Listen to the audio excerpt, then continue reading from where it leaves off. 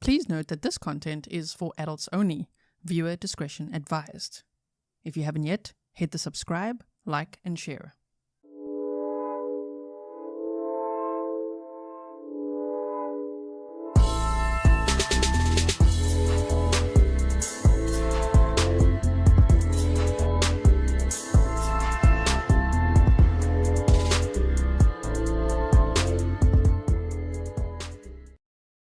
Hello everyone and welcome back to another live stream with me, Grizzly. This is Grizzly True Crime and we are here to get through day 12 of the Tanner Horner trial happening in Fort Worth, Texas. Let's take us back to the beginning of the feed, shall we? Okay, we're starting late on purpose, of course. If you're new here, we do that so that we can skip over breaks, maybe speed things up a little bit. Lots of blurry witnesses from what I could tell still happening. Last we left off, how many witnesses did they have, you guys? 12. Out of a potential of about 19. They indicated they'll have 19 witnesses. 7 left? Is that so? The judge thinks that this defense case will go on all week. So we'll have to see. If you are living in Texas or the surrounding areas that have experienced really bad weather, I hope that you're okay. I got lots of emails saying the trial might be delayed or something because there's been very bad storms there and weather. So I hope that you guys are okay. Thank you for being here. Please like and share so others know we're live right now. And let's just get through it, shall we? Let's get to sentencing. I think we're ready, right? Okay, so bring this up. Hello, when did they start? My goodness. Wait, there's Tanner Horner. 34 years old. A la poubelle. That means trash. He's a total a la poubelle. Not this guy. My goodness, how many teachers are we going to hear from today? All of them? Okay, happy Monday. Starting off our Monday right, hey? Snarky. Okay, so I'm wearing pink because it was Athena's favorite color. Athena was only 7 years old when she was abducted and murdered on November 30th of 2022. The defendant has not only confessed but also pleaded guilty. So we're in phase 2 of the trial, and we are getting through the mitigating evidence that the defense is presenting. That's part of the death penalty trial. Someone's taking a stand, as I could see. Cindy said, my favorite place to be. Thank you so much. Thanks for being a member for 6 months.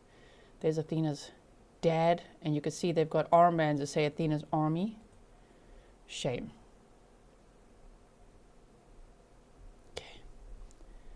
Please don't direct people elsewhere, talking about other cases, talking about other shows, because that's not great for my channel. We want people to watch here and to focus here, right? On this case, especially as well. We're not looking for distractions, you know? Okay, are we there yet? Any sound? We got sound? We're good? But there, almost there. Babron said, B.A. Brent, is that what I said? Thank you for all you do, Gizlo, Mars, and Grizzly Cat. Thank you so much for being a member for 31 months. Ladies and gentlemen, this witness has been previously sworn to testify truthfully. Ms. Anderson. thank you, Your Honor.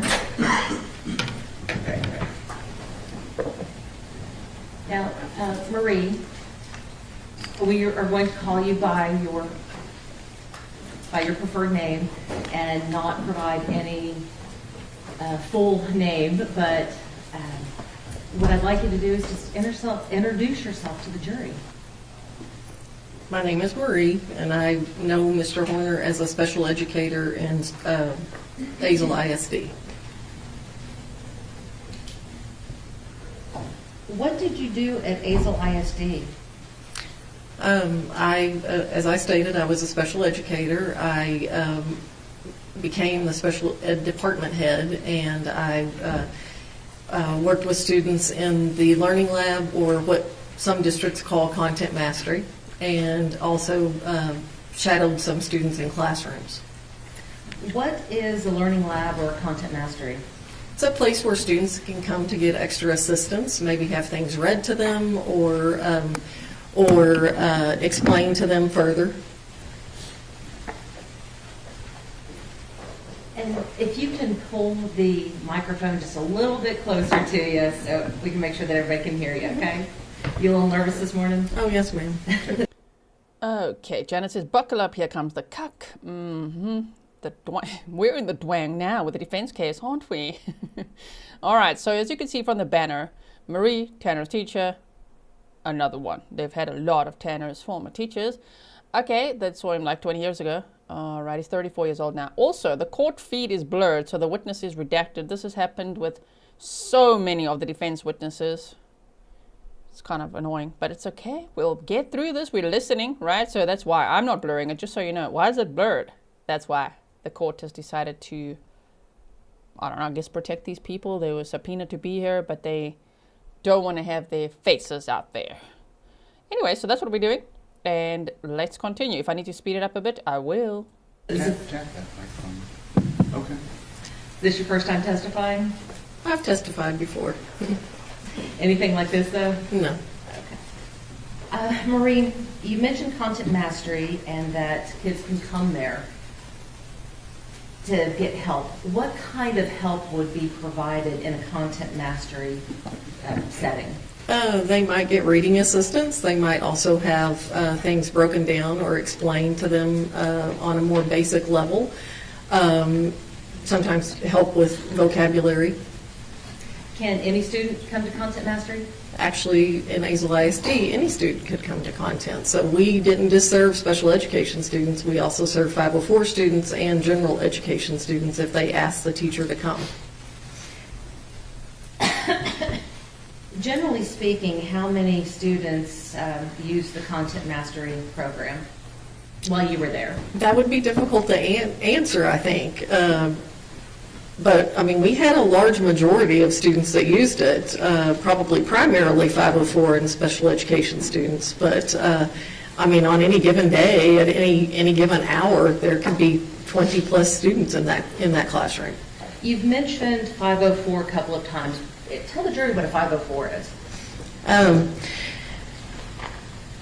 504 would be things like dyslexia, ADHD, things that can fall under special education, but if a student achieves to a certain level, they may be RDed out, which stands for admission review and dismissal.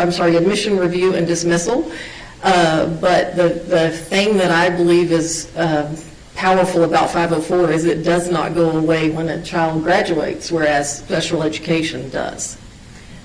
Did Tanner Horner have a 504? He did not have a 504. He was a special education student. You mentioned that there could be upwards of 20 students in there. How many teachers would be available for those 20 students? What was the teacher-to-student ratio? Typically, there might only be one teacher in the room, but we also had 2 to 3 paraprofessionals that were there to assist as well. Were you ever working as an inclusion specialist while at Azle ISD? Yes, ma'am. And what is an inclusion specialist? That is someone who goes into the classroom to basically shadow the students. Oftentimes we would stay there while the lesson was given, but if they had an assignment to complete, it was at our discretion if we stayed in the classroom or if we actually took them to content mastery to complete that assignment. What would you do for them in the classrooms? Sometimes we were there just to help keep them on task, and at times the teacher might defer to us for us to give an explanation and help teach a lesson. Tell me more about that. You said help explain the lesson or to even teach it. Why would a student need someone like you to teach the lesson that they have a teacher in the classroom that's already teaching it?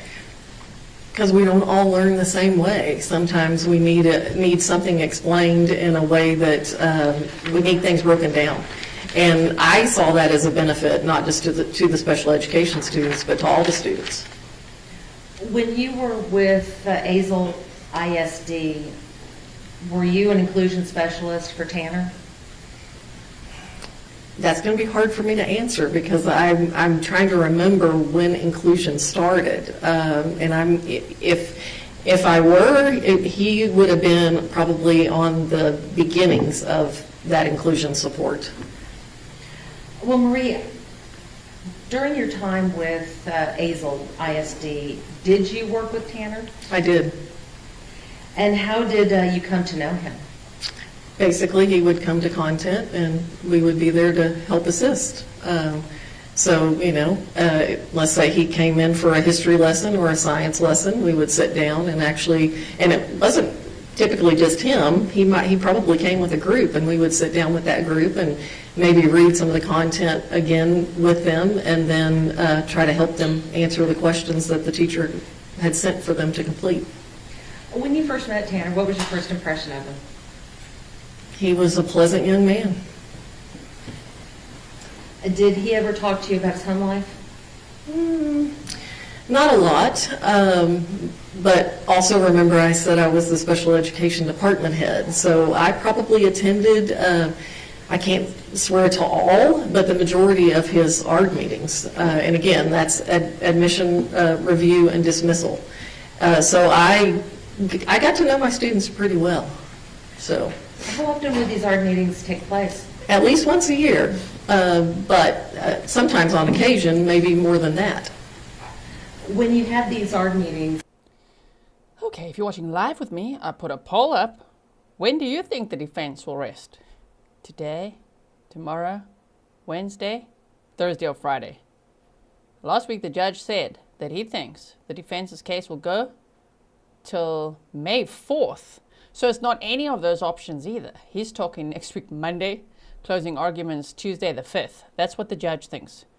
I cannot imagine this defense case going on Monday, Tuesday, Wednesday, Thursday, Friday, and Monday. I can't imagine it. I really hope that's not the case. I would like to say today or tomorrow. Billy Marie said not soon enough. So vote on the poll, right? Okay, so we have that now. What did I want to? Oh yeah, I wanted to show you a screenshot.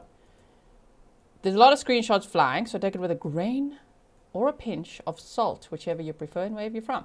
But this, someone sent me this. Thank you for all the emails, everyone. It says, Billy Warren, 0 is fabricated. Now remember, 0 is Tanner Horner's alter ego. Grew up with this kid. Not once in 15 years has he had a split personality disorder. Tell him cousin BJ said, rot in hell. Hey, put cousin BJ on the stand. And since we're putting it out there, trigger warning, he bullied his brother Nicholas and me and sexually assaulted me between the age of 7 and 10. So it's nothing new. It has always been his behavior to be violent and aggressive, and that of an inappropriate sexual nature. Whether his brother Nicholas will speak on anything is up to him, but I know his childhood was pretty messed up, all because of Tanner. He was treated like a punching bag. Okay. Yeah, Tiff Knox said, a knippy soot? Met so a knippy soot, a little pinch of salt, yeah. Yeah, so, cousin BJ, we'd like to see you on the stand, please. That'll be great. who would Throw him under the bus, spill the tea, tell it like it is, but also I'm very sorry for all the trauma that people went through from what they're saying online, from experiencing Tanner Horner. tense? The guardian is always invited, obviously, a parent and or guardian. There's always at least one special educator in the room that has them in class, as well as a CTE teacher, their career-oriented teacher had to attend, and then obviously regular education teachers would attend. What is the purpose of the ARD meeting? To review a student's accommodations, to make sure that we're doing everything that we can to meet their needs in the classroom. When Tanner had his ARD meetings, do you recall who attended? As I recall, I might have met Mom on 1 or 2 occasions, but typically it was his grandmother that attended. And what were your impressions of his grandmother? She's a very sweet lady. Did his grandfather ever attend? Yes. And what was your impression of him? Again, he was always pleasant. Your Honor, may I approach the witness? Yes, ma'am.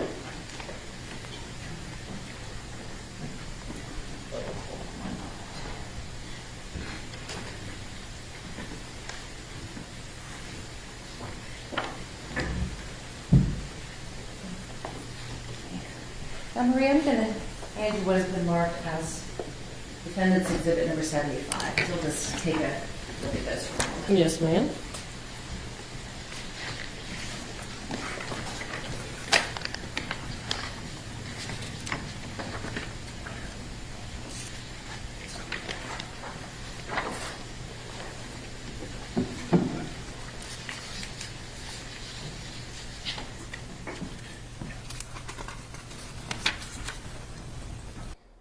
I'm even doubting myself. Where did we read before that they plan to have 19 witnesses? Did they say it?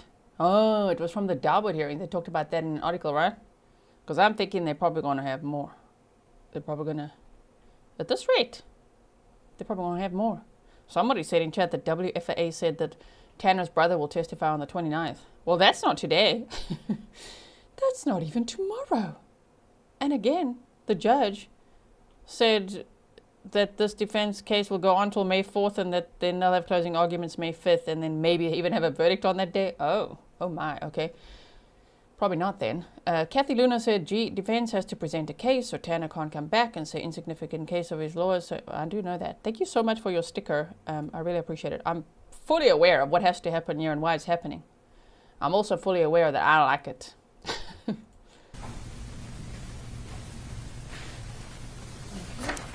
Now, what do you recognize defendant's exhibit number 75 to be? Well, it would appear to be his educational record and the districts that he attended throughout the time that he was in school. And it looks like he came to Azle in 6th grade. The defense offers defense exhibit number 75, which has been on file the requisite amount of time and has been previously tendered to the state. Look at what it is.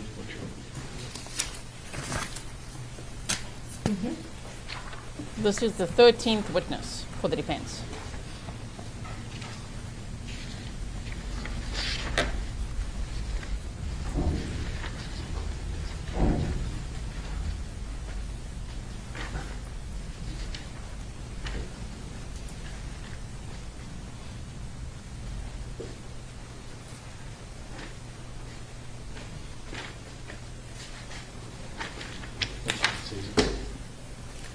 We're good, Your Honor, no objection. Okay, states, defendant 75 is admitted. Now, Marie, have you seen these records before? Yes, ma'am. Did you review them in preparation for your testimony today?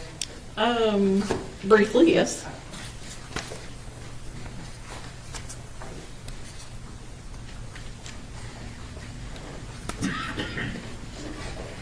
Now, Marie, when you were with Azle AISD, how did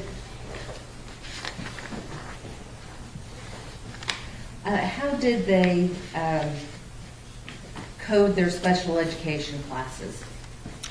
Well, for a period of time, you were able to look at a transcript and tell the difference between a special ed class and a regular ed class. But then we kind of slid into a period of time where the state required that everything look more consistent. And so unless you were on the teacher side, you really couldn't tell the difference.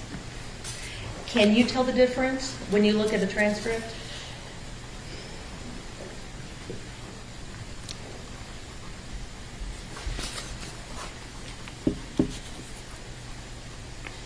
Or I guess, let me ask it this way. Can you tell us whether Tanner Horner was in special education classes? I'm going to tell you by looking at the transcript, it's very difficult to tell, but I know that he was, yes. You mentioned that the school board didn't want to kind of draw attention to special ed. You want kind of consistency, I think, was the word. Wasn't the school board, it's TEA more than, yes. Okay. With, why would TEA not want to make it obvious that a child was in special education? Joe, I'll object. That calls for speculation. Stay. Based upon your training and experience with dealing with special education students, have you observed them being treated differently than mainstream students? At times, yes.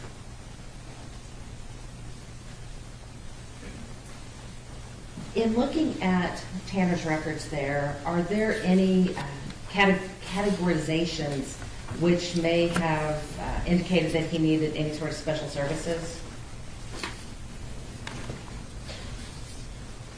And specifically, I'm asking, does it notate anywhere that he may have a learning disability or a neurodevelopmental disorder?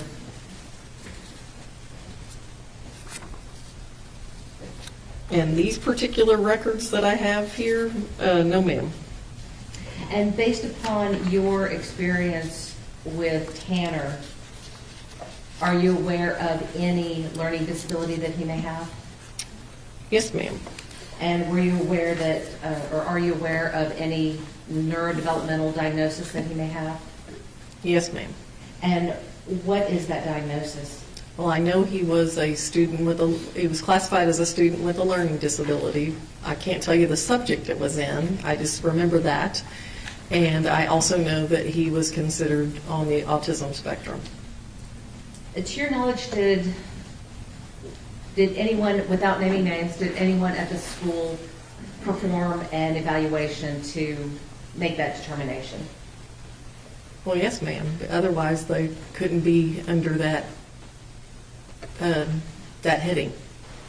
So in order to have that heading of autism or learning disabled, the school themselves would have had to have done an evaluation? Yes, a diagnostician would have evaluated him, and probably an LSSP would have also evaluated him.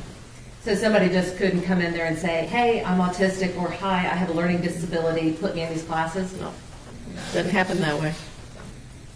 It has a process? Yes, yes, ma'am. And if they don't meet the criteria, would they be allowed to be in those programs? Judge, I'll object as to leading this witness. Don't lead your witness. You may answer the question.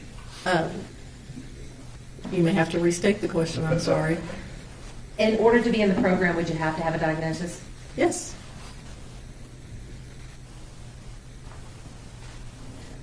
With regards to Southern Academy, thank you for upgrading to Grizzly Lighthouse. That's awesome. Thank you for your support.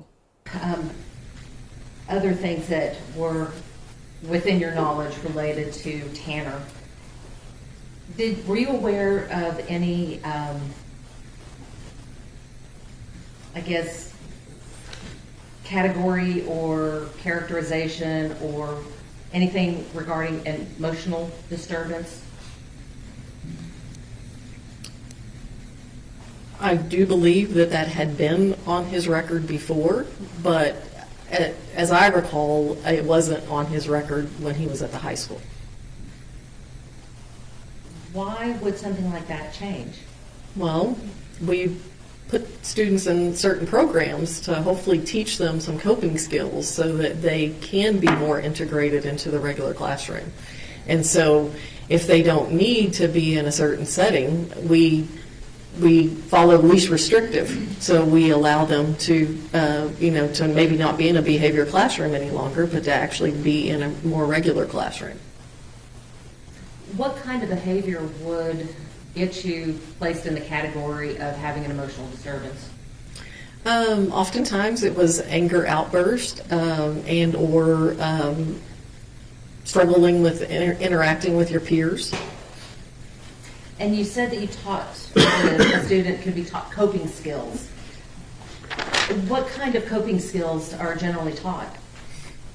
Well, obviously when they would be angry, once we could get them to a calm place, then we would, try to walk them through how could you have maybe handled this differently, or what might be a way to, to arrive at a healthy decision. A lot of choices, where we talked about choices a lot.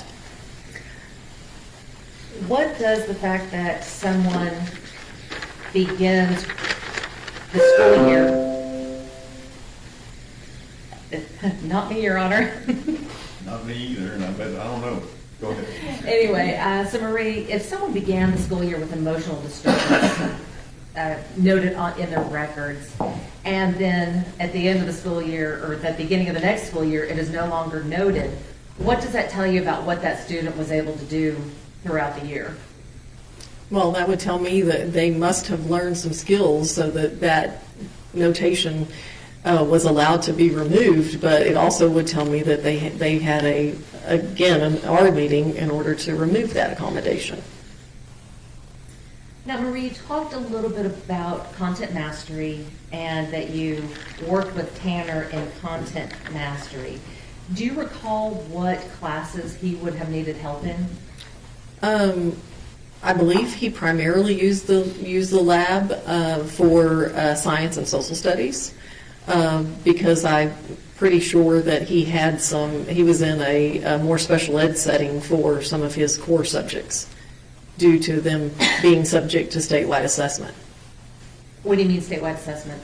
Well, STAR testing now, but I believe he was probably under, can't remember. He could have been under TAX instead of STAR. Why would Tanner need help with this? Why would he need those content mastery classes? Oftentimes they would read rather quickly and not necessarily glean from the written information the content that they might need to answer a question. And so oftentimes it was about trying to get them to slow down and actually maybe read the questions ahead of time and look for the answer in the material that they were reading. Could you tell if it helped him? Oh, I have no doubt it helped him, yes. And why do you say that? Because he could be successful, whereas if he was left to complete the assignment on his own, not just him, but a lot of students would rush through it and not do as well. How long was Tanner in your content mastery classes? I feel probably throughout his high school career. When he was in your classroom, how did he behave? Typically the way he should, but I do recall on occasions there might be times that he had to be redirected. What do you mean by redirected? Well, where we might have to say, you need to be on task, or, you need to act appropriately. You need to, again, make good choices. Think about what you're doing, what you're saying. Yeah, no. That went right over his head. Make good choices, Tanner didn't. Made the worst, facing the death penalty. Literally the worst of the worst. Yeah. I'm an author poet too, said Dev trying to make the jury unsee the FedEx barbarity, and they can't. Doesn't matter if they have this defense case for 2 years.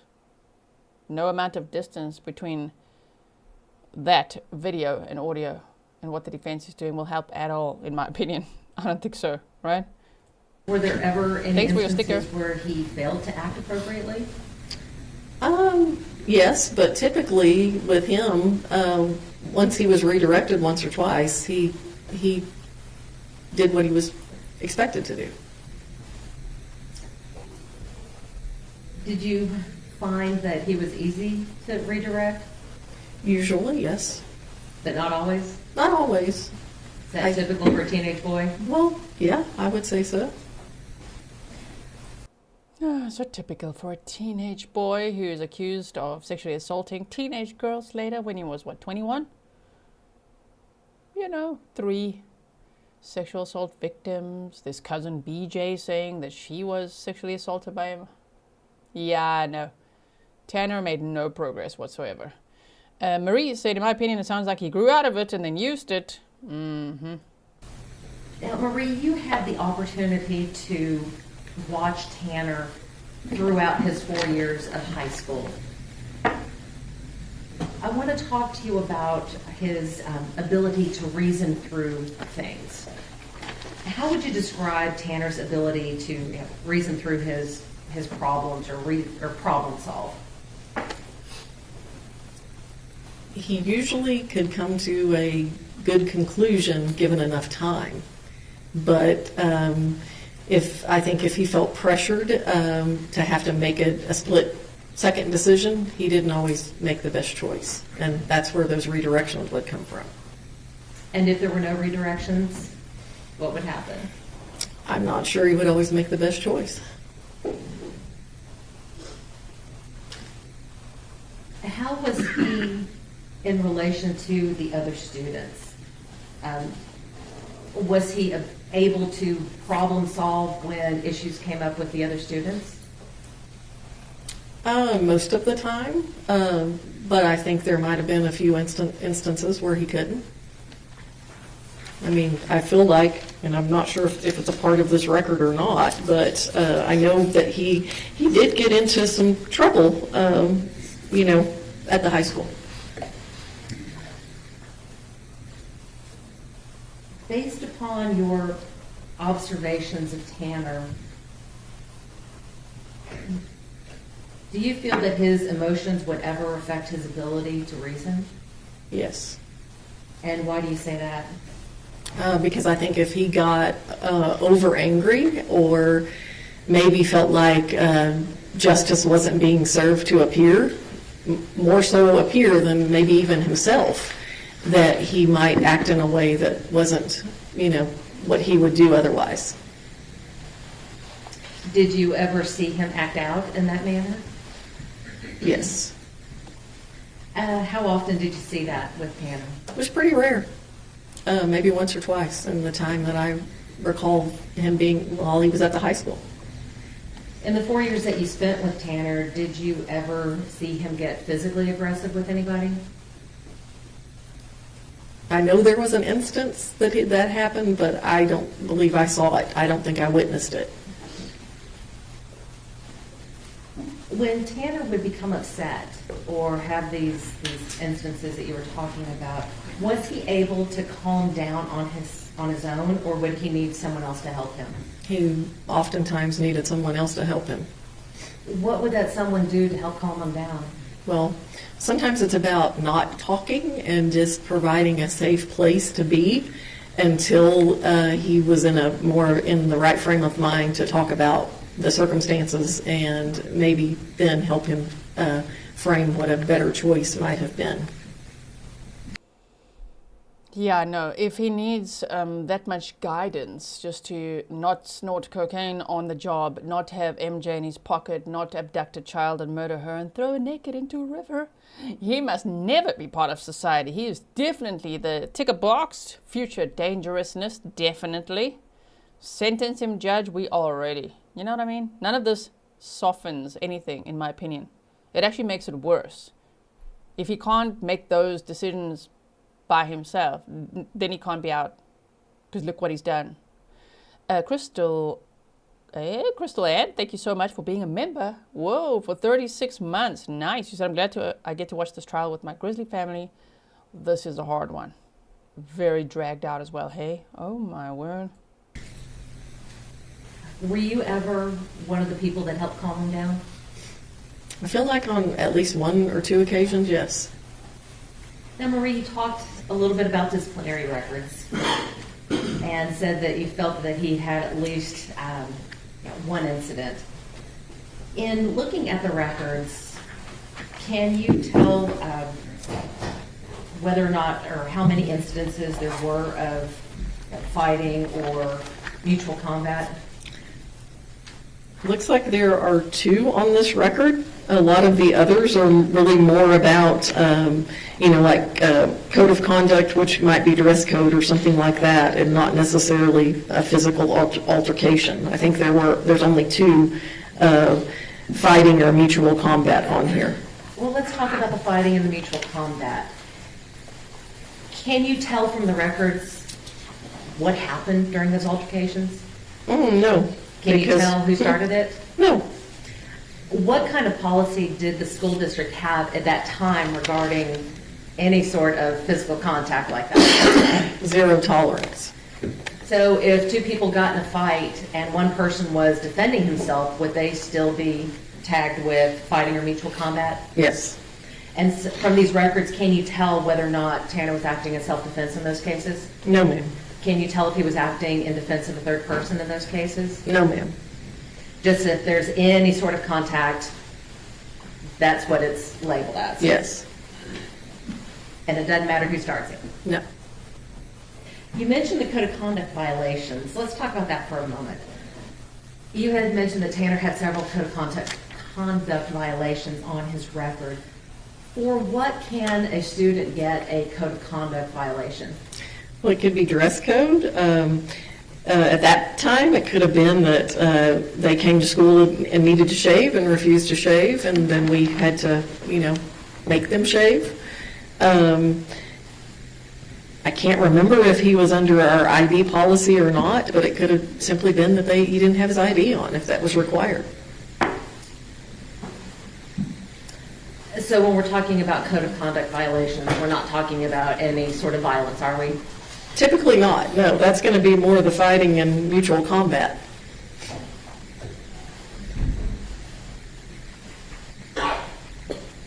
In looking back on Tanner and the time that you spent with him, do you have any memory of him ever being a serious disciplinary problem? No, ma'am. Did you also have the opportunity to watch him as he interacted with his peers? Yes, even in contact mastery or the learning lab, yes, they interacted. And so how often would you get the chance to watch him with his peers? On any average week, probably once or twice a day. Based upon your observations of Oh my word. Okay. Thank you, Southern Cali B. Tracy Smith said, gee, someone in chat mentioned there's no links for the coffee. Don't think you saw it. You mean on the screen? That's true. I got to put them back on. Hey, I'll be working on that now. Let's do that while we listen in. these interactions, what they look like? Typical interactions, like you would think with any other student. They just had conversations and, laughed and cut up. I.e. the reason why I said sometimes they had to be redirected. Was he accepted, or could you tell if he was accepted by the people in that group? The job object as a speculation as with other people. I'll let her answer. And again, based upon your observations, was Tanner accepted by those peers, or did he seem to be rejected and ostracized? Most of the time, I think he was accepted. I think there were probably some instances where he was rejected. Now, based upon your observations of Tanner in the content mastery class versus your observations of him outside of the class, in which group did he appear to be more comfortable? Are you asking me if I feel like he was more comfortable with peers that were also under special education, or with That's all where I was peers? headed. Okay. He probably was more comfortable with those that were under the special ed umbrella, but he also had friends that were not.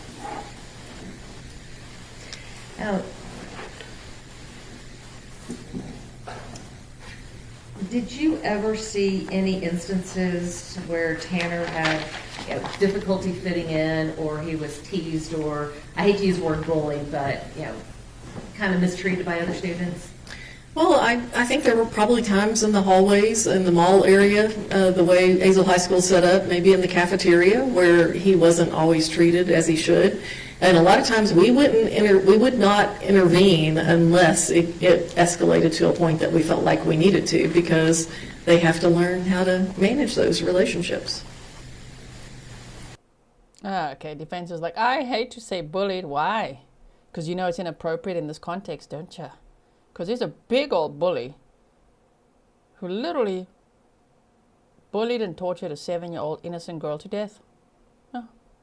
So you don't want to say bullied, right? Interesting. Nelia said, watching you twice on my phone and TV. Go Grizzlies. Thank you for covering this trial. Gee, thank you so much for being a member for 22 months.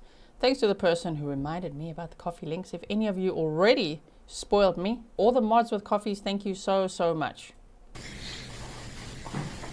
You talked about Tanner being in the content mastery, and you talked about having him for 4 years. Did Tanner ultimately graduate from high school? Yes. Based upon your observations and your interventions with him, could you tell whether graduating from high school was an easy task for Tanner? I don't think it was an easy task, no. Why do you say that? Well, because an average kid struggles, but I think a student under the special ed umbrella struggles more, because it's hard for us to level the playing field and make sure that they have the accommodations that they need to be successful. When a student graduates from high school and they've been in these classes such as having an inclusion specialist or having special education programs or being able to go to content mastery, is that the sort of thing that follows them when they graduate? No, ma'am. A lot of people don't know this, but special education ends when a student graduates. And they're expected to acclimate and fit in and, just move along through society without accommodations that they've had for in his case, more than 4 years. So looking back at everything, was Tanner more able to complete his tasks when in a structured environment? Absolutely. Was he more able to be redirected while in a structured environment? Absolutely. Or was he able to overcome the emotional disturbance label that he was given? I think so, for the most part. The last thing I wanted to ask you about, Marie, is you had said that you thought Tanner was a good kid. Why did you think he was a good kid? He was always pleasant to interact with. Not all the students that came to Content Mastery were. Some of them were pretty much forced to come maybe by the teacher. But he always came willingly and typically, like I said, would accept the redirection and complete the tasks that he was sent there for. I'll pass the witness, Your Honor. Cross-examination. Yay. Thank you, Your Honor. Marie, it sounds like to me, and by the way, my name is James Stanton. I'm the district attorney for Wise County. Nice to meet you. I saw you sitting back there. I didn't have a chance to introduce myself to you. So good to have you here today. I'm going to go over a couple of things with you. It sounds like at Azle ISD that there were a lot of programs out there for all the students. Yes, sir. To help them with certain subjects. Is that right? Yes, sir. And we talked a lot about the content mastery, but it sounds like to me there was a bunch of kids, whether they were in special education or not, there was a lot of kids that were in content mastery. I would reiterate that is true. They could come, but the majority of the students that came were 504 or special ed students. Right. That had trouble. Quick pause. Samara, thank you for the 3 Big Bear coffees for the mods. Also, I've been notified that my website appears to be down. It's a whole issue with my platform provider. Just in case anybody panics. Don't panic. It'll be back up, okay? Oh, don't worry. I'll sort it out. We're waiting for that. I'm sure it won't last long, I would assume. There's always something going on every platform, isn't there? At least we can be here together. We could chat together, watch this trial together, and get through these witnesses. Trouble with a certain subject or needed a little extra help. Yes, sir. So in addition to what they were getting with their programs in the school, whether it's a 504 or special ed, they had you and people like you that were helping them additionally. Yes. With these types of classes. Mm-hmm. Okay. And so in this particular case, did you work in the high school the whole time, or were you in different places?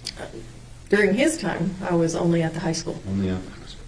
Okay. And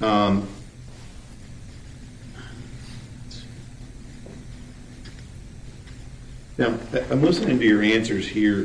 Do you feel like you have a pretty specific memory of the defendant, Mr. Horner, in this case? Yes, sir. Okay. Because it's been a couple of years. Mm-hmm. Been a few. So let's talk about that a little bit. I think you referred to him as, it sounds like when he was attending your classes and things, he was able to listen and learn like the rest of the kids. Is that right? For the most part, yes, sir. I think we talked a little bit about him being redirected, but I'm going to guess he probably wasn't the only kid in there that needed redirection. No. Okay. And that was, it seems like to me from what you're saying is that probably most of the kids in there may have needed a little redirection. Yes, sir. Or maybe a little assistance with their focus. Yes. Okay. Now, when you're talking about that and he's in there, you don't have any specific instances of him having any inability to interact with the other kids in that group setting, do you? Well, I was actually thinking about that this morning and even last night. I recall at least one incident where not just myself, but one of the paraprofessionals in the room, and oftentimes, I mean, it didn't matter who the kid was. We would say, "Hey, look at me. Is that the right choice? Is that what you should be doing?" And like I said, my colleague had to do it as well. But usually he would calm down and take the redirection and move on. All right. Now, you talked about him in the group setting, and it seemed like you had a pretty specific memory of him interacting with his peers, mostly accepted by his peers, and even I think you said he had friends in that group. Is that right? Yes. Kind of like any other kid. Yes, sir. Now, Zen Jane Art says she seems so protective of Tanner. I really don't think she understands the horror of what he did. It sounds like a lot of these defense witnesses still have the story that Tanner backed his truck into Athena and then panicked. He just didn't know what to do, but that is a lie. That's been debunked a long time ago. No, they're not watching the trial. Well, I don't think they're supposed to, right? But the point is, they're still on that story, so shame. For all these witnesses, wait till they hear what he actually did, right? Adam Bluefire, firstly, Plant Lady, thanks for spoiling the mods with 3 Big Bear coffees. Adam Bluefire said, none of us are the same people we were in high school. It's an era of getting to know who you are, not being fully developed or evolved. It proves nothing. Yeah, I mean, some of these witnesses are from like primary school for him, right? My goodness. I won't get into this too much. We talked about incidences of fighting or conduct and the whole zero tolerance. We sometimes ask you about defending people and other things, but what it also doesn't say is whether or not somebody actually did start it and was assaulting someone else. Yes. Yeah. The record is very vague. Right. So, and it sounds like to me you had quite a bit of interaction over a 4-year period with Mr. Horner. Is that right? Yes.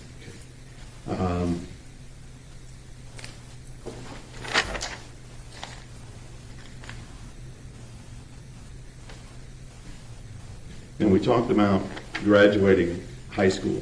You said that some kids struggle with high school regardless. Mm-hmm. Not everybody's going to be at the top of the class. No. But based on your memory and your records, Mr. Horner graduated normally with the rest of his class. Yes, sir. Now,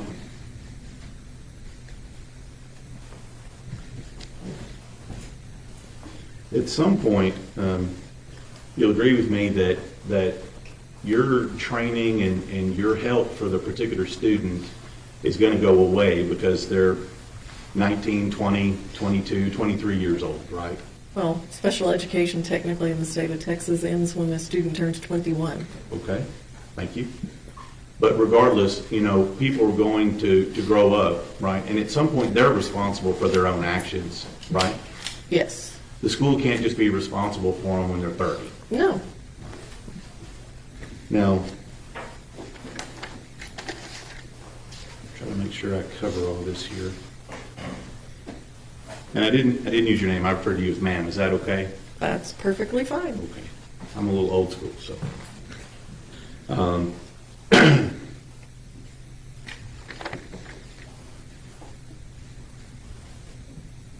In any of these instances that you're talking about here that specifically deal with the defendant, whether it's redirection or helping them make the right decision and things like that, you talked about several of those you remembered.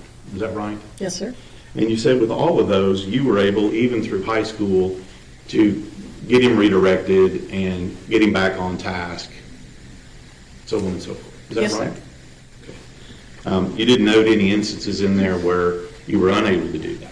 No, but if, again, I'm going to go back to the code of his disciplinary record. There must have been at least 2 incidences where redirection didn't work because, he has a violation of fighting and mutual combat. Mm-hmm.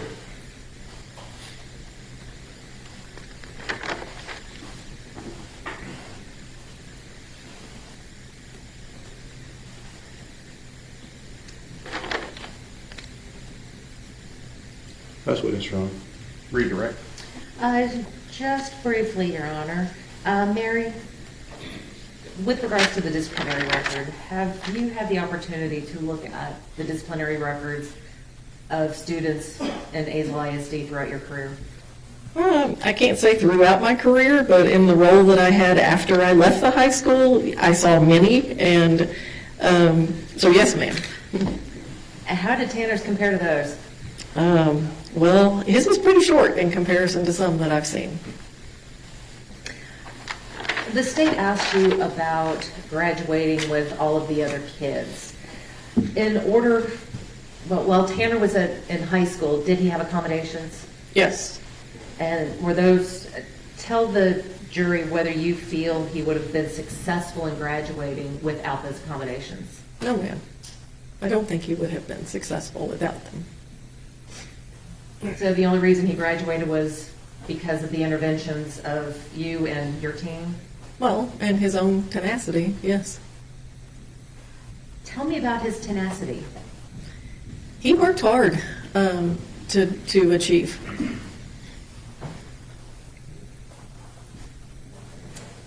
May I have a moment, Your Honor? Yes, ma'am.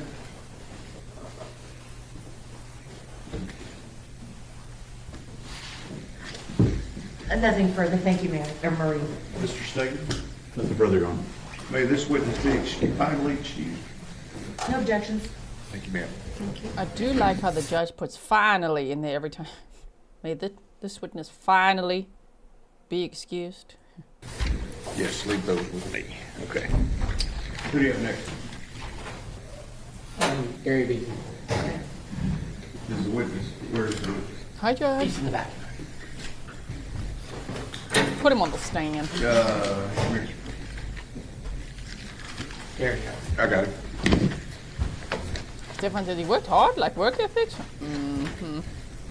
What a success he turned out to be, hey?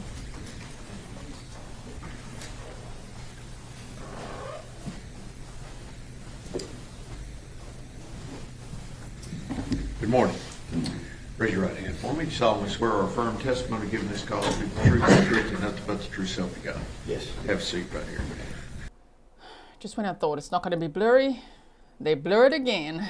Damn it. Charlene says, hi, everyone. Thank you for your £2 sticker. First of all, hand me that document that's right there in front of you, okay? There's a rule of evidence in effect that says you cannot be in court unless you're testifying. Once you have testified, don't discuss your testimony with anyone else except the lawyers, okay? Okay, yes. All right, Mr. Bill. Thank you, Your Honor. Good morning. Good morning. Steve Goble, one of Tanner's attorneys. I don't know if we've met. But I need to make clear, we're just going to call you Gary for today. Yes. Is that right? And were you subpoenaed to be here? Yes. And that was by us. Yes. How do you know Tanner Warner? He was part of our church a number of years ago. And what's your role at the church? I'm the lead pastor. Do you remember about how old he was when he started attending? I don't recall exactly what age it was, no. Okay. What were your impressions of Tanner while he was attending the church? He was like any other kid. I'd see him Not at all. walking up and down the halls. He was part of our, I think he started kind of in our youth ministry from the beginning. I think junior high, maybe somewhere around there, I'm not sure. So, he was a kid like everyone else. We were aware that, he had a form of autism a little bit, and so there were moments we dealt with that. But as far as being loved by our church family and our people, he was. And so I assume he wasn't, or will you tell me, was he disruptive or anything? Is that what you're saying? No, he wasn't disruptive. There would be times where something would happen that was out of the ordinary for him, and he would get upset, but he wouldn't take it out on others. He took it out on himself. He would hit himself, that was kind of what he did. As the pastor, Wendy Taylor says, they went and found the pastor. Who's next? The lunch lady? Pastor, were you able to have one-on-one conversations with him? Yeah, anytime you see a kid, especially as he got into high school, that is kind of becomes a loner, as a pastor, even as a man, you want to try to help someone like that. So we would have conversations and try to speak into his life, and help give some guidance and direction, find out where he was at. Yeah. And did he participate at church? Yes. Did you have programs that he could be involved in? And what would they be? So at the time, in our youth ministry, we had what was called, it's fine arts. It's a big form of competition for teenagers of all ages from all over the United States. And we had a stomp team that has drums and then different kinds of equipment. And so we had won state and won nationals. And Tanner, he was kind of a loner, trying to find his place, being a little awkward at times. I don't think he knew where to fit in. But when he got on that team, because you had to try out for that team, you didn't just get on it. He made it, and I think that gave him a sense of belonging. And then the senior students around him were strong Christians and had known him and knew how to work with him, and so he became part of that team. So did that involve music? Yes, it was music. Yes. And did Tanner show any inclination towards music? Yeah, Tanner loved music. Yeah. Now, was there a point in these competitions where something went wrong and got him a little frazzled? Yeah, so we won state, and we made it to the national competition. These competitions, there's 12 to 15,000 students. Not all of them are competing, but it's a large group, ranging from doing vocal solos, number of. But for our team, they had practiced, and it was time to go in. We went in, and I can't remember if he forgot his stick or his stick broke. You broke it, yeah. He broke his stick, so the routine had started, and you got these judges sitting in front of you. It's pretty intimidating, but they had prepared, and his stick broke. And when it did, it put him into a panic. I think a lot of it due to his autism a little bit, but also just letting the team down. But the senior ones around him, I think, threw him a stick, and then one of them used their hands, so they made it through the routine. But for some reason, that really impacted Tanner, and as soon as it was over, he ran out of the room, and you could tell he was upset and angry, but he wasn't violent toward anybody. He was just really upset with himself. Yeah. But that's something that could have happened to anyone, right? Yeah. When you're in high pressure competition like that, and you've won nationals before, yeah, the pressure can get to anybody. But now, I mean in terms of like the stick breaking on stage. yeah, stick, has no control over that. Right. Yeah. And he didn't see it that way. No. For him, it was, since it was not in the normal routine for him, he didn't know how to deal with that. Now, you talked about this team was kind of competitive. Was it a normal routine for him to abduct little girls and kill them? He sure seemed to do that just fine. So there again, future dangerousness. Just sentence him already. You had to try out to get on. Yes. Did it require a lot of practice? Yes, sir. Lots of practice. So they were there about how often during the week?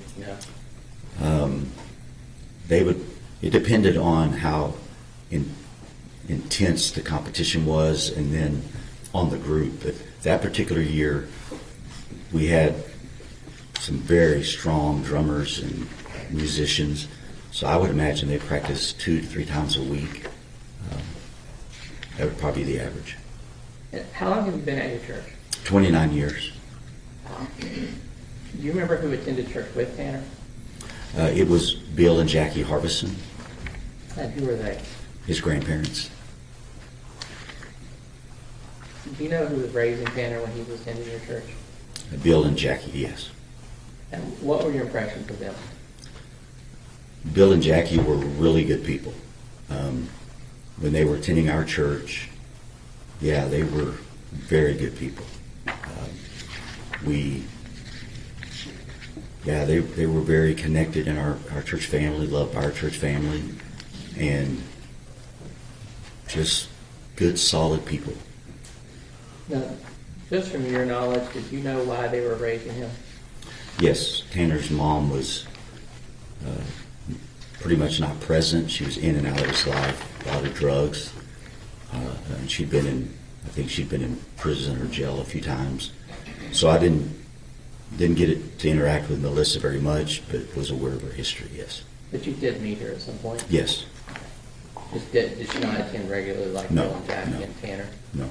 If she was out of jail or would happen to be home, she might come on an Easter or something like that, but there was no regular attendance and no connection at all. Did Tanner's sibling attend too? Yes. And you say you remember him? Yes, vaguely. I didn't know him as well, but yes. Okay. Was there some point where Bill's kind of attitude for the church changed? Yes, so Bill was, up to that point, he was a very loving, we would laugh. I mean, he was just a really good guy. The VA changed his medication, and he became a different person. Like, it was noticeable. He became angry, agitated when he'd show up to church. It just wasn't the same Bill. Tried to have conversations with him. He didn't want to have a conversation. And so he just behaved in a way that wasn't normal. Yeah. Was there a specific incident that kind of ended that relationship? Yeah, so we tried to talk to him, but he started bringing a bag to church. He'd carry a bag. And at some point, you have to figure out what's in the bag. So our board, at that time, our security team was a little bit different. They're a lot more intense now, but they finally had to talk to Bill. And he had been, the sack had knives and stuff in it. And to him, I don't know why, he thought it was just normal. So when he was told he couldn't bring those to church anymore, he was already upset, but that kind of set him over the edge. Did Jackie stop attending when Bill did? I can't answer that.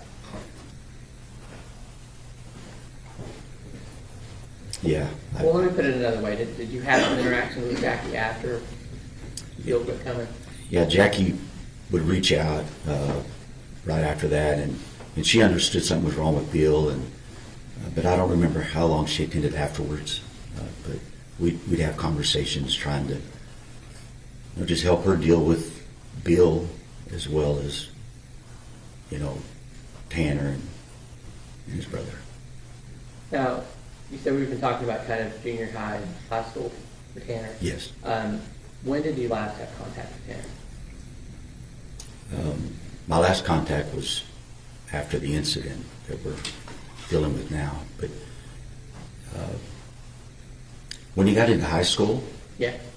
and he was able to drive on his own, he didn't come all the time. He kind of had his own life and was developing that, but he would still come off and on. I think after graduation or right before graduation, we present a Bible to every senior, and he was there the day we presented his Bible, and that was a big moment. So I think as a pastor, that was probably one of my last encounters with him that I can remember, yeah. And then you said you had an encounter with him after the incident. Yes, sir. Did he initiate that, or you, or how did that happen?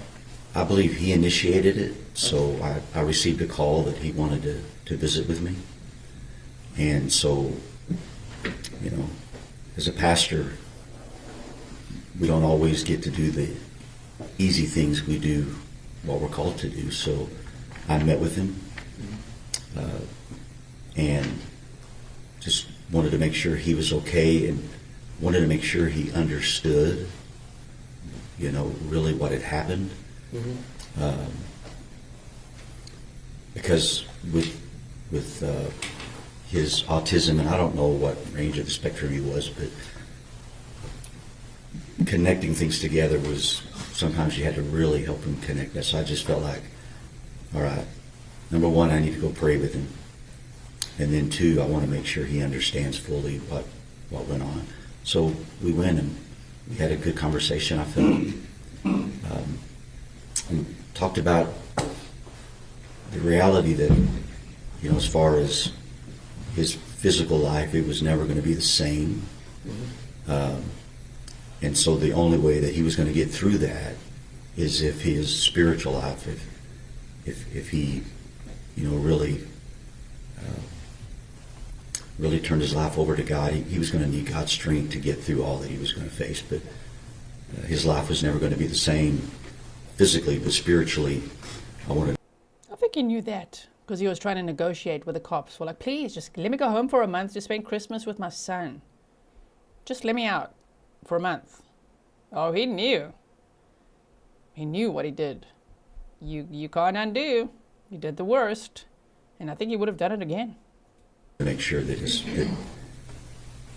heart, his soul was taken care of. And you said you did have the chance to pray with him? Yes, so I talked to him. We prayed the sinner's prayer together. And then I believe he requested a specific Bible. I can't recall if that Bible was actually delivered. I don't remember. I want to say we did, but I can't remember. I understand, and that's been a little bit of time. That's right been after long. you went in. Yeah.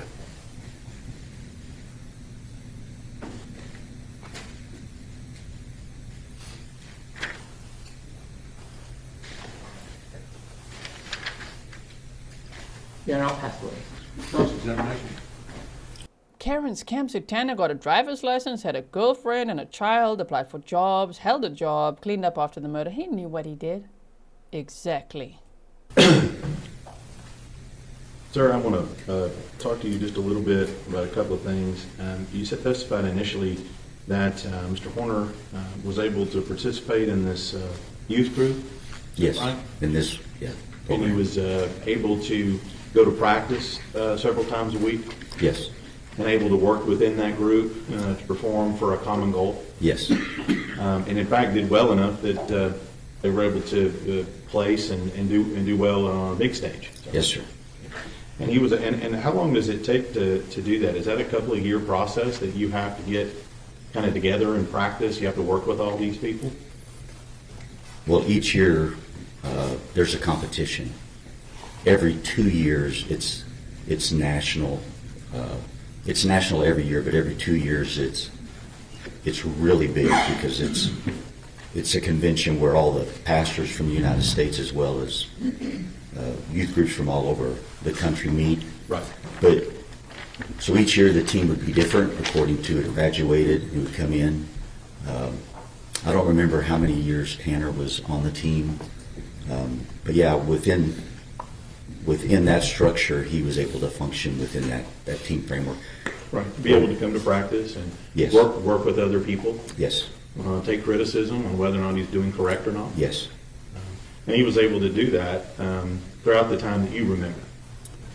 Yes. If there would have been an incident that we felt would have been unsafe, then Tanner would have never been allowed to go. Yes. Right. And you didn't feel like that.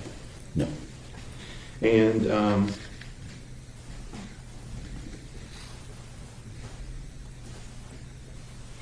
it sounds like that you guys at the church were ready, able, and willing to provide Tanner and his family with whatever support they needed. We did our best, yes, to help Bill and Jackie. Right. And be they're there for raising their grandkid, right? yes. And I'm going to speculate here a little bit, but that's probably not the only grandkid you've seen in the lately raised by grandparents. No. Happens quite often, unfortunately. It's unfortunate, but you're telling us today that he did have that support network with his grandparents. Yes, Bill and Jackie, yes. Mm-hmm. And he also had it at his church family as well. Yes. Now, you talked a little bit about the last time that that you saw the defendant Tanner, correct? Yes. You remember what day that was? No, sir, I don't remember the day. And you said that you talked to him, and I think that you said you wanted to understand what had happened. No, I wanted to make sure he understood the severity of what happened. Well, let me just ask you, in that conversation, what did he tell you happened in this case? Sir, I can't remember. I honestly don't remember. You don't remember him telling you what he did to Athena Strand? That's right, state, bring it. Oh, sorry, I didn't change the banner, did I? This is Cross now, right? Mm-hmm. Yeah, I'm just listening like, ooh, okay, Grizzly. Don't be rude to the witness, but ask him some tough questions there, you know? Also, you saw Willow, right? Willow the cat. She came to visit. Let me show you a live view of what I'm looking at under the table the whole time. Oh, my word. She's even chilled out even more. Wait. Sorry, I'm gonna... Thank you so much, Morn Bet, for your $50 sticker. Thank you so much. Look there. Can you see? Wait. Yeah, that's all the computer wires. She's nesting in there. She's decided that's her spot. Will I be mad if somehow she, I don't know, does something to the internet connection today? Not at all. Whoops. Sorry guys, don't know what happened there. See you tomorrow. No, don't worry. In the unlikely event that anything happens, I'll be back. Always be back. So again, Wombat, thank you so much for your sticker. Heather Taylor, thank you so much for yours. Now let's hear how the state grills him a little bit, just a little bit. Ask him. When Tanner said what? He did what now? What story did he tell you exactly? Thank you, Heather Taylor. No, sir. Did you ask him? I don't believe I specifically asked that, no. I knew what happened, and so I just want to make sure he understood what happened. Let me ask you this. You said you knew what happened. Yes. What did you know what happened? All I knew at that time was what had been out, and that is he was driving for, I think, FedEx, and had hit Athena, panicked, and then did what he did. That's all. That was a lie. And we have established that that is a lie. And that's what you discussed with him, about what you knew had happened. Yeah,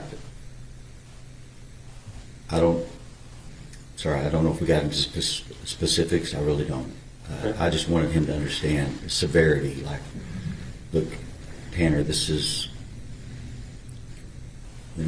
real, and this is not going away. And I wanted him to understand that. Oh, he understood. Do you know now that that's not what happened? Yes, sir.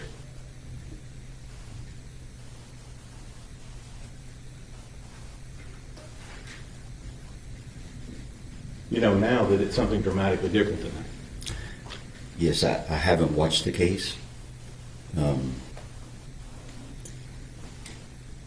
When you talked to him initially, the last time you talked to him, you knew that initial version, and Yes. that's what you were going in on him to talk about. Yes. But he didn't tell you. That was a non-answer. But you know now what happened, don't you? I didn't watch the case. But 2 seconds ago, you said you know that what he told you initially wasn't true. So how do you know? Stefan said, why didn't he ask him what happened? It's kind of weird, right? Did they expect Tanner to do something like this? Or what? Huge red flag. Esme, thank you so much for the South African rands. Thank you so much for that, for your support. The truth about what happened. No, sir, I don't think we actually discussed the specifics. Again, my goal was simply I wanted to look in his eyes and, are you aware of the severity? Do you fully grasp what you did? But we didn't talk about the specifics, as I recall. Based on his version of it, Yeah, basically, yeah. He knew what he did. Yes. Now you know that version's not true. Yes, sir. So he lied to you. Yes, sir. That's what redirect.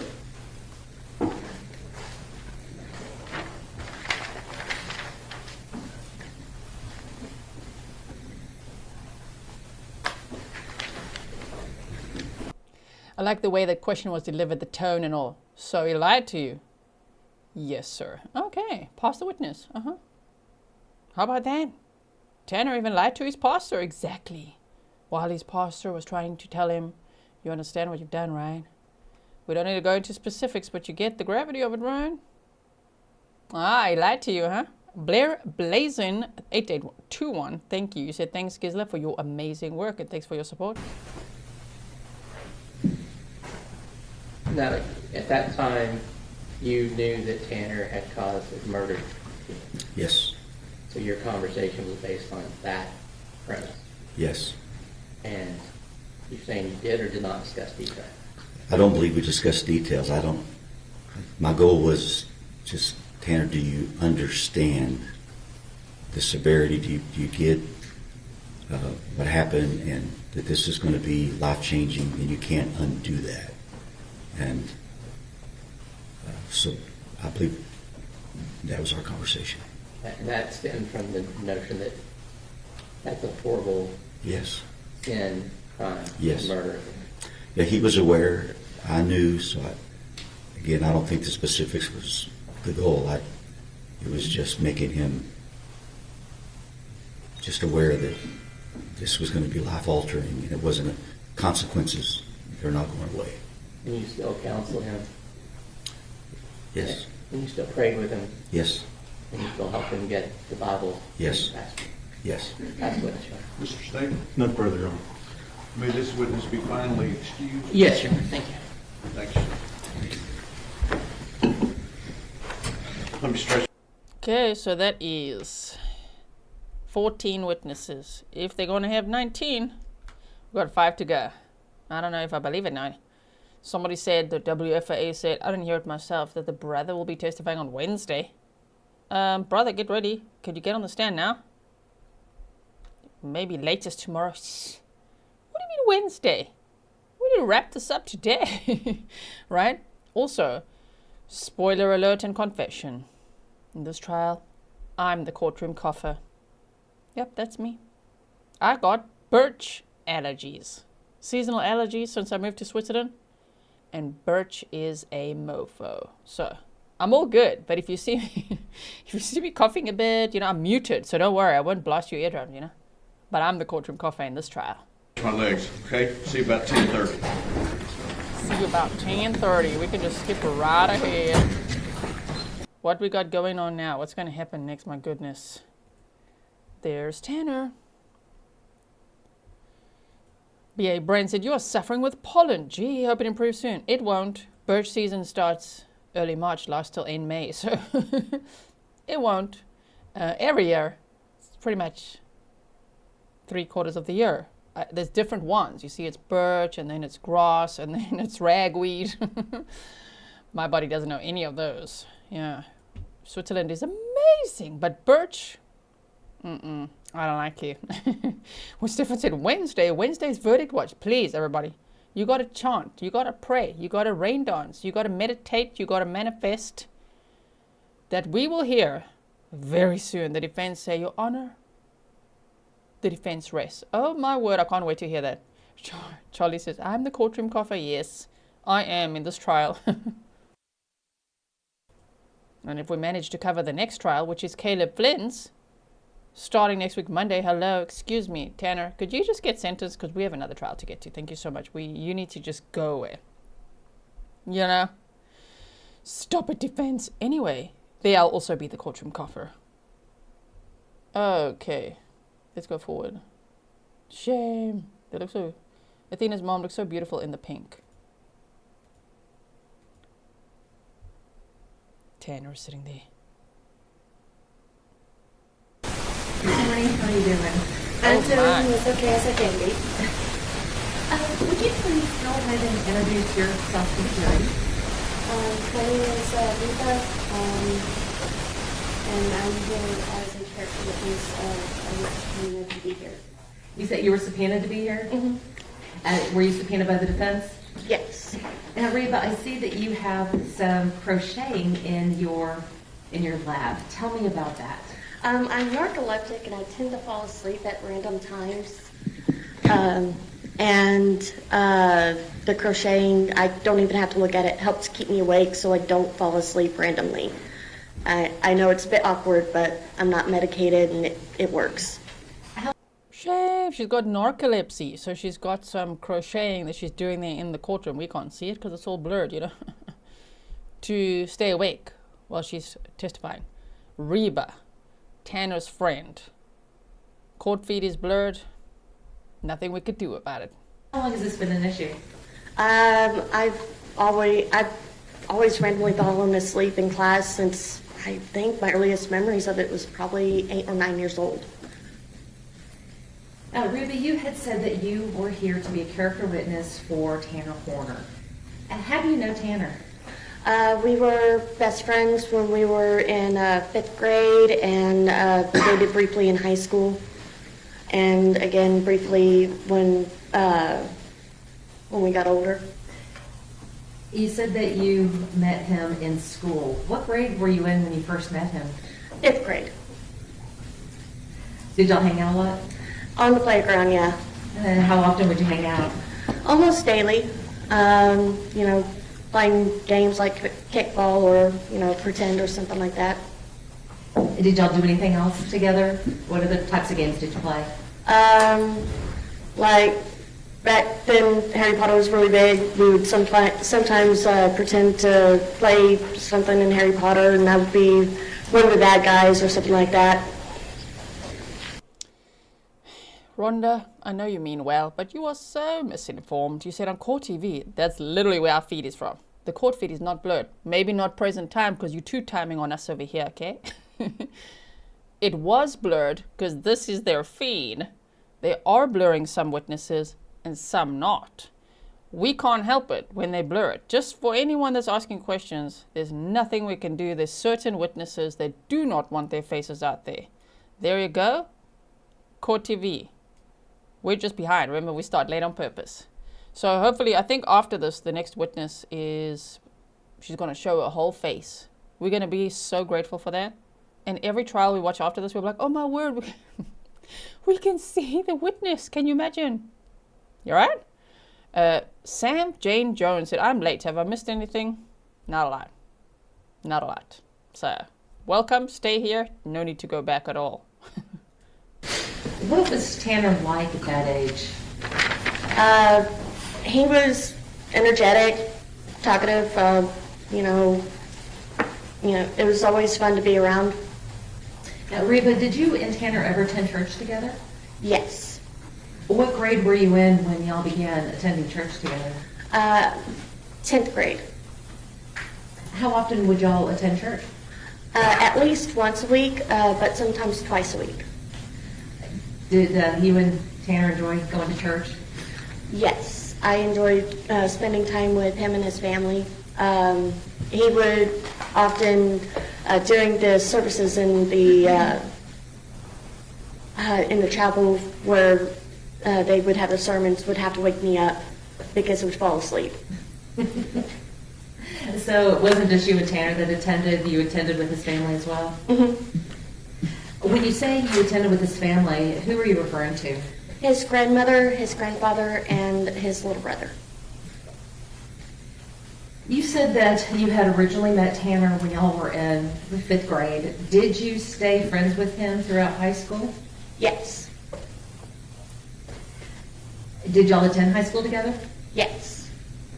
Well, what was Tanner like in high school? About the same. I mean, he was insecure about being in choir because his voice was changing. Were there any other things that he was insecure about? That one was the main one. He wanted to focus more on playing instruments and things like that. Try to have a music career when he grew up.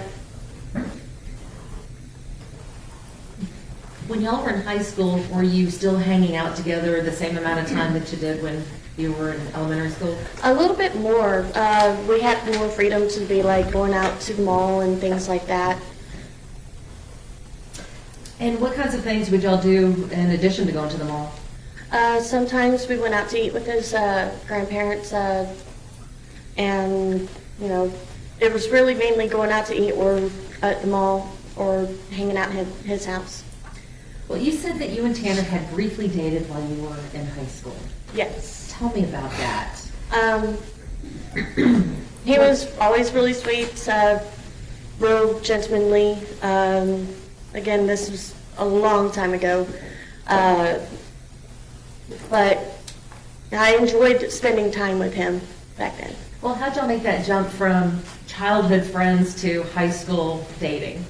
He admitted to me that he had a crush on me, and I'm like, why hadn't you asked me out? Because I'm the type that, the other person needs to make the first move. I don't really catch the hint. Well, what was he like as a boyfriend? He was sweet and endearing back then. He was very supportive and seemed real protective back then of me when things were bad. When things were bad? Yes. Were things often bad for you? On occasion, yes. I had issues at home sometimes, and the kids at school liked to tease and make fun of me behind my back. And whenever he was around, it didn't seem to happen as much. As a boyfriend, did Tanner treat you well? Yes. Was he ever physically violent to you? No. Ever raise his voice to you? No. Did he ever pressure you into doing something that you didn't want to do? No. Oh, why did you two break up? I pulled a really dumb move on my part and wanted to date somebody else instead. And so I broke up with Tanner to date another person. Brady Lee, thank you for spoiling the mods with 10 Big Bear coffees. Oh, she wanted to be with someone else instead. Uh-huh. How do you take that? Not too well. Why do you say that? He was upset, and he had every right to be upset. He, chased me and the other guy on after school across the street. Well, did you think that he might hurt you? Hurt himself because of the breakup? No, I didn't think about that. I was more afraid of the emotions rather than the actions. With the, after the breakup, did you still see Tanner? After the breakup, he did come to my house one time to ask, for clarification of what was going on. And he walked about 20 miles to my house, and I was more concerned about safety than the fact that he showed up. When you say safety, whose safety?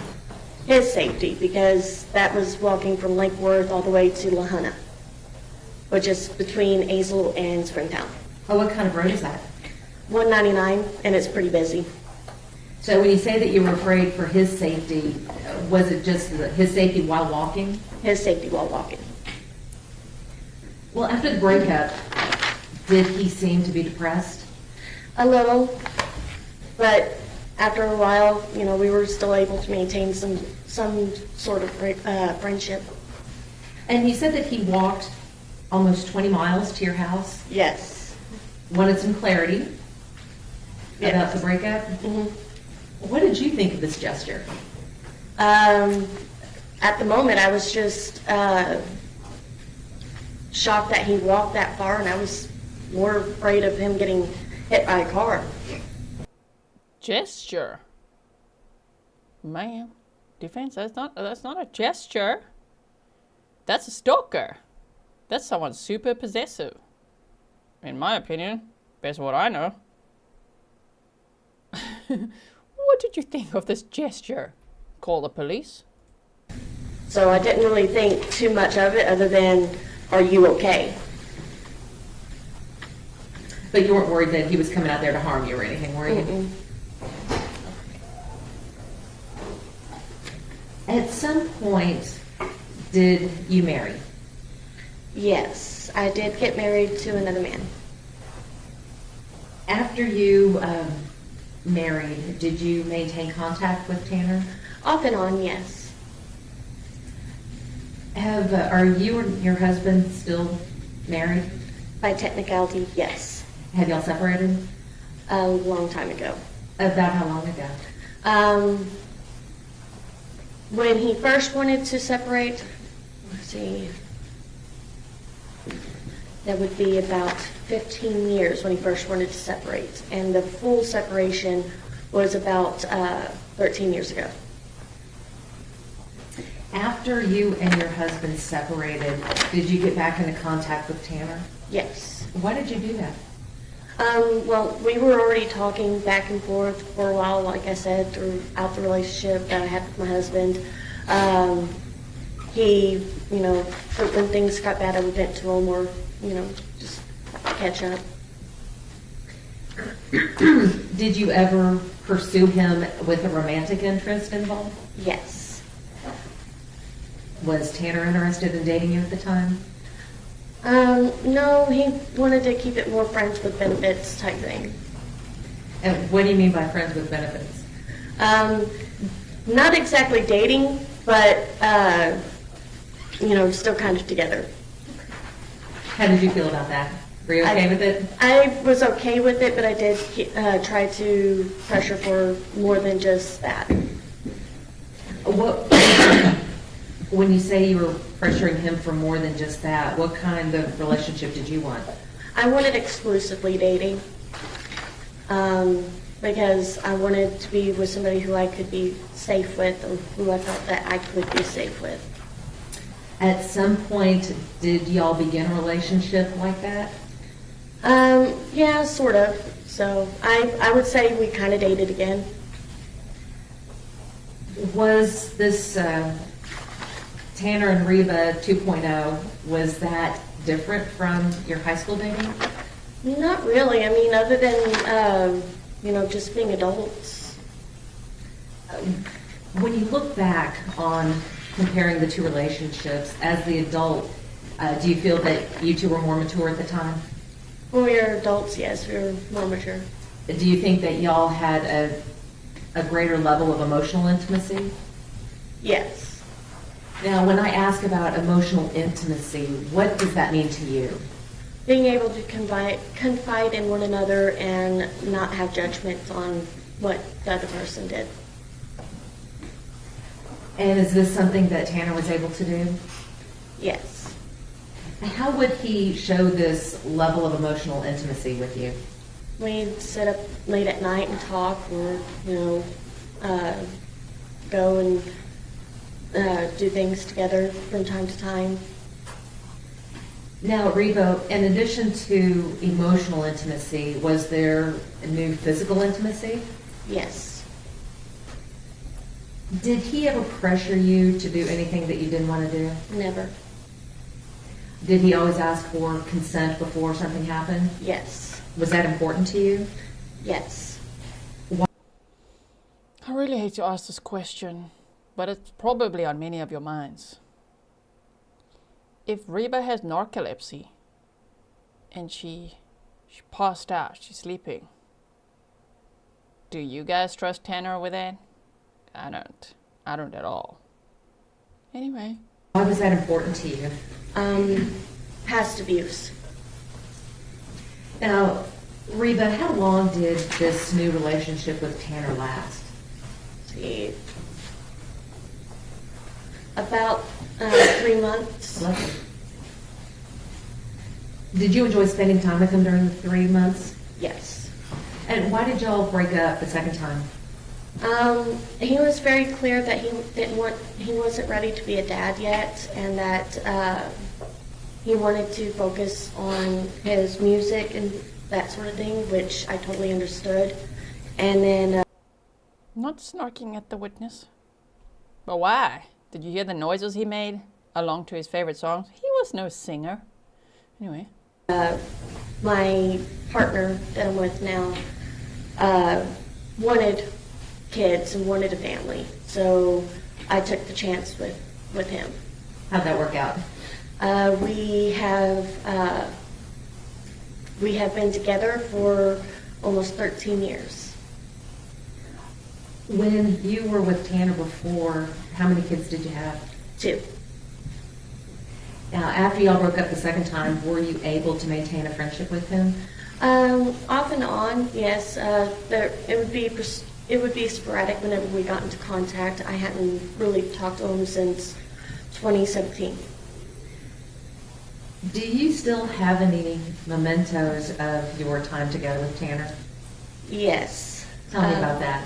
It's a little black cat with a spider web on its belly. The day that we got it, we were in high school and at the mall. I had spent most of my birthday money on a book, and I absolutely had to have this cat, and I was $2 short.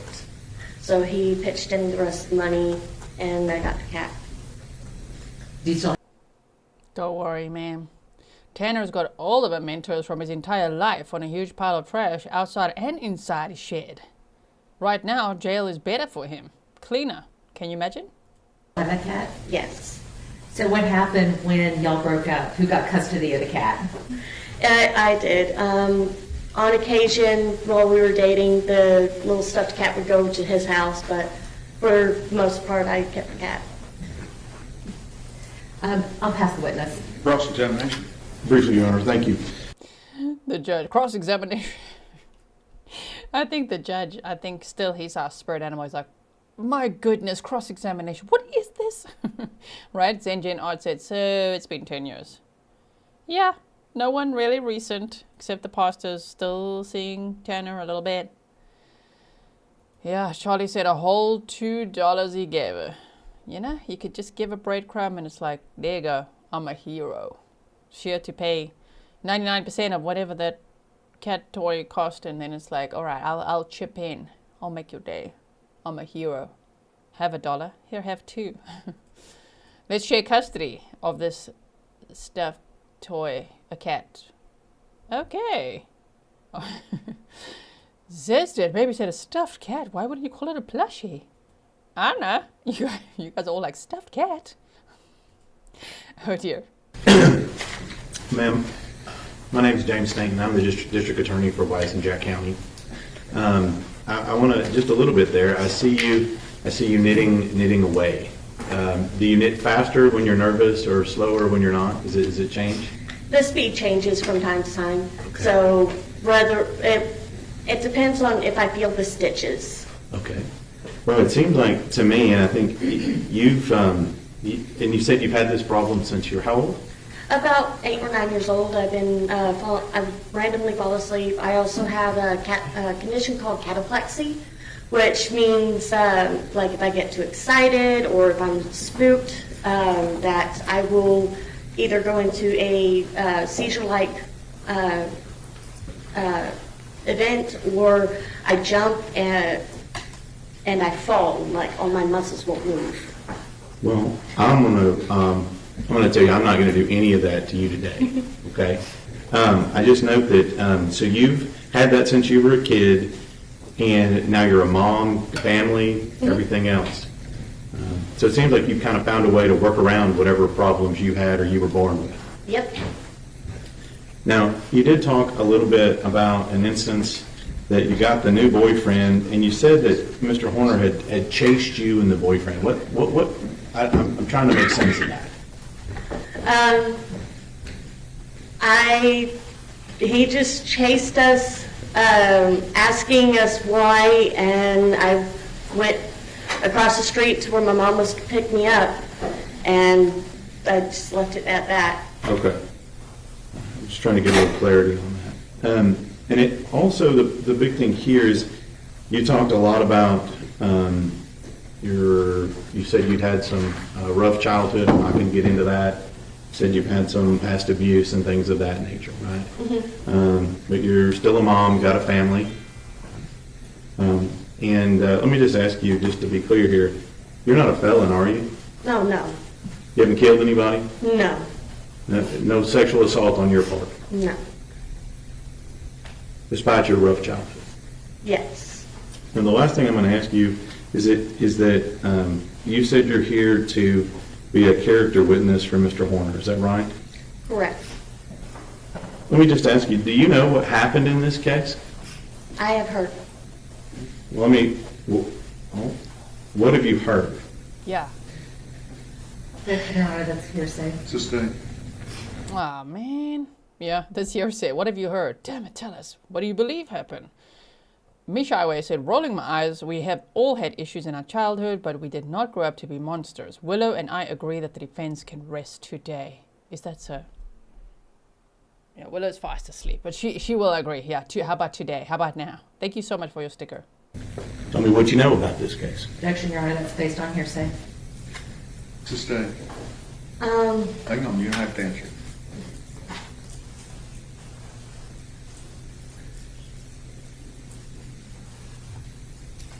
So as part of this case, have you talked to the defendant at all as part of this case? no. So are you aware that the original story that he told in this case was that he ran into Athena Strand? Objection, Your Honor, still hearsay. Sustained.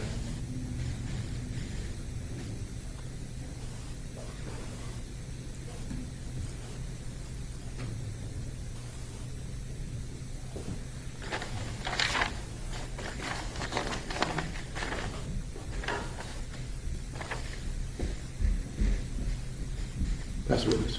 Redirect. Yes, and Reba, I'm sorry, I was looking at my notes and I realized I had left a section out. So I wanted to ask you a little bit about Tanner's home life. Did you ever go to Tanner's house? Yes. Who did he live with? His grandmother and his grandfather? Was his father around at the time? No. And what about his mom? Very sporadic. I think I've only, met her once, and he would hardly talk about her back then. When you met her, what was your impression of his mother? I did not have a very good impression of her. Why not?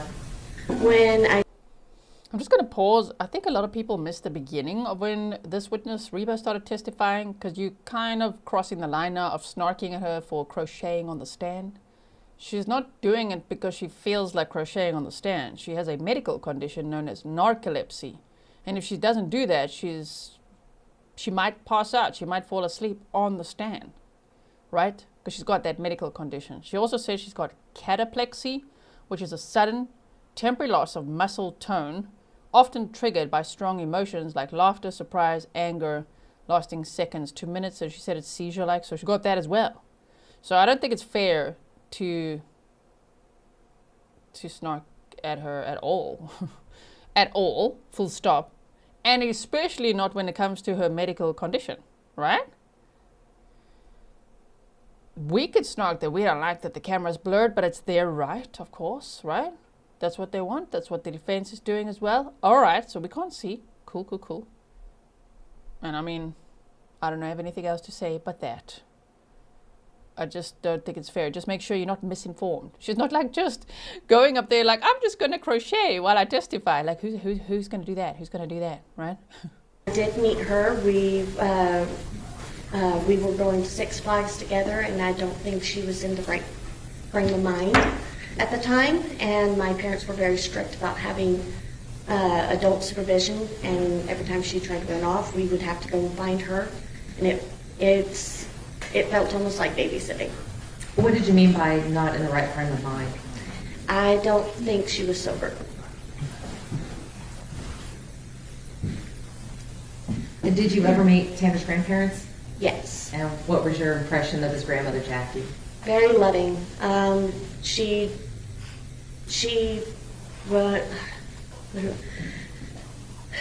did everything she could to help support them and make sure that they had the best that they could give. And what about his grandfather, Bill? He reminded me a bit of my dad. My dad's a veteran, and he was quiet and almost stoic at times. So I really didn't talk to him much. He just sat there and was really quiet. Were you around or let me back up, were you able to see any interactions between Bill and Tanner? Not really. I mean, there was like maybe one time that I remember when I went over to his house, and it was really early before church, and that morning Tanner was really abnormally quiet, and I could feel like his grandfather was a little upset or angry that morning. He didn't say anything. There wasn't any, actual interaction while I was there, but you could just feel the emotions in the room. Were they good emotions?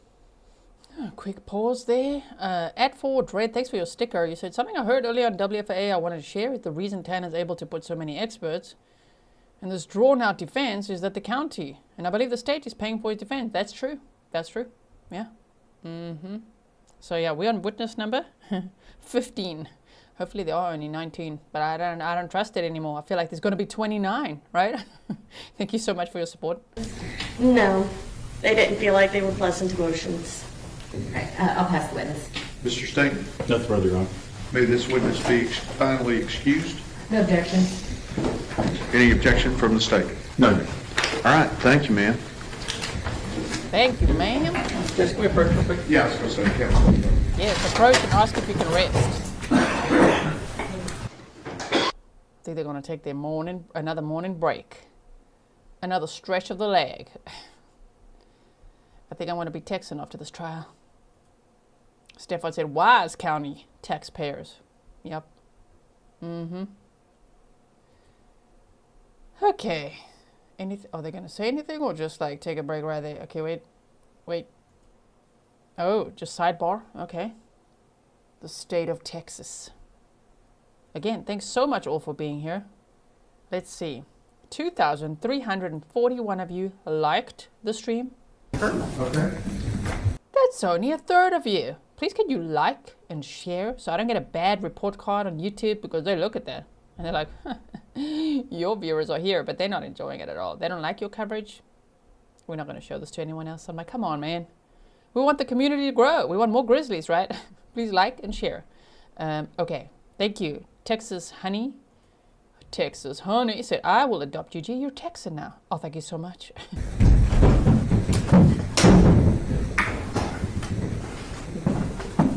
Okay.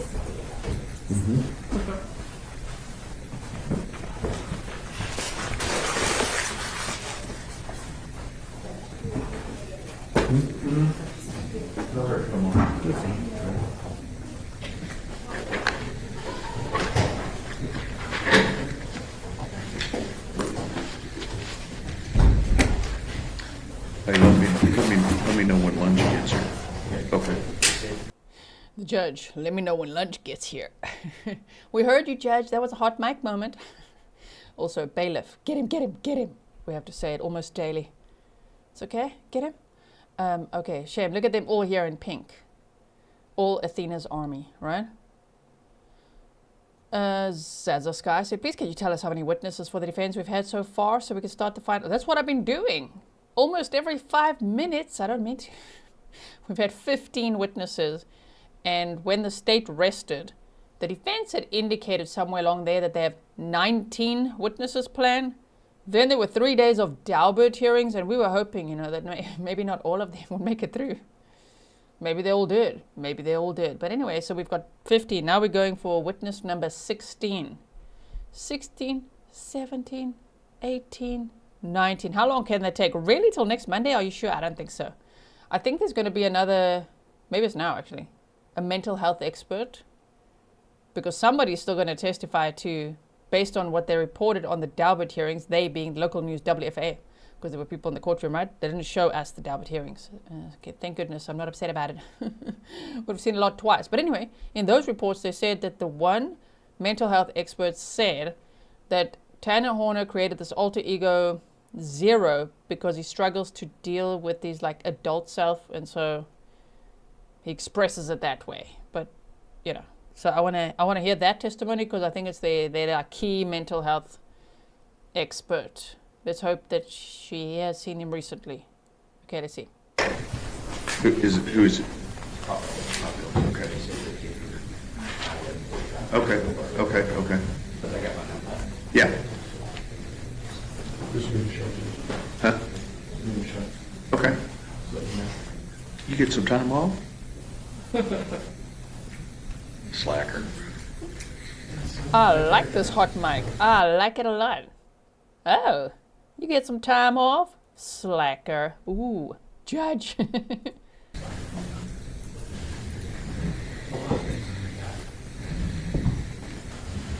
I would agree.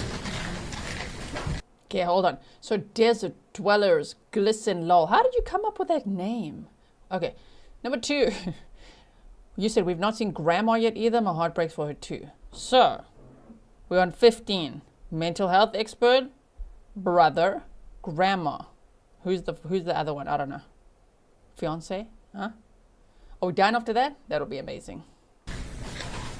And then don't forget, the Tanner can decide to take the stand after the defense is done with all their witnesses, and maybe that's why the judge is like, all right, May 4th it is.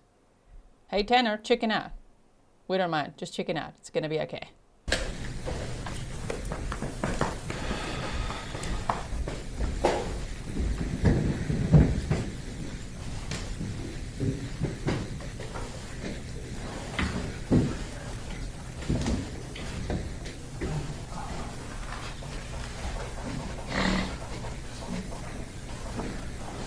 Courtroom sniffer.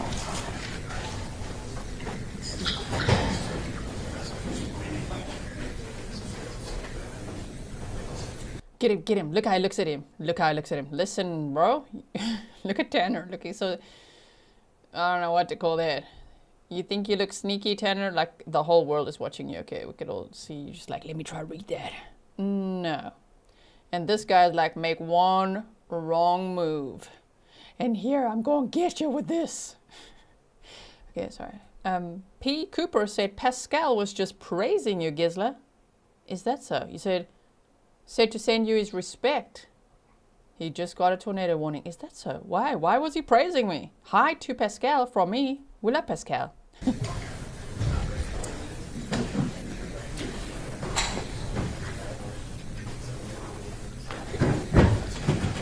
Yeah, this body language is definitely. Look at him. Look at this bailiff. He's like, you just turn your head like that again, and I'm gonna get you. Look at him. He is not amusing. Now Tanner is like, oh crap, I forgot about it. Okay, just face forward. He's looking at me, isn't he? Is he looking at me? Yep, he's looking at you. He's glaring at you, Tanner. Look up into the side and you'll see. You'll see it.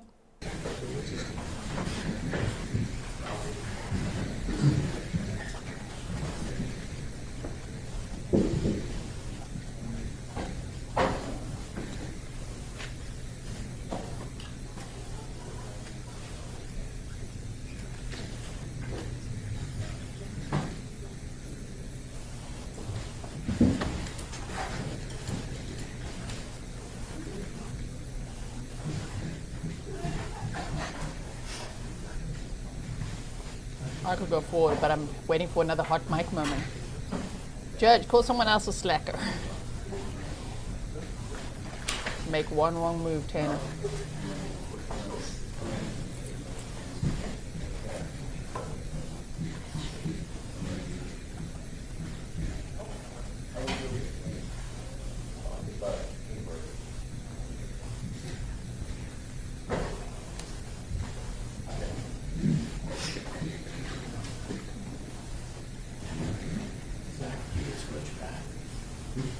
Tanner's doing it again. Tanner, you're doing it again.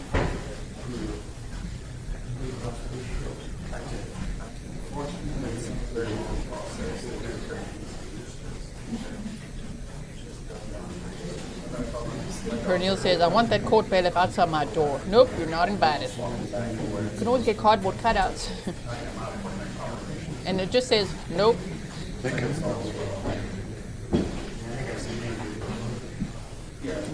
Here she comes. Come in. Here Good she morning. comes. Yes, ma'am. And that chair is a little, it's county issue, so be careful. All right. Thank you for the announcement. Raise your right hand. Solemnly swear or affirm the testimony given this cause to be the truth, whole truth, and nothing but the truth, so help God. Rule of evidence in effect says you can't be in court unless you're testifying. Once you have testified, don't discuss your testimony with anybody else except the lawyers. Okay. First and last name for the court reporter and spelling. My first name is Amy, A-M-Y, and my last name is Fritz, F-R-I-T-Z.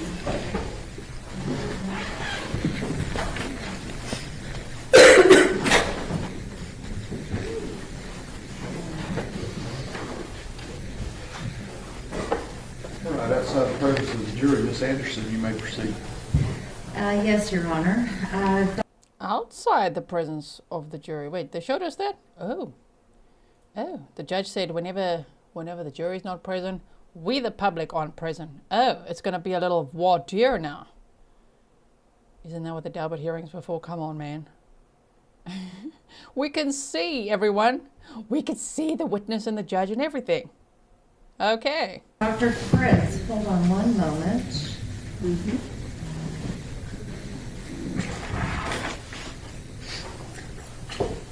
Beverage, Your Honor? Yes, ma'am.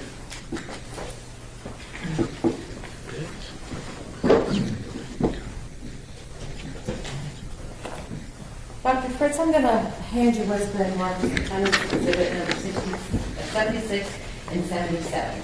Okay. Did you recognize these? Yes, this is my CV or resume, and this is the report I wrote. Does your Defendant's Exhibit number 77, does that accurately reflect your education, training, and work experience? Yes, it does. And Defense Exhibit number 76, does that accurately reflect the findings and testing and evaluation that you've conducted in this? It does. Defense offers Defense Exhibit 76 and 77 that have been previously tendered to the state. At this point, I'll admit them for the record, and then in the presence of the jury, we can admit, or do you want to admit it for all purposes? We can pre-admit and admit them for all purposes, Judge. Okay, 76 and 77 are admitted.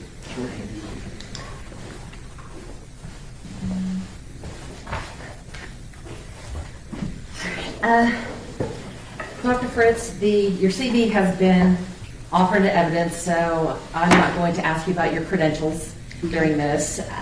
But I did want to ask you, what were you asked to do in this particular case? Sure. So I was contacted by the defense in order to opine on whether Mr. Horner has autism and the social communication traits that are specifically associated with neurodivergence. Did you perform any autism tests to diagnose autism? No. So as a speech-language pathologist, it's not within my scope to make that diagnosis of autism in most states.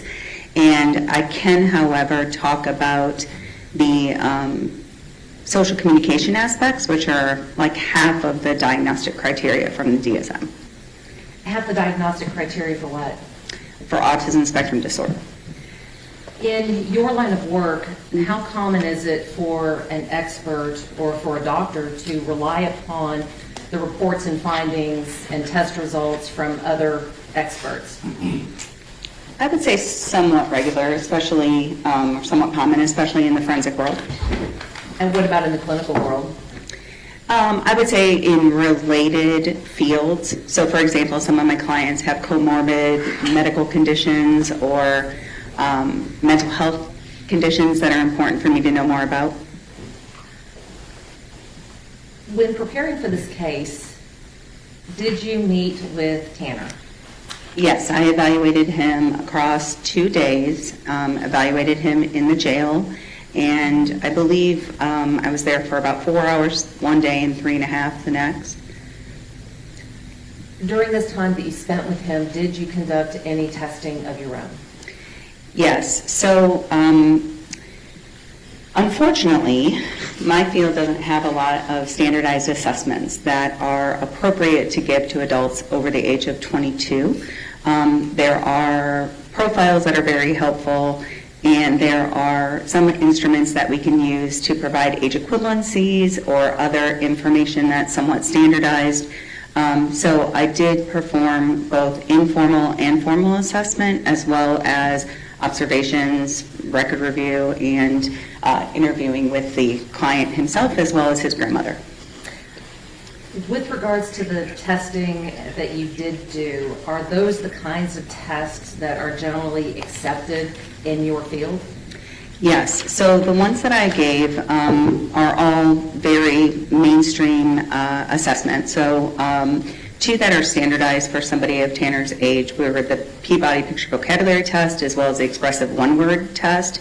Those are both vocabulary assessments. And then I gave the clinical assessment of language fundamentals. That is actually, sorry, the clinical evaluation of language fundamentals. That's Okay, actually hold on, you're talking really fast. Sorry, sir, I'm a little nervous. Well, don't be nervous, because I gotta slow down for she you. might throw paper clips at you here in a minute. Oh, no, I don't want to get assaulted here, so let me slow down. Well, let me ask you this, Dr. Fritz. Are all of Yeah. the tests that you performed, are they set out in the report that has been admitted into evidence? They are, yes.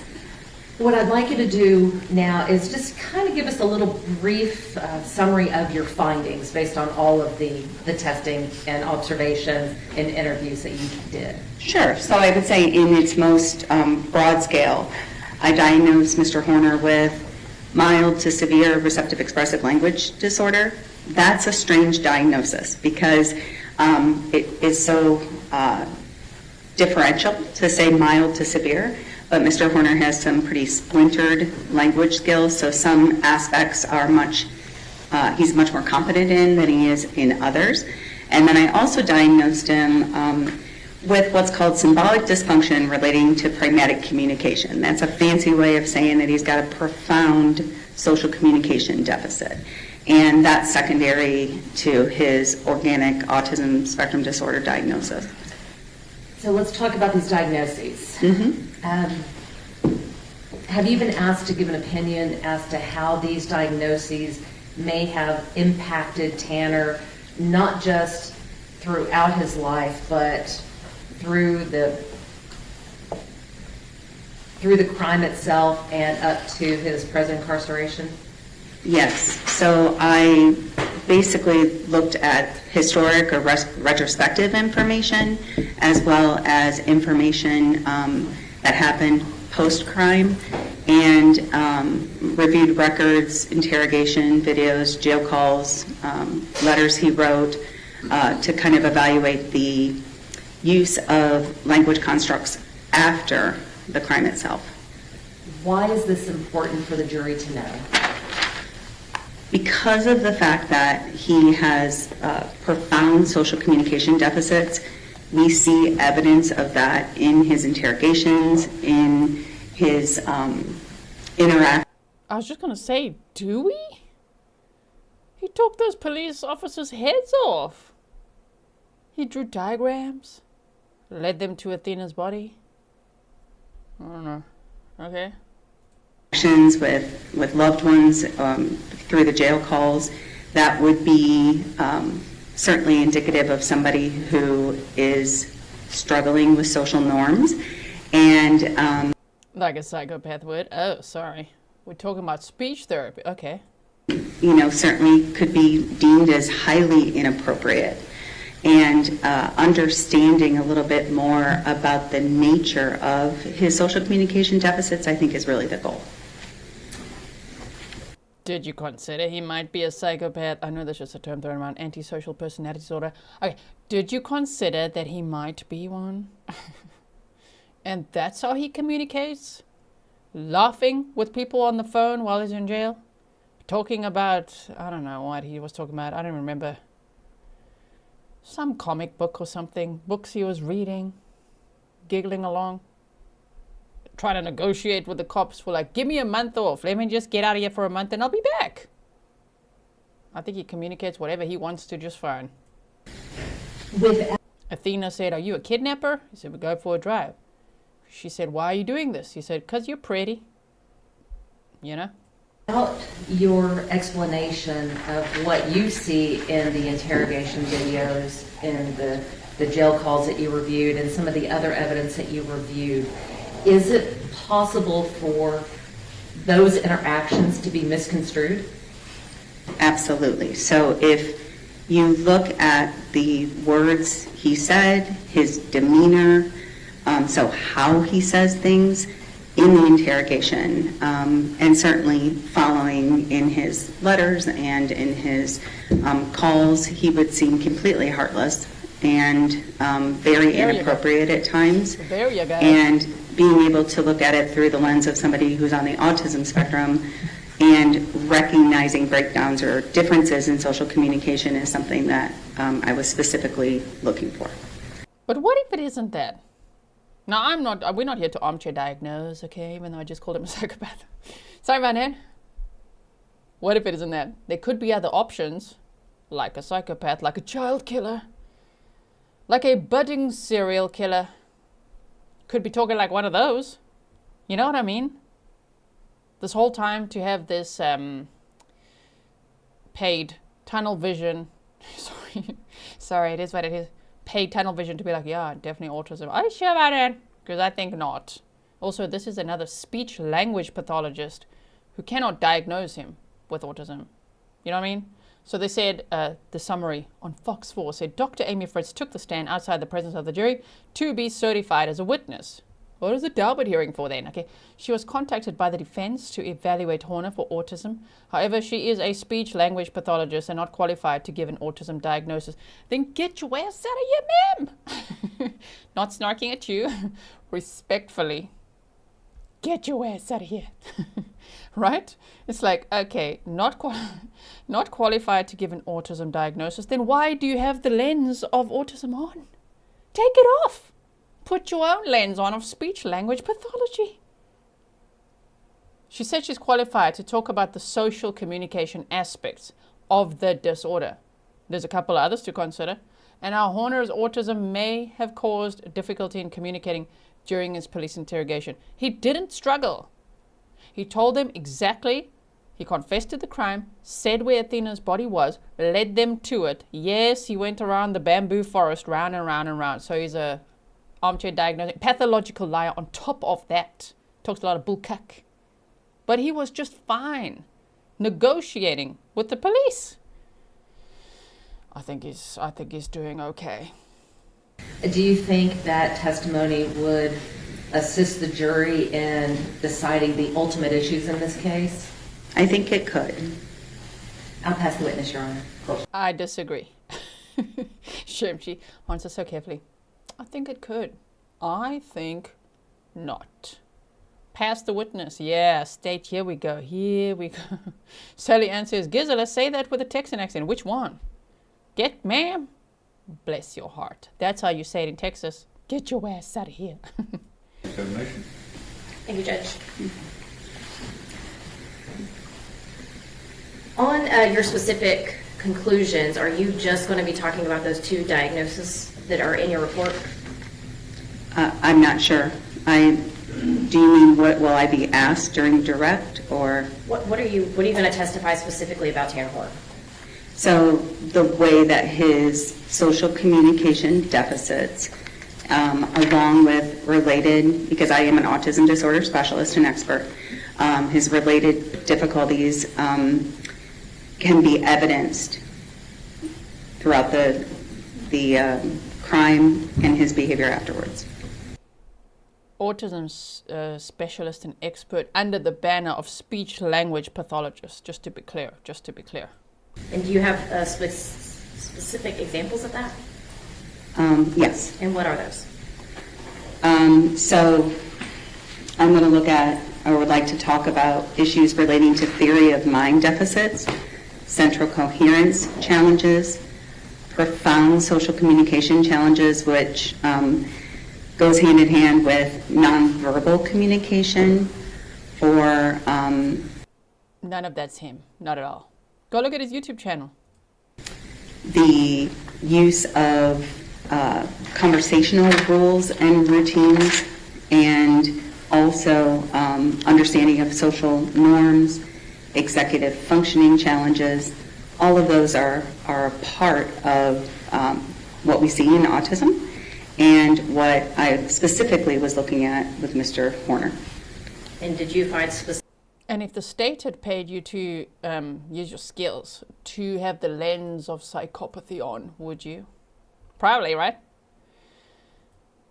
Alyssa Lewandowski. Did I say it okay? You said, Mom of an ASD child, autism has been hijacked. I can understand how you feel. Thank you so much for your support.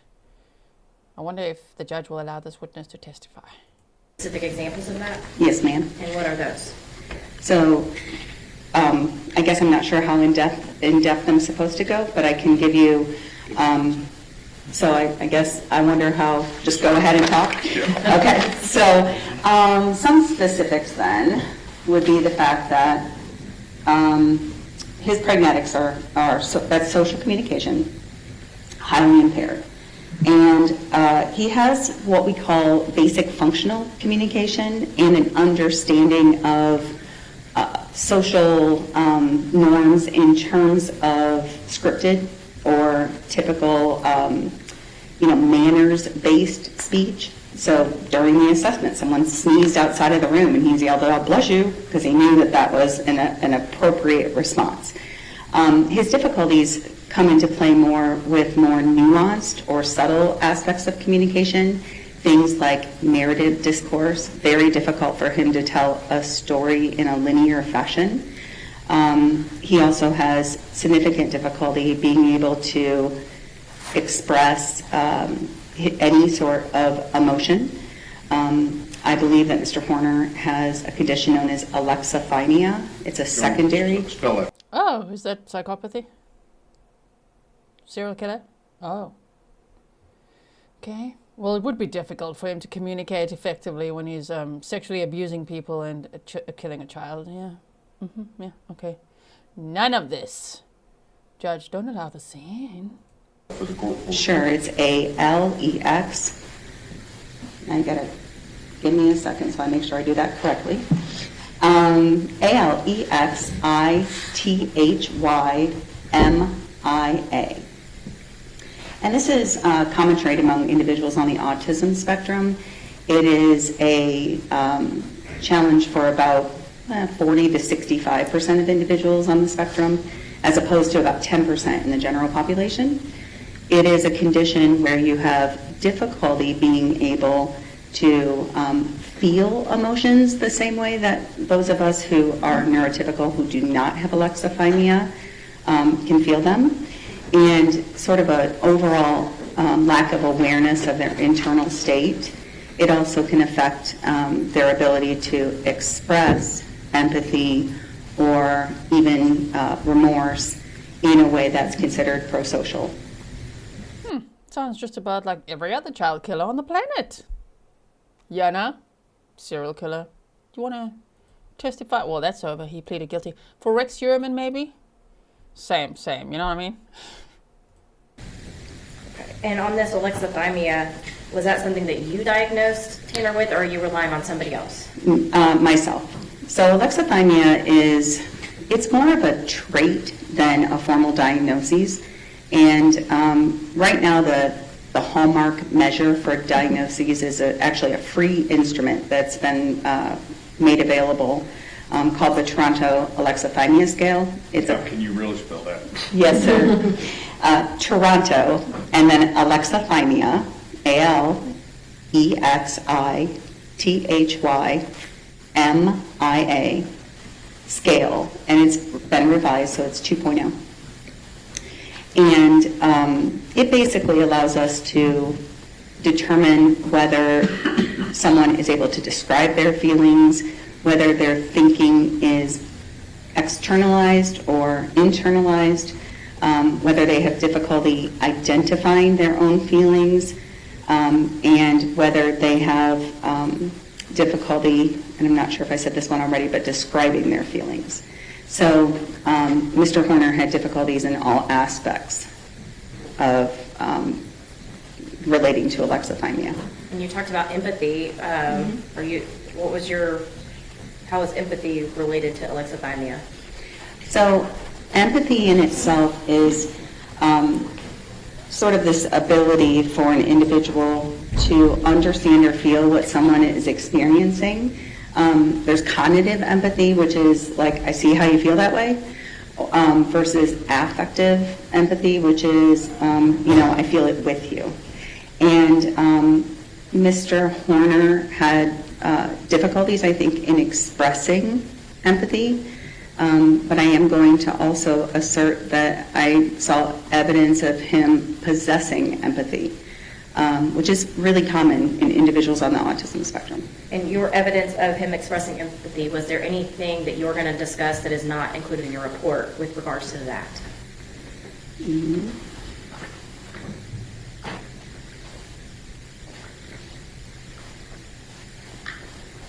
I'm sorry, just give me a moment to look at what I've included. Yeah, you're fine. Thank you. My intention is to talk about, and so I apologize for not answering you directly, but my intention is to talk about evidence in the jail calls, which I think is in the report, evidence in the interrogation. There's less empathy exhibited there. Also in during the actual assessment, and I think that's in the report too.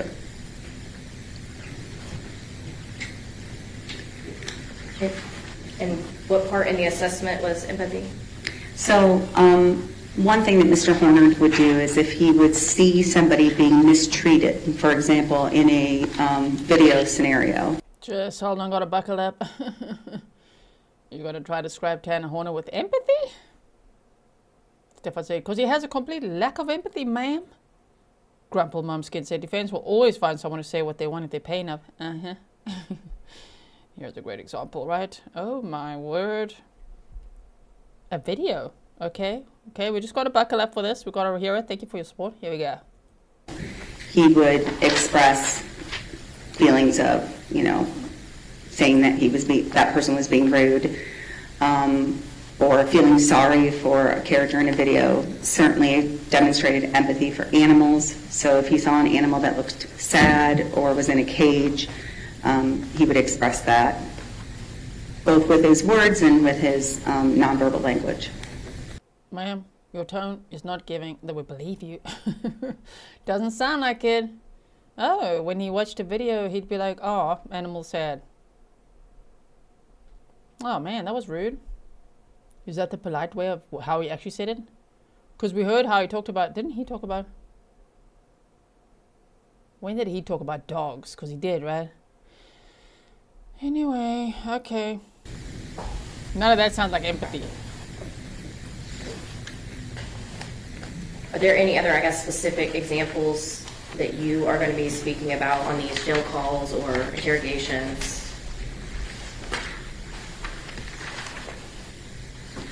I guess. Kemi says, I do not understand the hateful witnesses in this chat, and I don't understand why that's your interpretation of things. Do you know what I mean? It's not hate for the witnesses.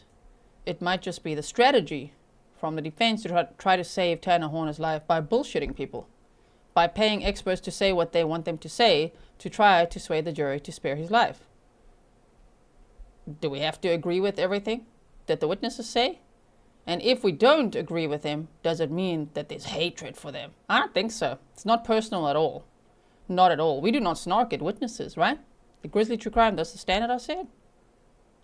But the testimony, I can certainly snark at if I think it's total bullshit. You know what I mean? I'm like, yeah, I don't know about that. Not based on everything I've seen. We've got to make up our own mind, form my own opinion, and I think it's total bullshit. All this now for Tanner. I don't like it. But it does not mean I hate the witness. I don't hate anybody. Does anybody hate anybody? Shouldn't. It's not good for your health. Don't hate the witness. I'm not snarking at the witness, but the testimony itself, I might. Okay. In regards to your conclusions, right? Yes, of course. Yeah.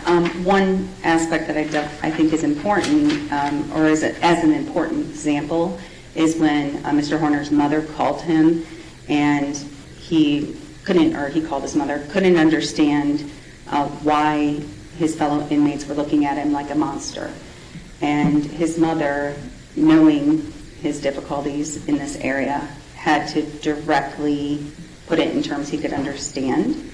And so therefore gave him that perspective taking, that goes to theory of mind as well, of what if this happened to your child, how would you then feel? So that sounds like a total lack of empathy. Somebody has to explain to him, what if this happened to your child? Here you are trying to negotiate with the police to spend Christmas with your son, yet you murdered a 7-year-old girl while singing Jingle Bell Rock and torturing her for an hour. Yeah, to me that shows a total lack of empathy. There's a huge disconnect there. Ice cold, future dangerousness, definitely. If there is any case that is a death penalty one, it's this one, hey? So with that additional prompt, then he could explain and understand how he, to some degree, made Athena's family feel. Okay. To some degree. And I believe that you listed in your report all the items that you have reviewed, correct? Yes, and the items in the back are, the back 2 pages, I believe, Yes. are the extensive list of the records I reviewed, with the exception of information I received from the defense after I'd written my report. And what is that? So that would be Dr. Imhoff and Dr. Spence's report, the report from Dr. Arumbala, as well as I believe, information that was provided by the state. So deposition transcripts, jail records, the abduction video, and prior bad acts. I think that's a comprehensive list of the items I've reviewed that are not already reflected in the report. And have you reviewed all those items? Yes, And ma'am. did you create a new report? No, ma'am, I just recently got those. And what are you going to testify to within regards to those specific items that are not included in this report? We can start with Imhoff and Spence. Are you going to testify anything related to the reports of Imhoff and Spence? No, there was nothing new or surprising to me in their report. Okay. Dr. Arambula, are you going to testify to anything with regards to anything in Dr. Arambula's report? Right, nothing stands out to me, so unless I was asked directly about it, it's, I can't think of anything off the top of my head, and I don't have it in front of me, but there was nothing in it that I planned on speaking about. Okay. And the deposition transcripts, there was a lot of deposition transcripts. Mm-hmm. Which specific deposition transcripts did you receive? I received the one from Mr. Horner's mother and his grandmother, those two. And those are the only ones? Yes, ma'am. And are you going to testify to anything with regards to anything in those deposition transcripts? Yeah, I guess I don't think so unless I'm asked about them in particular. If you were asked about them in particular, would you have anything to say about them? Is there anything that changes your opinion? Nothing changes my opinion, no. How about the abduction video? Again, my opinion changed after watching the abduction video with regards to You watched it. what Mr. Horner's meltdown would look like, because I could then see directly, his actions. Oh my word, just stop it. Tanner's meltdown, you guys. Aw, he had a meltdown. He abducted a little girl and told her to take her clothes off and then brutally murdered her for now. What a meltdown. Shame. If I were asked specifically about the abduction video, I have thoughts on that. What are your thoughts on that?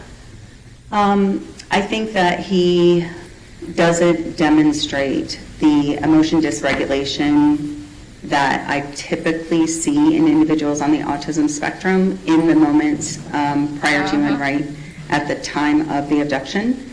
That said, I do see some evidence of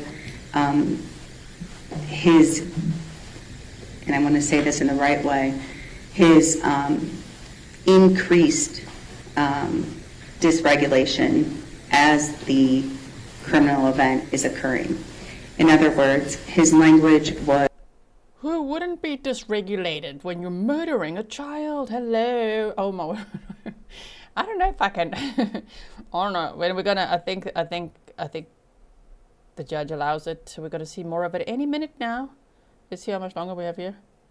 A few minutes and they break for lunch. A long lunch, 90 minutes. I'm so glad we started late. We're gonna skip right over that and go straight to testimony in front of the jury. Will the jury roll their eyes? Like we probably all are. What? A meltdown? Imagine minimizing child murder to a meltdown. and then attributing that to autism. That is insulting. How about not stigmatizing anything like that at all? Please don't. That is so unfair. You know what I mean? How about he's just a absolute à la poubelle, which means trash in French, child killer, and also an alleged rapist. How about that? Okay. And that there's no justification for that. Was kind, cautious, easy, and not scary at first, and then became, highly. Stop it. Oh my word, I think I'm going to rip my own internet cable out. Kind, cautious, not scary at first. You mean when he drove away with Athena? But he was kind at first. He was just having a chat. She was asking questions and he was answering them. He's being kind. Huh? Oh my, I can't. This is worse than Dr. Lewis right now. Disrespectful and horrific towards Athena. So that change in his language was very evident to me, and something that I could only see once I had seen the video. And that was... So when he put his hand over a little girl's mouth and said, don't scream, well, I'll hurt you. Said it twice, the state said. Okay. Abducted Athena, drove off with her. Obviously, he's driving off when it's getting dark, probably to those bamboo forest area, the bamboo bushes. Oh, and then this other way of communication comes out. Yeah, when he's about to fulfill his intention of essay and murder of a 7-year-old girl. Please, oh please, just stop it. I actually think this is dangerous, you know what I mean? Applying this lens to someone like Tanner, it feels very dangerous for society, don't you think? Surprising to you? I think what was surprising was not being able to see the emotion dysregulation because of the fact that Mr. Horner is an affable gentleman who is... I can't stop snarking. Gentleman. He's a child killer, ma'am. He confessed and pleaded guilty. Gentleman. Certainly has a good sense of humor, is articulate, and I expected to see more of the headbanging or of a very red face. Some of the things that I see with, somebody who is autistic, who is having a... Exactly, because he probably isn't.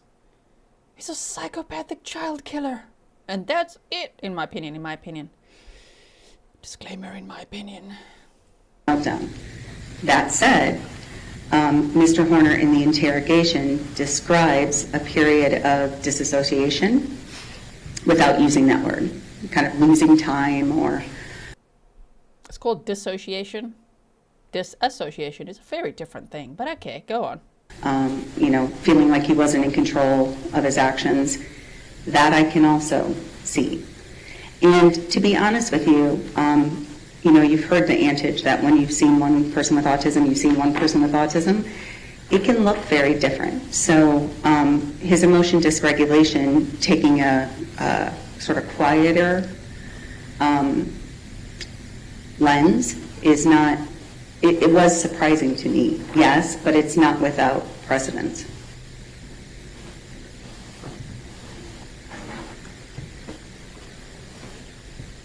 You also mentioned you reviewed the prior bad acts. Was there anything in there that you reviewed that No. changed your opinion or that you will testify to today? No, ma'am. What did Tanner Horner tell you? That was like a nope, no ma'am. Oh, you're not getting paid to do that, huh? Not that testimony. We're focusing only on, what, the incident, the meltdown, when Tanner was a gentleman before he became a monster? and then threw a naked little 7-year-old girl, Athena Strand, into the river, went to a gas station, lied to his fiancée, lied to his grandmother, cleaned up at the gas station in the back of the van, phoned FedEx. He had no problem with that and said, hey, I'm going to need this van again tomorrow because I've been feeling a little sick all day. And yeah, it smells bad. So I'm going to need this same van. He's fine. Like, no, he's, there's no excuse. Fully calculated sexual predator. Okay. About what he did Mr. to Horner Athena. told me that he backed into her because He the backup lied. camera was not working. He lied. He also told me that he strangled her.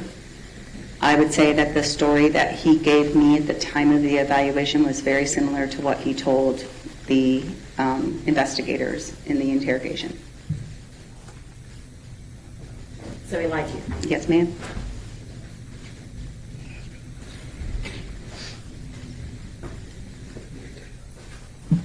Did he tell you anything about sexually assaulting Athena Strand? No, ma'am, and I didn't ask.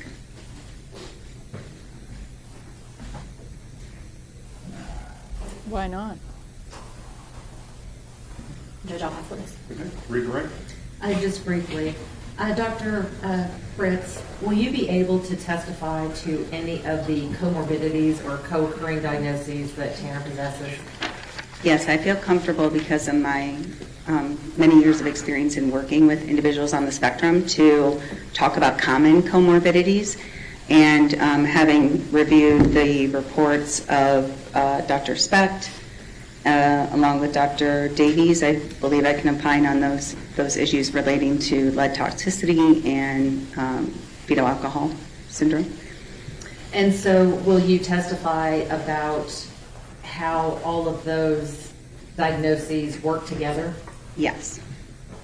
And based upon your training experience, is that something that you were able to do? Yes. So within my scope, I certainly would never make a mental health diagnosis. I would never, talk about a specific medical condition outside of my scope. However, comorbid traits and how those and how the communication is hindered or affected by them is certainly within my wheelhouse. May I have a moment, Your Honor? Yes, ma'am.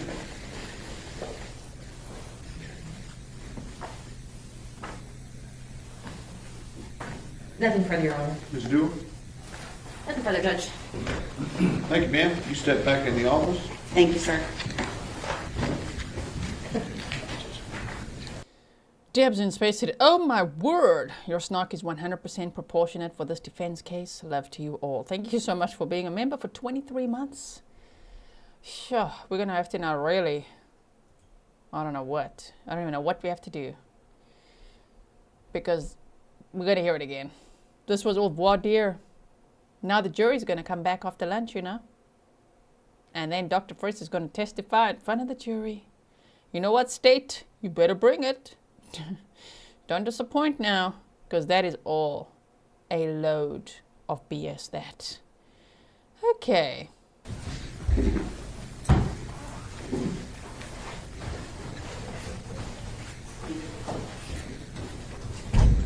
Any objections from the state? No objections, Judge. Okay. All right. We will start no later than 1 o'clock. Okay? Yes, sir. All right. Ready?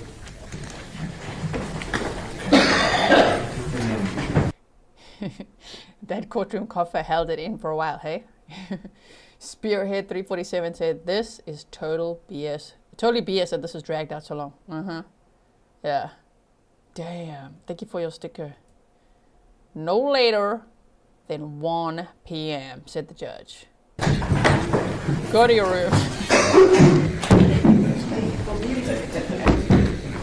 Everybody stand, please. Okay. I'm not excited to teleport today.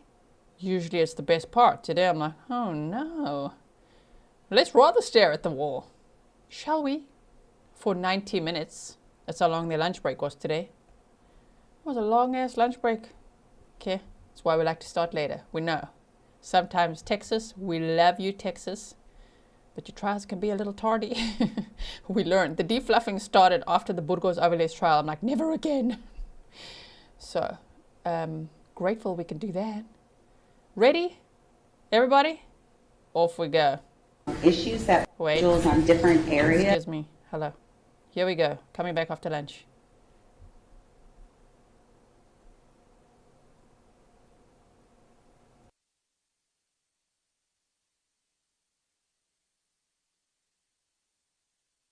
No sound yet.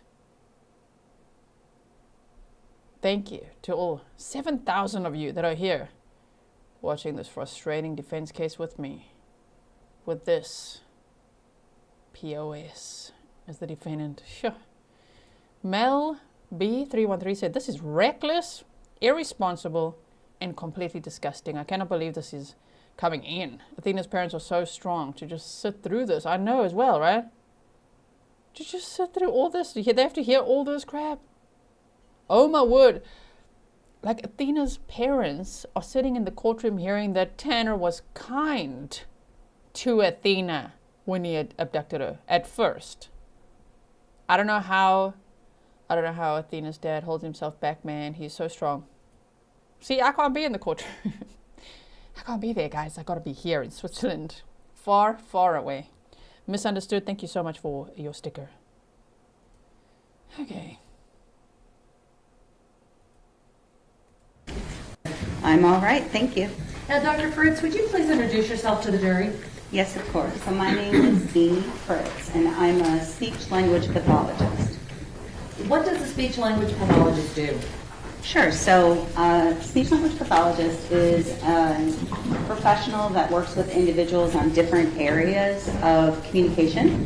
We work on receptive and expressive communication, which is someone's ability to understand what we're saying to them as well as express themselves verbally. We work on social communication, which is the way that we use language between people. We work on cognition. So if you know anyone who's had a stroke, they've probably been evaluated by an SLP. Some SLPs work on swallowing disorders, but I don't. We also have SLPs that work on voice disorders. So if you know somebody that has a different sounding voice, they might work with a speech pathologist. Fluency disorders, which you think of as stuttering.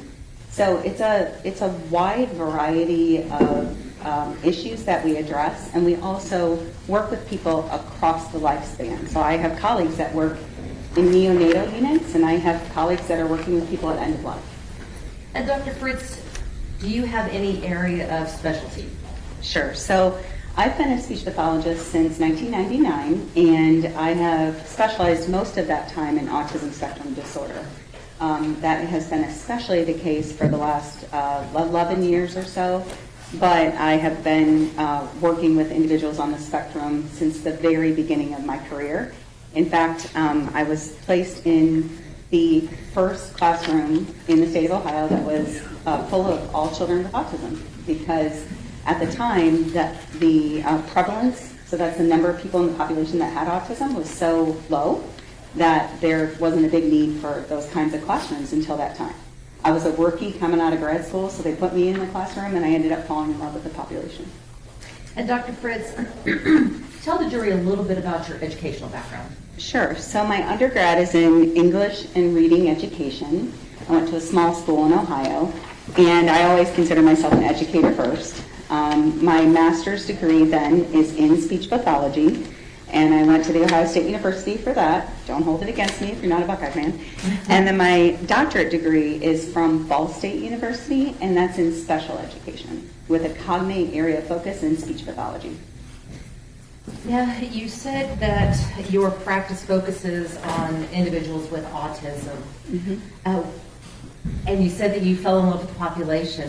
What was it about the population that made you fall in love with them?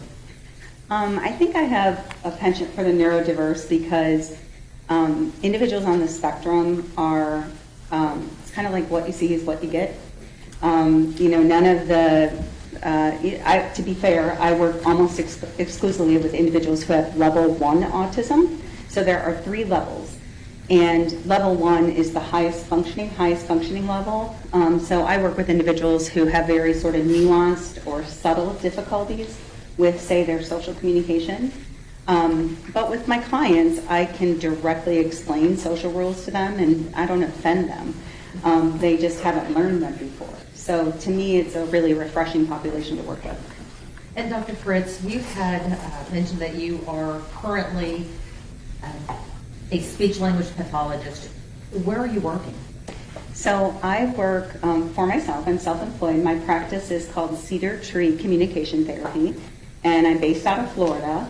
And I started my practice 1 week before the world shut down.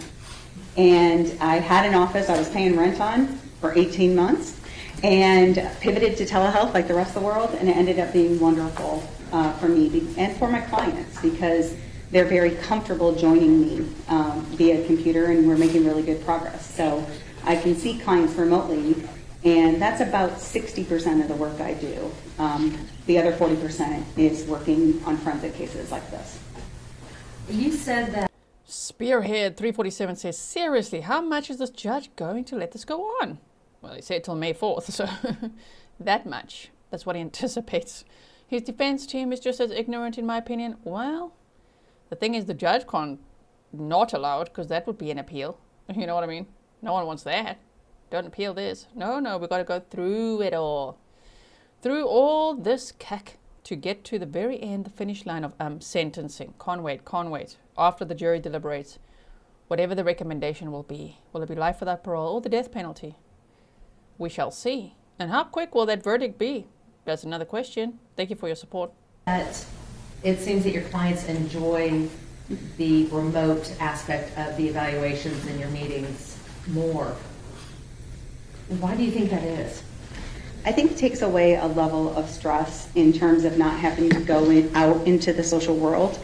And the concern becomes whether there's going to be what we call generalization. So will they use the skills that we work on in the individualized sessions and then be able to apply them in real life? And I was really pleased when I surveyed my clients when the world started opening back up. I think at that time I had about 42 clients, and only one of them wanted to come in person. So it's comfortable for them because you're meeting them in their home environment. I also don't have clients miss sessions because of the fact that if they're not on the session in 2 or 3 minutes after the start time, I'll text them and they'll join me from wherever they are. And that's very convenient for them. It's easy for me too. Dr. Fritz, one thing. Couch Tater said, kindness while abducting a child is called grooming, not drawing attention, aka strategy. I can't believe how gullible this professional is. I don't think she's gullible. I think she's paid. You know what I mean? I don't know if she truly believes he was kind while abducting a 7-year-old girl. I don't think so. It's a paid opinion, right? That is what it is. Check out all the layers of denial. That's what it is. Okay. I forgot to ask you about, are you certified in your field? I am. So in order to be a speech-language pathologist, you have to be licensed, and then you also can opt to get national certification. So my national board is called the American Speech, Language, and Hearing Association, and it is a governing body for speech pathologists and audiologists. And if you choose, you can do what's called a certification of clinical competence. We call it our C's. And if you get your C's, then you're nationally certified. It takes about a 9-month period of time where you're being supervised by a mentor. And then you take that certification, and that allows for the credibility to be recognized by the board. And then you have to keep up that credentialing through continuing education throughout your career. Dr. Fritz, have you ever presented at professional conferences?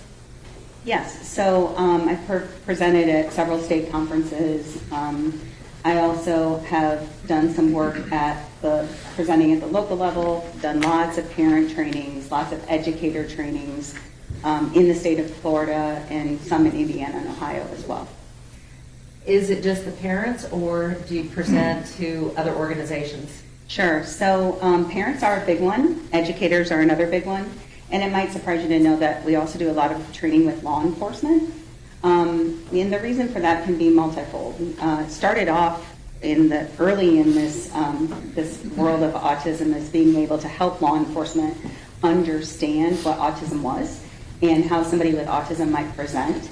And then over time, it's kind of merged into individuals on the spectrum going through and becoming law enforcement officers themselves. And typically they do really well when they get through the academy, learning how to follow the rules, understanding procedures. But then when you go into, the field training, which is more dynamic, minute by minute decision making, it tends to be a bigger challenge. And so with this extensive increase in the amount of autism in our community, we see autistic individuals in every career, every field, and so knowing how to best support them is an important part of what I do. And Dr. Fritz, I think you may have said this before, but do you work in both the clinical and forensic fields? Yes, so I consider myself a clinician first. The forensic work is important to me because it's important to me to make sure that justice-involved clients are understood in light of their autism. I think perhaps my favorite is when I can work with a client who either has become justice involved or is in danger of becoming criminally involved. Interesting. Justice involved. This is the other side of that track, ma'am. This is a child killer. Involved, and we can work on, sort of rehabilitative social cognition strategies to avoid future justice involvement. Have you testified in both state and federal courts? Yes, ma'am. All right. Dr. Fritz, I want to turn your attention to this case in particular. Okay. Were you retained by the defense in this case? Yes, I was. What were you asked to do? To evaluate Mr. Horner and any relevant collaterals, just other people who he was familiar with or who were familiar with him, and determine what, if any, presence of autism and its related social communication deficits were relevant in the current case. You're not qualified to do that. Evaluate him for autism, diagnose him. Speech language pathologist under that banner, maybe. Careful now. Stay within scope, hey? What have you done so far in this case? Sure. So I spent a lot of time reviewing records. So we look at educational records to get a good understanding of a client's history. I also looked at social history as much as it was available. So that's information about Mr. Horner's family life and how that might be relevant. I examined some medical records because he's had quite a few associated medical conditions and hospitalizations. Like the coin gobbling? The coin crapper. Dad? Are we talking about that? Okay. Oh, man. It's almost time for my stretch break, isn't it? I'm going to jump on my trampoline and be like, shh. This is so upsetting. Also because, it's a death penalty case of a child killer. And now we're wading around the waters of his communication. We don't care about that. We care about his actions. And the actions that he actually took accountability for. He confessed, led the police to Athena's body. He pleaded guilty. All that. Okay. So, yeah. I think he's taken accountability. I don't think he cares how he was speaking. But anyway, the defense has to do their work, you know what I mean? They're working hard over here. A little too hard. Could they work a little less? Also did some interview with Mr. Horner directly, along with direct assessment with both him and with his grandmother. And Dr. Fritz, what is your normal hourly fee for your forensic work? So it ranges depending on what I'm doing. If I'm traveling to come to a case or to go evaluate somebody, there's one rate. If I'm doing something high pressure, like sitting here talking to you, there's another rate. It averages out to $370 an hour. Approximately how many hours have you put into this case? So far, let's see, close to 100 hours. And how much have you been paid so far? So I think right around 15,000. Do you know what your outstanding bill is as of today, April the 27th of 2026? Hopefully my assistant does, but I'm going to guess that it's somewhere around 15 to 20. 23-ish, almost 40K. Another 40K expert. Okay. Of speech language pathology. Oh my word. 1,000? Yes, ma'am. I want to see if this witness is able to say what was said outside of the presence of the jury. The whole Tanner was kind to Athena when he first abducted her. That is going to be, oh, you got to say it again? In front of the jury. You know what I mean? Oh my word. And Dr. Fritz, did you prepare a report of your findings? I did. And did you provide the court a copy of your resume? Yes, ma'am. Your Honor, I believe we have already offered Defense Exhibits 75 and 76 for all purposes. It's 76 and 77, and I was they close. have been admitted. May I approach, Your Honor? Yes, ma'am.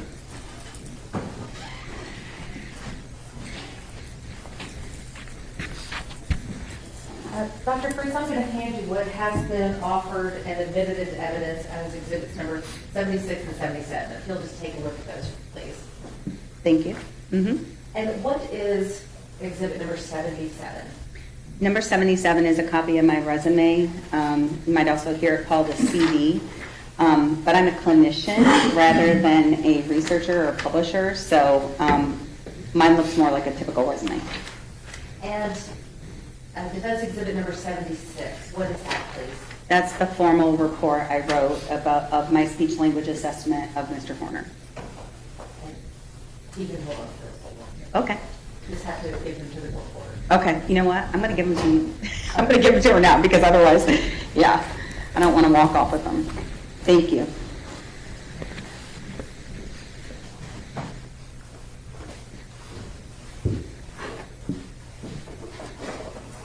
Dr. Fritz, you had talked about records that you had reviewed. Is there a comprehensive list of all the records that you've reviewed attached to the report that you provided? Yes, with some notable exceptions. So the last 2 pages of the report list all of the records that I reviewed prior to writing my report. But then, since I've submitted my report, I've received some other pieces of information, videos, and records to review that are not explicitly contained in the report. Did any of the new information that you received change any of your opinions that are contained in your report? Not significantly, no. Sasha, 22 Bubbles, said, Devil's Advocate comes to mind. Thank you for your £50, holy crap, sticker for your super chat. Thank you so much for your support. And the list of records that you reviewed, or I should say in the records that you reviewed, can you give the jury just kind of an overview of what kinds of records you were looking at? Sure. So this is when I was looking at educational records, the medical records, the jail calls, interrogation videos, the body cameras from the police officers. I also looked at some depositions, so when individuals who know Mr. Horner well were deposed by the court, then I read those transcripts. I think that's generally the main ones. Dr. Fritz, in this case, did you perform any testing on Mr. Horner? And I want to go back, Ms. Anderson, for just a moment, because I was remiss in not mentioning the fact that I also reviewed some other experts' reports. So, I'm sorry, can you repeat your question? Yes, well, I'll just build on that. You said that you had reviewed the reports of other experts. The reports that you reviewed from the other experts, did those experts do any testing? Yes. Did their reports contain the results of the testing? Yes. Did you use the results of their testing in formulating your opinions today? No, not directly. The only exception to that would be reports relating to diagnoses of fetal alcohol syndrome and lead-based toxicity. And really the only influence that has is to mention that several of the deficits that I noted in Mr. Horner's social communication can be caused by those conditions as well as by autism. Did you rely solely on the records to form your opinion? Solely on the records, the interview, my clinical observations, and the direct assessment. So let's talk about your clinical observations and the direct assessment. Were you able to meet with Tanner? Yes, ma'am. How many times did you meet with him? I met with him across 2 consecutive days while he was in the jail. About how long were your meetings with Tanner? I think we were 3 hours one day and 4 hours the next, or vice versa. During your meetings with Tanner, did you do any testing? I did. And can you give the jury just kind of a brief overview of the type of testing that you were giving? Sure. So I was looking at communication in particular. So I looked at assessments that are designed to determine his level of expressive and receptive language. Remember, I told you expressive is like how well you get a message across, and receptive is how well you understand. I looked at social communication, that functional language use. I also looked at vocabulary, both receptive, so how much he's understanding, and how much he's producing, which is expressive vocabulary. Did you interview anyone else as a part of your evaluation? Yes, ma'am. I interviewed Mr. Horner's grandmother. Is she what we might call a collateral witness? Yes, ma'am. How important is it when making these assessments that the evaluator reach out to collateral witnesses? I think it's critical, and this isn't an offense to Mr. Horner. It tends to be true of the population, that a lot of individuals on the spectrum are not great self-reporters. Sometimes that's just because we don't know what we don't know. And so level of self-awareness can affect accuracy in reporting, and so it's really helpful if you can have the opportunity to talk to collateral witnesses. What can the collateral witnesses provide to you that you can't get from reading a deposition or reading a medical record or Sure. education record? Yeah. So, the records give us the black and white, and a collateral witness can give you a little bit more of the gray areas. You can talk about how you really saw deficits affect the person day to day. And so I think that was the main purpose that I got out of it. Also just to verify that this has been a lifelong condition, because one thing that, if you don't know already, you'll learn about autism is it's a diagnosis that is present from the time of birth and is present throughout life. So there's no cure for autism. Most of us in the field say that we're not looking for a cure for autism because it's a difference. And at the same time, we recognize that it is a lifelong condition. And so seeing and talking to somebody who has that lifelong perspective helps validate the results that I found in testing. Well, let's talk about the results that you found in the testing. Please give the jury a brief summary of your findings from the testing. Sure. So, in short, his receptive and expressive skills it's a horrible diagnosis, guys. It's mild to severe. It's severely impaired. The reason it sounds like that is because Mr. Horner has what we call splinter skills. So some of his skills are really within normal limits or rather high. He's pretty good at following directions until they get too complex. He's got some good ability to answer direct questions, but for questions that require things like inferencing or a lot of recall is harder for him. So some of his skills, and vocabulary is another one. It's a nice strength of his, totally within normal limits. Whereas some of the challenges that he presents with are rather severe. So being able to understand and use more nuanced or subtle language, being able to change your language based on the environment or the context that you're in. So, and I'm going to stop you I'm there for a sorry. second. What do you mean by subtle language? So subtleties in language are the difference in how we say something, not just what we say. So if I were to say to you, how you doing? Joey from Friends, right? You would know that I was being flirtatious. It wasn't a great flirtatious imitation there, but you get the point. Whereas if I said something like, how are you doing? I'm being empathetic or showing concern. And that goes into that social language piece, but also we see it evidenced in more complex sort of sentence structures. So things like concept words were harder for Mr. Horner to understand and to be able to use in his own speech.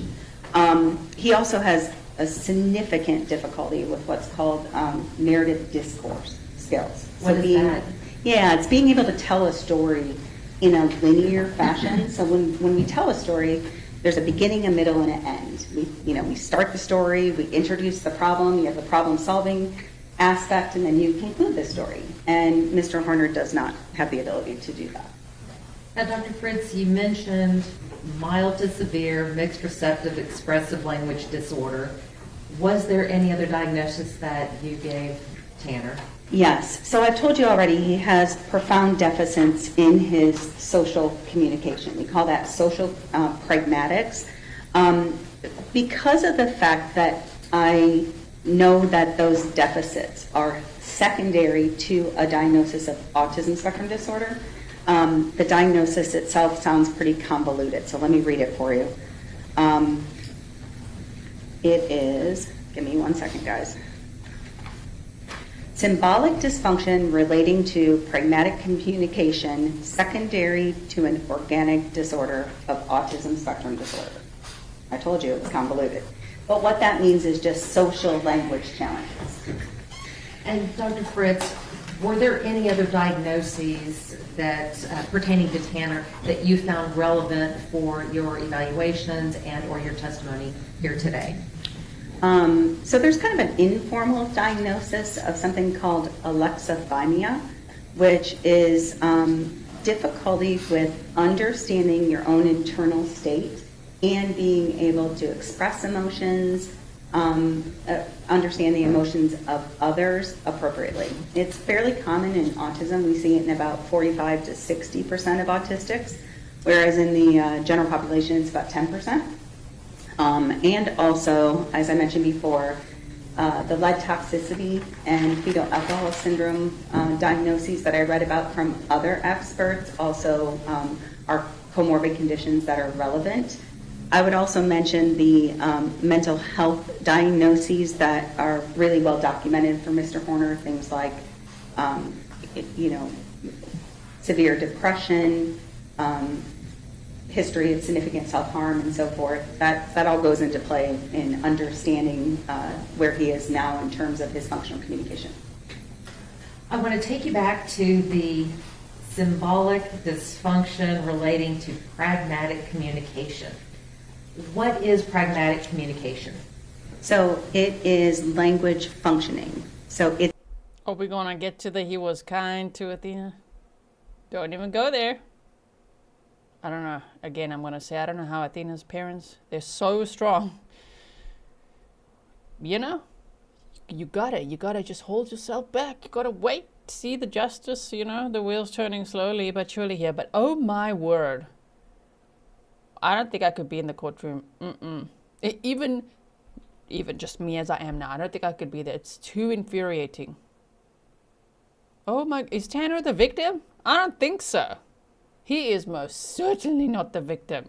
And he is just fine communicating with himself because he wrote a letter when he wanted to self-delete. He wrote a letter. He later confessed. He then pleaded guilty. Oh, he's just fine with all that. Pele, is that how I say it? 9371. Thank you so much for the 89 Danish krona. Thank you so much.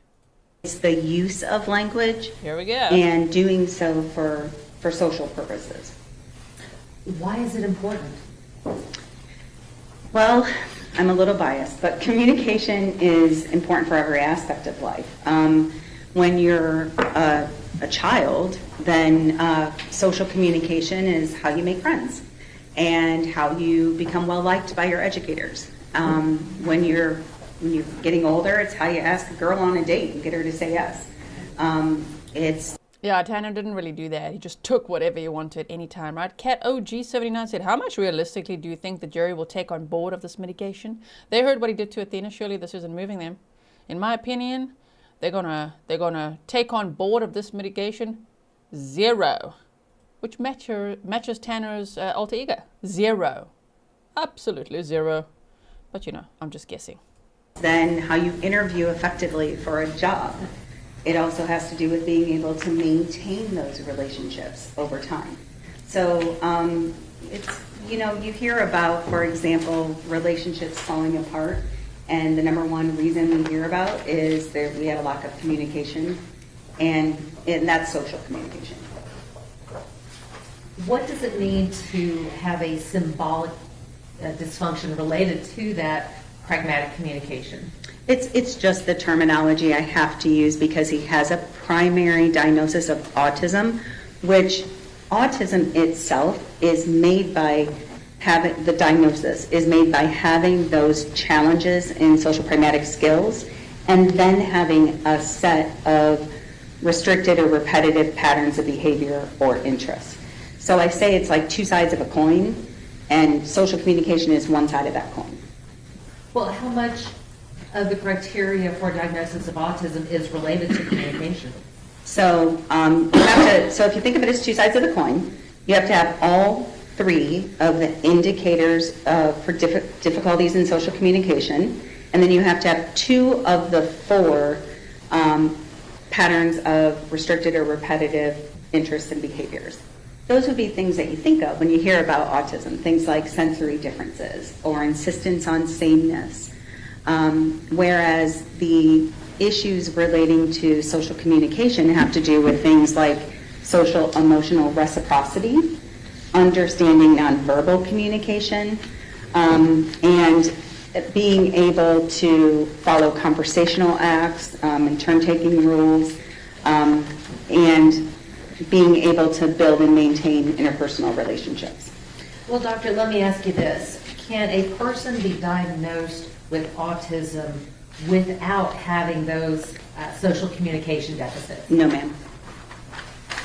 So what kind of social communication deficits or challenges do you typically see in your patients?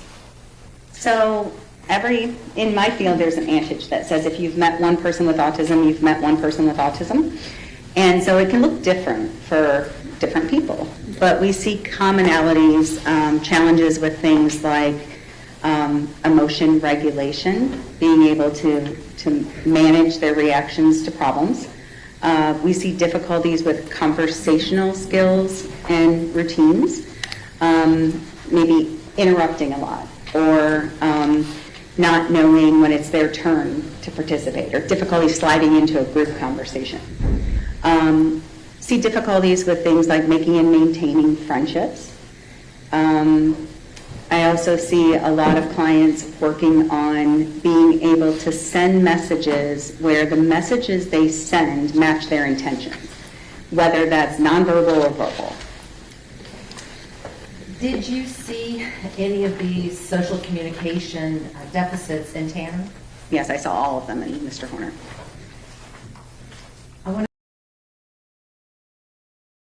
You saw all of them except in the van video. They were surprised. Surprised you didn't see it there. Weird, hey? My goodness. I'll go back to some of the testing that you did. Okay. Specifically talking about assessing pragmatic communication.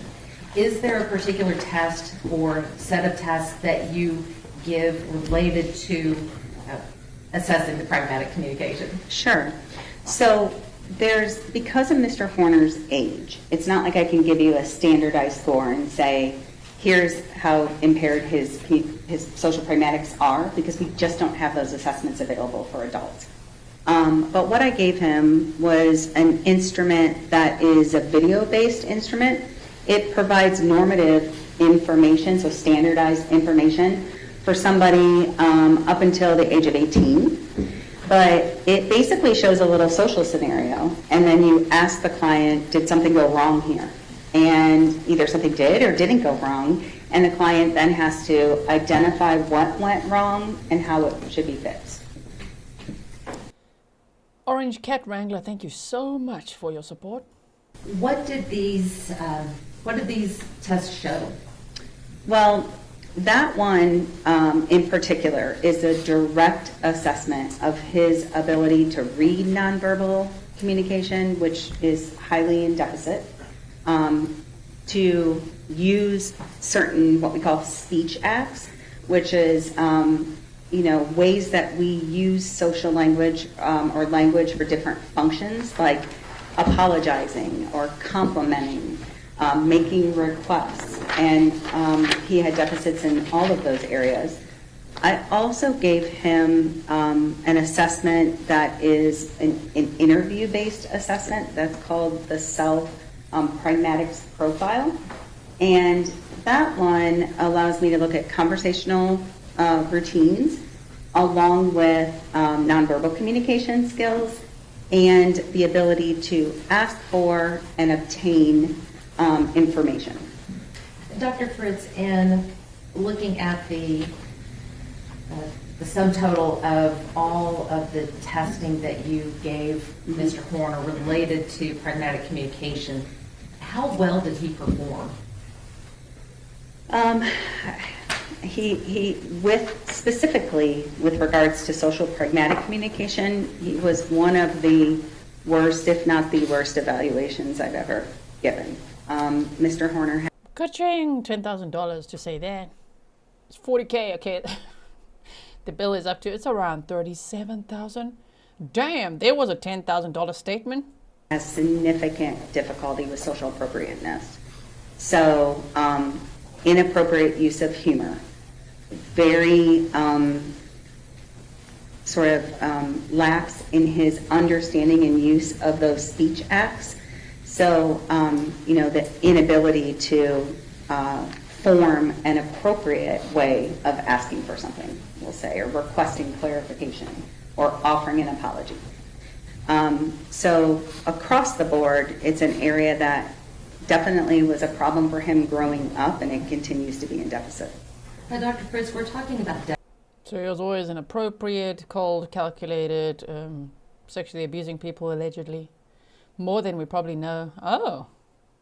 Doesn't really show empathy, but are we going to go down the empathy path again? Oh my word. Again, I would apply a different option for this diagnosis of this guy. deficits. Did you also notice any strengths in his testing? Yeah, so Mr. Horner has some nice strengths in, you could think of it kind of as functional basic communication. So things like, during the evaluation, someone sneezed in another room and he yelled out, "Bless you," which appropriate. My goodness, make sure he doesn't get sentenced to death, because when someone sneezed in another room, he said, "Bless you." We typically don't say "bless you" to somebody in a different room. And at the same time, he understands that that's a typical response when someone sneezes. So responding to greetings, for example, is easier for him than being the one to initiate them. He also did a nice job with, as I mentioned before, that sort of basic vocabulary and the basic understanding of what should be said to appear friendly or, polite. So please. Oh, okay. Like when he said to little Athena, "Don't scream or I'll hurt you." So friendly, so polite. He's got a mask, you say. Is that what you're trying to say? He's got a mask, like other child killers had. Okay, sorry. Today is like sending me over the edge here. Phew. when I went for my little break, Mr. Grizzly was there, and I just had to swear a little bit, get it out my system. It's like, what are you doing? Are you done for the day? Hell no. Making my coffee, cussing, coming back. Okay, let's carry on, shall we? Wow. Stefan says, pack your teeth away, Amy. Listen here. And thank you, kind of things. When we are talking about diagnoses and looking at test results, as an evaluator and as a clinician, do you focus on the strengths or the deficits, or are they treated the same? Diagnosis itself is more deficit driven. And that's something that's hard for me as a clinician, because I have to then turn around and explain that to my client. Here's all the things I are saying am wrong with you. But we always try to start with building on their strengths when we're working with someone therapeutically then. And Dr. Fritz, did you give a test related to paralinguistic signals? Yes. So that's a part of the CAP, and the CAPS assessment has a subtest that looks at tone of voice and facial expressions and other what we call extra linguistic cues like phrasing. And he did not correctly interpret any of those sort of hidden emotions in others, nor was he able to demonstrate when I would say to him something like, how would you say this? His ability to match intention with his message is really poor. Tell us again how much empathy he has. Let's try that one. Is that another $10,000? We might go there. Oh my. Is that important? It's important because it causes breakdowns in how you're perceived by others. So is it possible to say one thing, but you really mean another, and somebody interprets it a third way? Sure. How common is that with people on the spectrum? It's a very common challenge that I work with clients on. You mentioned CAPS. What does that stand for? The clinical, I want to make sure I get it right. Hold on, sorry.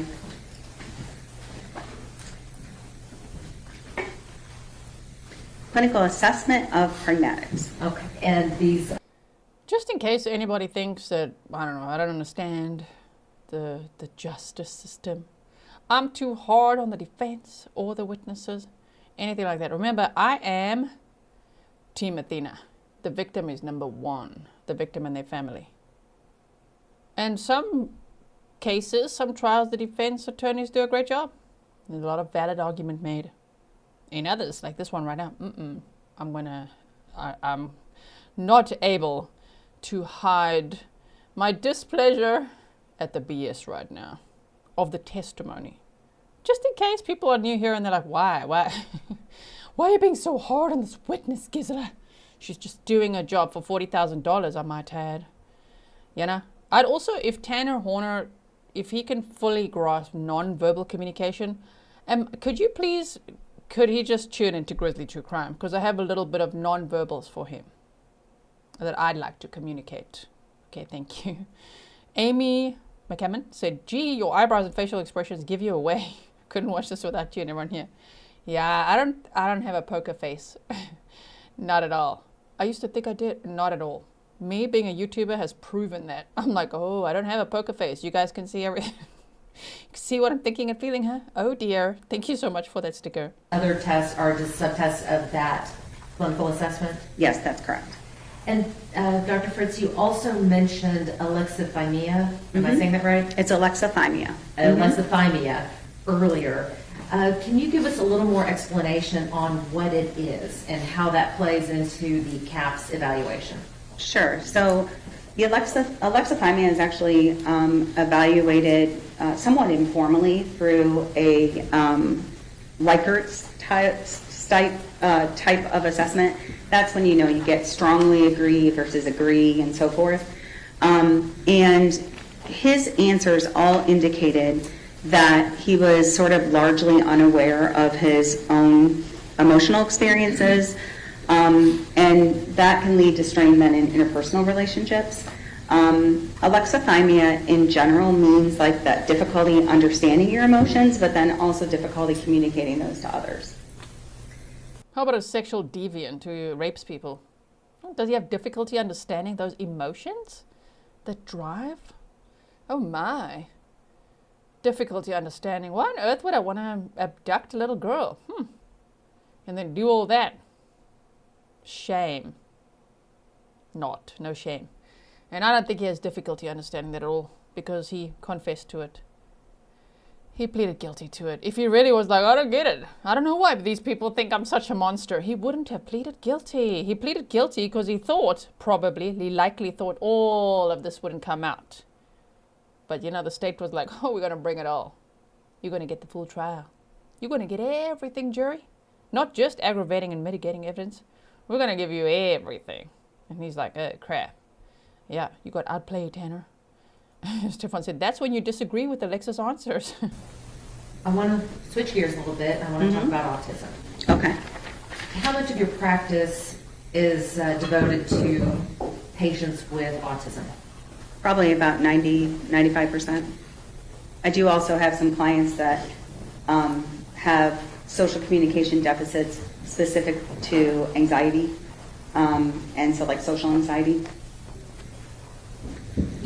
Good point and pause. A hospice or in autumn. Oh my word. Thank you for the $50 support. You said for kitty treats. How cute. Thanks for the coverage, G. Thank you so much. And that's the perfect segue to tell you when I was just saying I want to non-verbally communicate with Tanner Horner. I wish you could see we've got obviously Willow, Pepper, and Fury, right? And Willow wants to always make sure that Pepper knows that she's the queen, even though Pepper is getting bigger than all of them, right? So Willow communicates non-verbally with a little mock charge, I wish you could see it. I must try to catch that one day on camera. I'm sure it goes. She communicates non-verbally with Pepper, like, listen here. Don't you dare. I'm the queen, okay? You don't get up here. This is my throne. That's so funny. I just thought of that when I thought of, oh my word, just the looks I could give Tanner Horner right now. Oh my word. Ones that apparently he would understand. Previously said that you had reviewed records in this case. Mm-hmm. Based upon your review of the records, were you able to determine if Tanner had a historical diagnosis for autism? Yes, it was diagnosed when he was young, and there were multiple indications of that diagnosis being confirmed throughout, which is really not even necessary. Once you're autistic, you're autistic. It doesn't go away. And Dr. Fritz, what was that initial diagnosis? He was diagnosed with Asperger's syndrome, and you've probably heard that term before, but it's a historic diagnosis. We no longer use that term. And it's basically what we now would call level 1 autism. Some individuals who are diagnosed with Asperger's hang on to that, feel that it's a strong sense of their personal identity. They may even call themselves an Aspie. And at the same time, it's not a diagnosis that a psychologist or a neuropsychologist would give at this time. You had just said that some people identify themselves as Aspies. Mm-hmm. Is that uncommon to, when you first meet somebody, say, hi, my name is Susan, I have Asperger's? It would be uncommon because of the fact that I think we're still in a society where we're trying to understand neurodivergence as a difference as opposed to a deficit. It's something that I hope is becoming more common as I work a lot on self-advocacy with my clients. Does Tanner call himself an Aspie or not? Inquiring minds want to know, because everybody's out here talking for him. Get your ass on the stand, Tanner. Let's hear it from you. How about that? How important is self-advocacy? It's huge. It's pretty much everything. Being able to let people know what you want and need and why is really critical. And it's something that, we do it in ways that are subtle when we don't get to have autism. But autistics sometimes have to be directly taught how to self-advocate in ways that are appropriate. I always say it's not about crutch, it's not an excuse, it's an explanation. And yet here you are trying to, even though not qualified, throw that autism card out there left and right.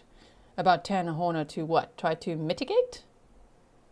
To provide mitigating evidence for $40,000 that, oh man, this is the reason he killed a 7-year-old girl. Let me explain. No, let's rather not.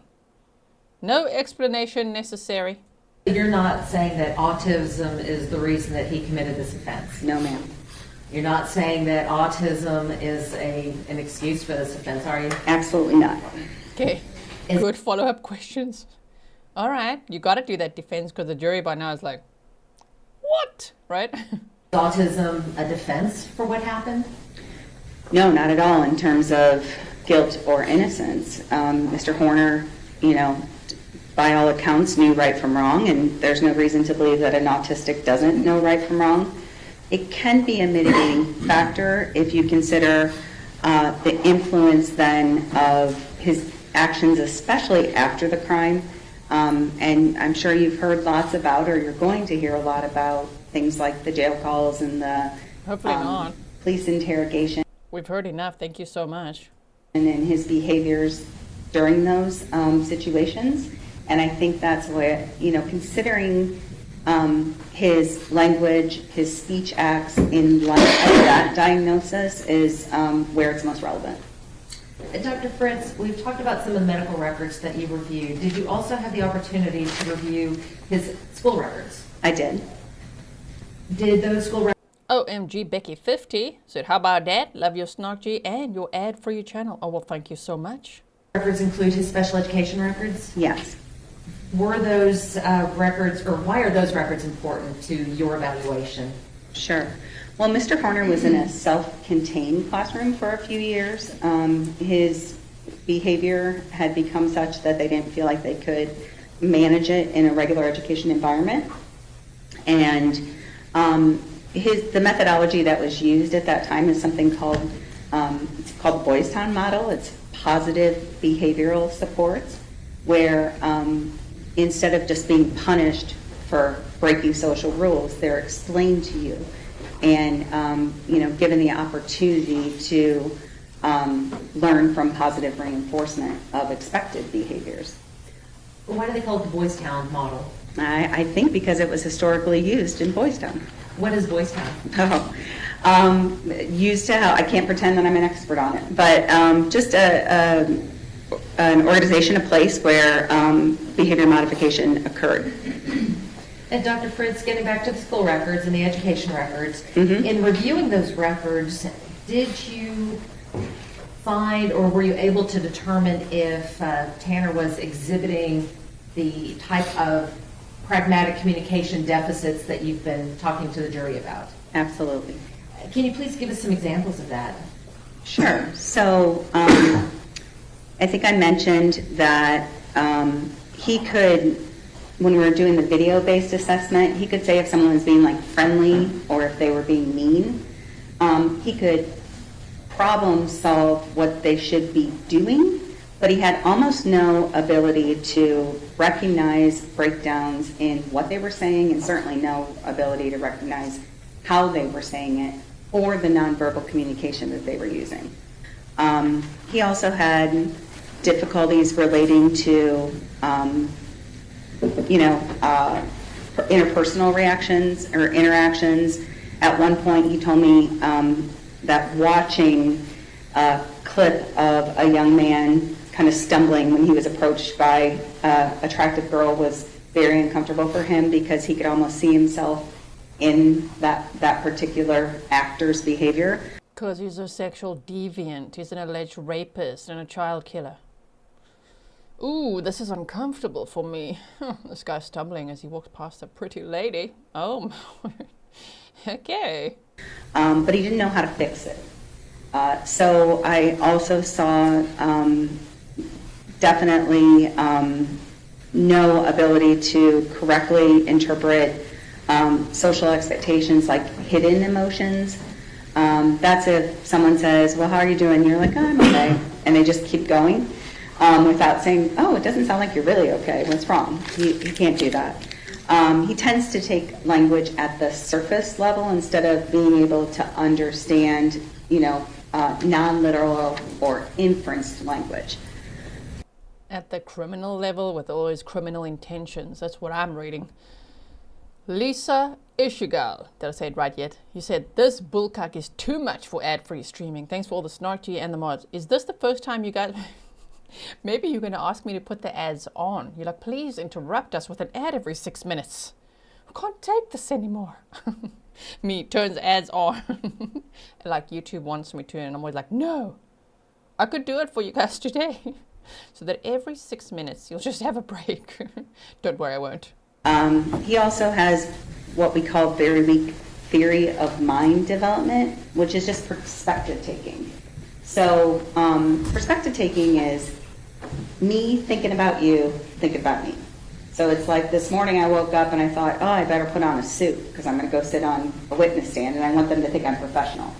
You know, and that's me thinking about how my behavior, my words, my actions would influence your opinion of me. Well, was that... Sorry, hold on. And Mr. Horner has... That was quite a tell. We need Jack from Never a Truer Word in here right now. He's a statement analyst. If you've never heard of the YouTube channel, Never a Truer Word, check it out. Oh. You put on a suit this morning so that you would think I'm professional. Oh no, you said it like that, lady. Okay. Very weak theory of mind. Well, Dr. Fritz, with regards... Not to be... You did say to, because I'm a professional. She said so that you would think I'm a professional. Did you hear it? You heard what? Oh dear. To the records that you reviewed for the school records. Mm-hmm. Looking at the records that you reviewed and the evaluation that you performed of Mr. Horner, did you see consistent deficits across the board? For sure. So the educational records highlight his extreme difficulty with interpersonal skills. Lots of talk about sort of, and Mr. Horner said he, likes to be a know-it-all. That can be common in level 1 autism. Or in a total psychopathic child-killing jackass. How about that? A sadistic maggot. A spineless parasite. It could also be that. How about we put the autism card down, hey? Inserting himself into conversations that he was not a part of. Not being able to make or maintain friends during his youth. The presence of bullying is something that I deal with a lot with my clients. Yeah, was Rex Heuermann a client? Because he said a lot of the same. He's the Long Island serial killer, by the way. And that was certainly there early in his formative years. And Dr. Fritz, one of the things that you talked about earlier in reviewing the records and some of the records that you obtained afterwards was some of the other diagnoses that were involved. I think you mentioned FAS, or fetal alcohol syndrome, and mentioned the mood disorders and things like that. How do all of these diagnoses work together? Sure. So individuals who have autism often have other comorbid conditions. Some very common ones include anxiety, attention. Individuals who are sexual deviants and child killers often have comorbidities. I'm just doing my own testimony here. I'll do it for free for the state. I can also put on a court blazer. Sorry. Okay, so the comorbidities would be, anxiety, just as they're planning things, they're just a little awkward, as they're trying to not look as criminal as they are. Yeah, all of that. Okay. Attention deficit, other mood disorders. So some of his mental health diagnoses I see very regularly in individuals on the spectrum. And I see it too, in individuals in the seat that he's in. Yeah. And the diagnoses of his exposure to lead-based paint and lead toxicity, along with the fetal alcohol syndrome, those are only relevant because the types of difficulties he has with regards to executive functioning, memory difficulties, challenges with attention and planning, those kinds of things are deficits that are often seen in those two other diagnoses as well. Yeah, could be if he licked lead paint, sure, in his shed, or he gobbled a bunch of coins, then became a coin crapper, even though that had nothing to do with the lead poisoning. This lady just said lead-based paint. Whoa, call that Aaron Specht back on the stand. Sir, you said coins. It's actually paint that caused it. Yeah, there's conflicting testimony going on here. We need to impeach somebody. And one thing you should know is it's not like it has to be mutually exclusive. You can have FAS and be autistic. You can have Down syndrome and be autistic. So it's not. But also have none of those, absolutely none, and just be a freaking horrific child killer. It doesn't have to be one or the other. And where does intellectual disability fit in with all of that? So some individuals on the spectrum have cognitive impairment. That's probably going to impact the level of autism that they have. So generally when individuals have a cognitive deficit, they're going to be diagnosed with level 2 or level 3 autism because it's more significant. Mr. Horner's cognitive abilities are within normal limits. Dr. Fritz, I want to switch gears again.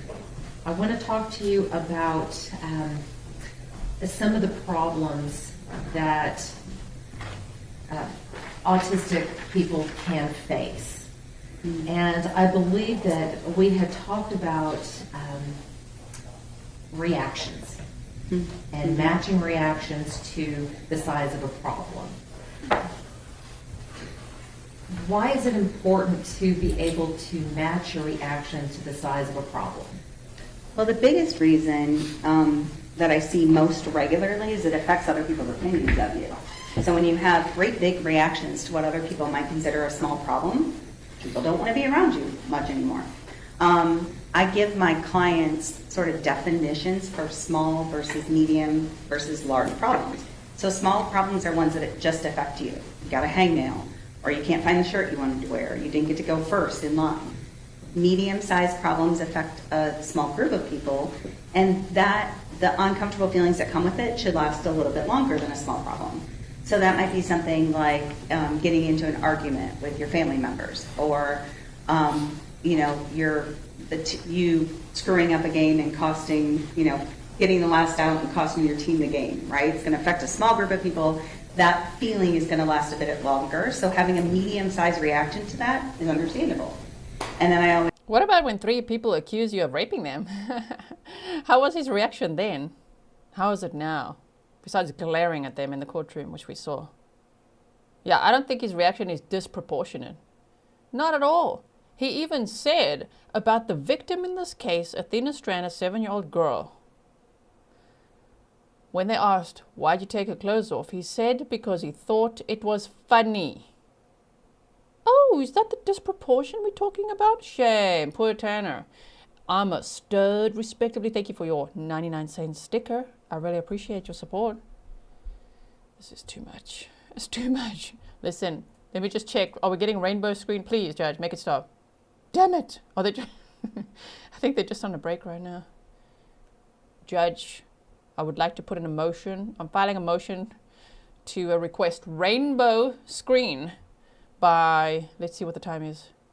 It's 2:30, by 3 p.m., please. We need a break after this, lady. We'll come back tomorrow. It's okay, Judge. Then they can rest, all right? This is witness number 16, all right? I say, those great big problems are ones that have lasting effects. So natural disasters, certainly death of family members, things like that, where it takes a lot of people to fix the problem and the feelings might last a long time. When we're talking about social cognition versus social communication, where does the matching of problems or matching of reactions to the problems fall? Probably both. So social cognition is social thinking. And when I'm explaining it to my clients, I explain that we have like kind of a downstairs brain and an upstairs brain. The downstairs brain is your feeling brain. You maybe have, heard other words for it. It's the sub. You heard it, Tanner? It's not your dick. Okay. Cortical region of the brain. It's where emotions, reign. And sometimes you can't help how you feel about a situation. But your upstairs brain, the cognitive part of your brain, should be able to respond, stop yourself and respond in a way that's considered prosocial or an expected behavior. What do you mean by cognitive? Thinking. So cognitive strategies could be things like reframing, for example, how big of a problem this is. Like, I didn't get to get on a computer today during free time.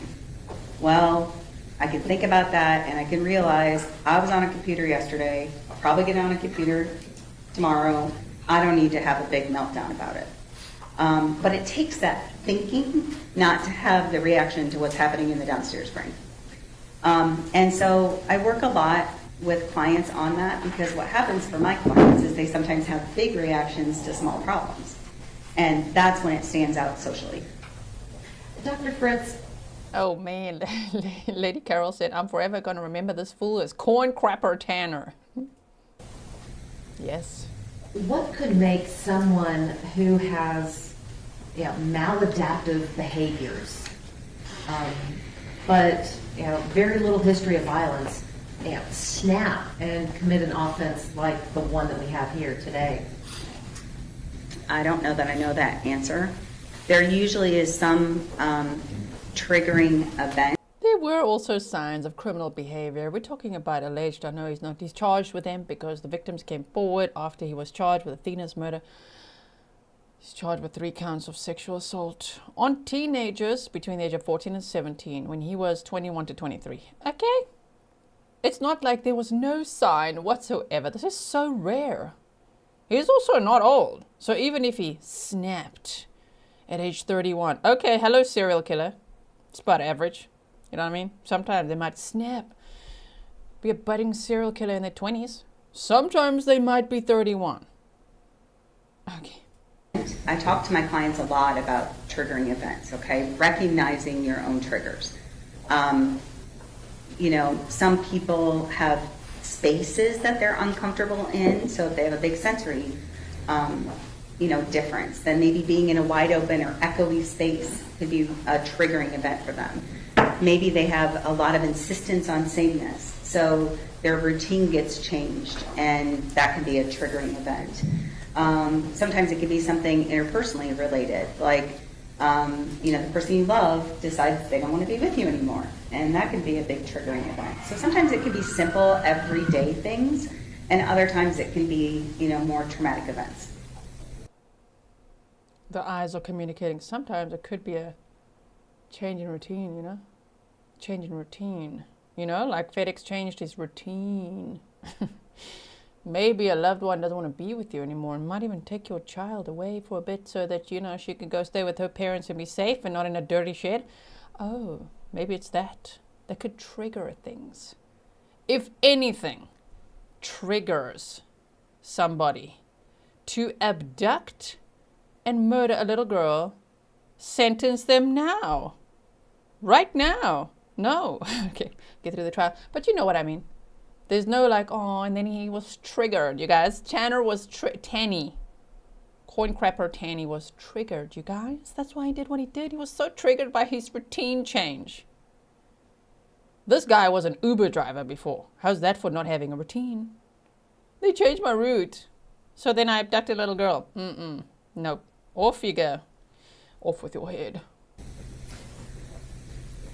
When we're talking about triggers, are the triggers are they the same for everyone, or are they going to be different for everyone? No, they're different for everyone, and I always explore them with my clients who have difficulties with emotional regulation, because knowing your own triggers is critical to being able to learn how to manage them. Some triggers you can avoid. For example, I have a client that hates roller coasters, and it really bothered her that she didn't want to go on the roller coasters with her classmates. We live in Orlando, and there's a lot of roller coasters there. But you can avoid roller coasters for the rest of your life. It's not a big issue, right? If your triggering event is something like going to the doctor, and you need to go to be able to get your physical, get a vaccine, and so forth, you've got to figure out some coping strategies to deal with that trigger. Wow, what high quality problems to be like, oh no. I'm making, if you're at a murder trial, making that comparison. Roller coasters. Okay, we're not talking about roller coasters, ma'am, or Orlando or nothing like that. No, we're talking about Tanner Horner, the child killer. Yeah. So, and the victim is Athena Strand, 7 years old, trapped in a FedEx van with that monster, singing Jingle Bell Rock while doing the worst to her. Yeah. But what if you don't understand your triggers? What if you don't know what triggers you? Then you tend to have big reactions to small problems. You mean big reactions like abducting and murdering a little girl? Right after snorting some, nose candy?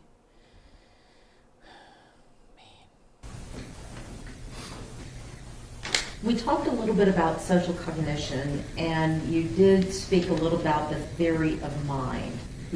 I want to now I want to move into how theory of mind may have impacted Tanner's reactions related to this incident. I want to kind of give you a hypothetical, okay? Okay. Let's say that you have someone who is on the spectrum and has been previously diagnosed with autism, and there have been a number of personal stressors and triggers going on in that person's life. That there have been, let's say in my hypothetical, let's say that they have had group changes for their delivery job. There have been financial stressors at home. There have been familial stressors at home, okay? All of these leading up to a day where What a hypothetical. This is like when you're at the airport and they're like, don't worry, it's just a random security check. Come here, ma'am. And I'm like, every time. That's me every time again. It's just random. Random my ass. This is no hypothetical, okay? Hypothetical. Ma'am, you're looking down. You know this is not hypothetical either. Get ready. Here comes your next $5,000 answer. Child may see that person doing a hit of cocaine, okay? Thinking about all of that, let me back up. Let me finish my hypothetical. And then the person assumes that this child saw them doing cocaine. He then abducts her and murders her, okay? Okay, everyone? Okay. This is how we talk when we're doing hypotheticals. Okay. You following along with this hypothetical? You got that? You hearing the cues? You understand? Personal stressors. Double nostriling some nose candy on the job. A child sees him. She's threatening his job. Go. Tell us your opinion, man. Looking at all of that, how would theory of mind factor into that scenario and those decisions made by that delivery man? Well, I would say theory of mind is about understanding somebody else's perception of you. And if your cause to action is to abduct a child and kill them because you think that they may have seen you do cocaine, you are definitely not understanding their perspective. First of all, a young child may not have any idea what cocaine is or what it looks like to use it, or that it's against the law. I'm not saying that is obviously a reason to Sure?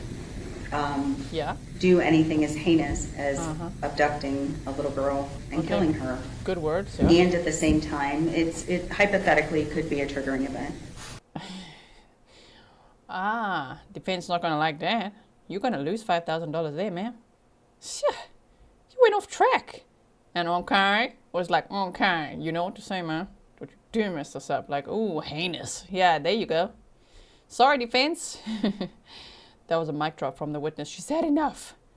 Dragonfly GMR said, are they scared of you, G? The ex-pilot turned true crime queen? Never. Even when I was a pilot, even when I'm on holiday, I was randomly picked out. You know why?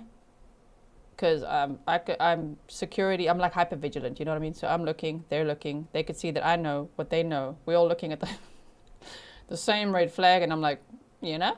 And they're like, that one knows too much. Is she CIA? What is this? Ma'am, come over here. We need to check your bag. I'm like, what? Is this an example of where we're talking about big reactions to what could be little problems? That would certainly fit that. When someone has a big reaction to a little problem, how does that deal, I mean, what effect does that have on that small problem? Does it keep it a small problem? Oh, it's interesting that you asked that, because I always explain it to my clients like this. If you continue to put energy into a problem without taking the time to calm down first, you're probably going to make the situation worse.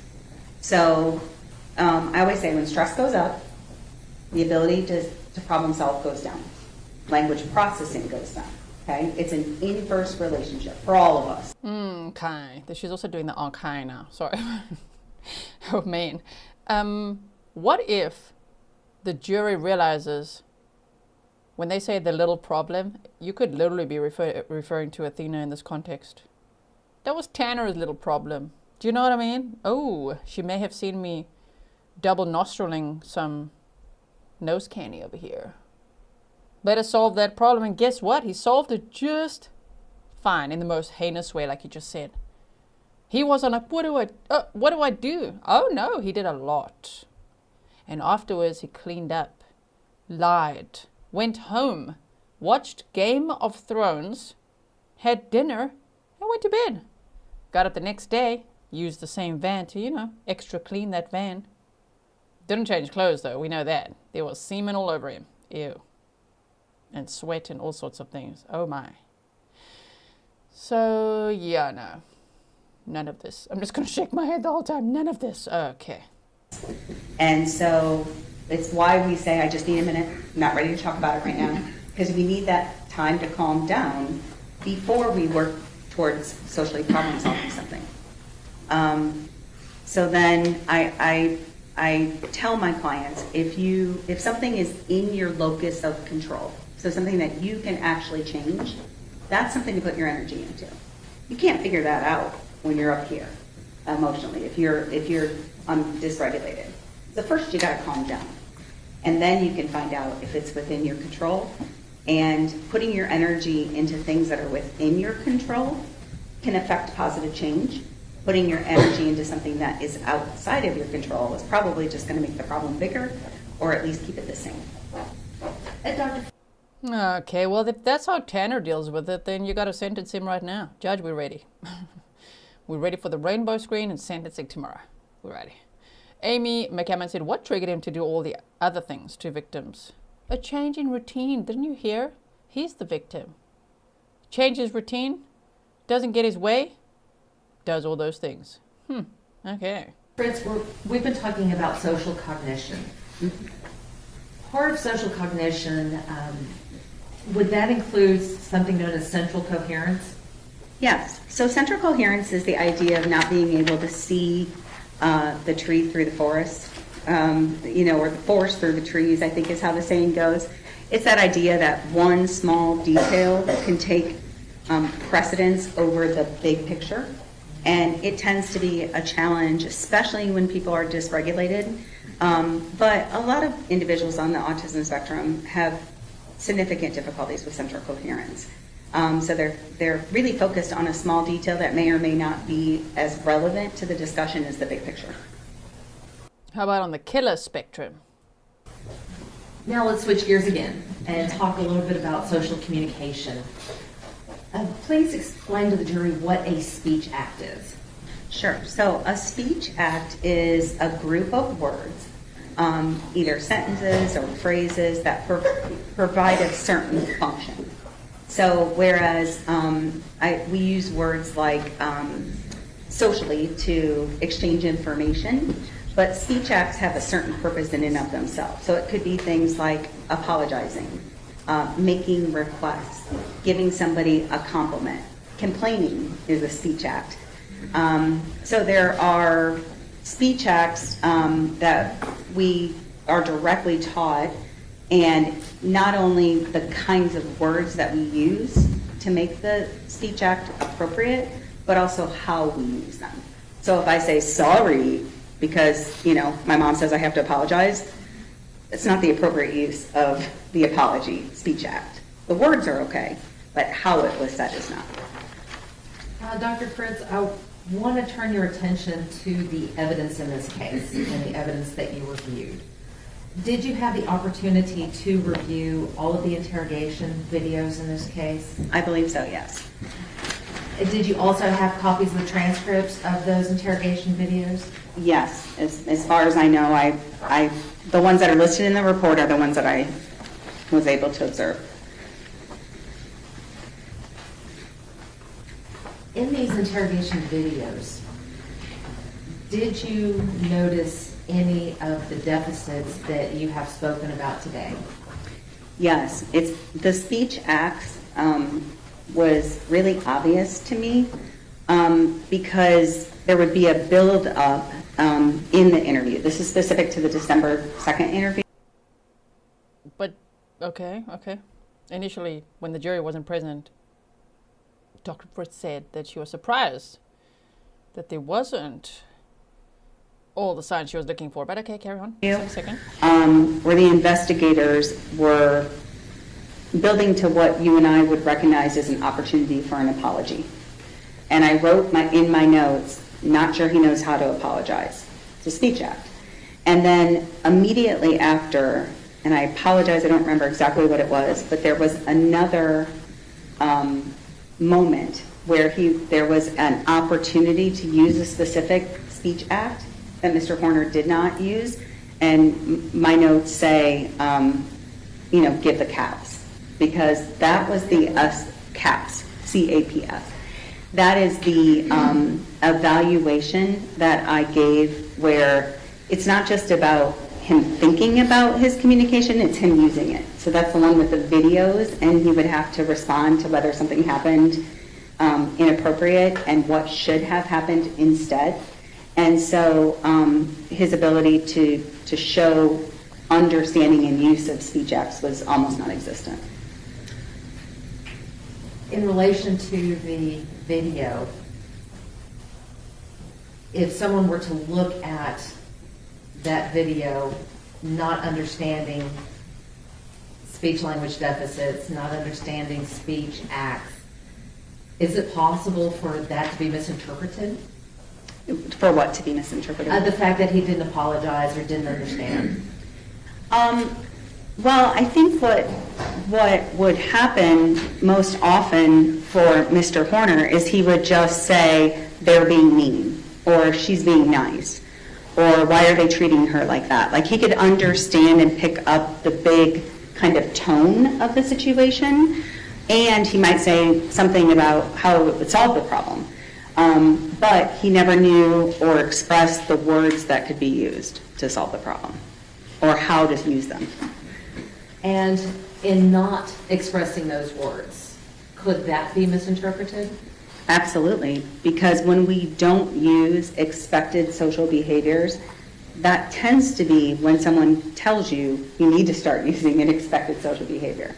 So those of us who are neurotypical pick up on all sorts of social communication expectations incidentally.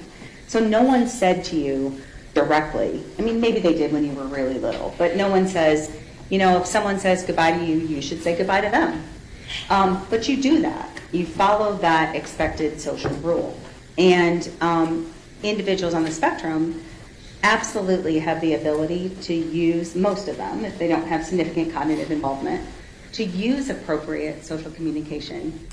They just haven't been taught the social rules yet. So that's why I think of autism as being, in some ways a very cool strength for a lot of my clients, because they have these abilities to understand patterns, sequences. I was telling Mr. Horner the reason why he is so musical is most likely due to the fact that he's autistic, because the part of your brain... Oh, I'm sorry, musical you said? Musical. Have you heard that crap? Oh, my word. Shame. Well, now I can't trust anything she said. If she said he's musical. What? And kind. Ooh. That is important for things like math and music is has a lot more neurons dedicated to it in the autistic brain. So I can eventually teach social rules to clients, and then they can apply them. No one's ever going to make me good at calculus. You know, I don't have those neurons in that part of the brain. And Dr. Fritz, you Imitate by 21 Pilots. Now on Amazon Music. Just check how musical he is quickly. That's him.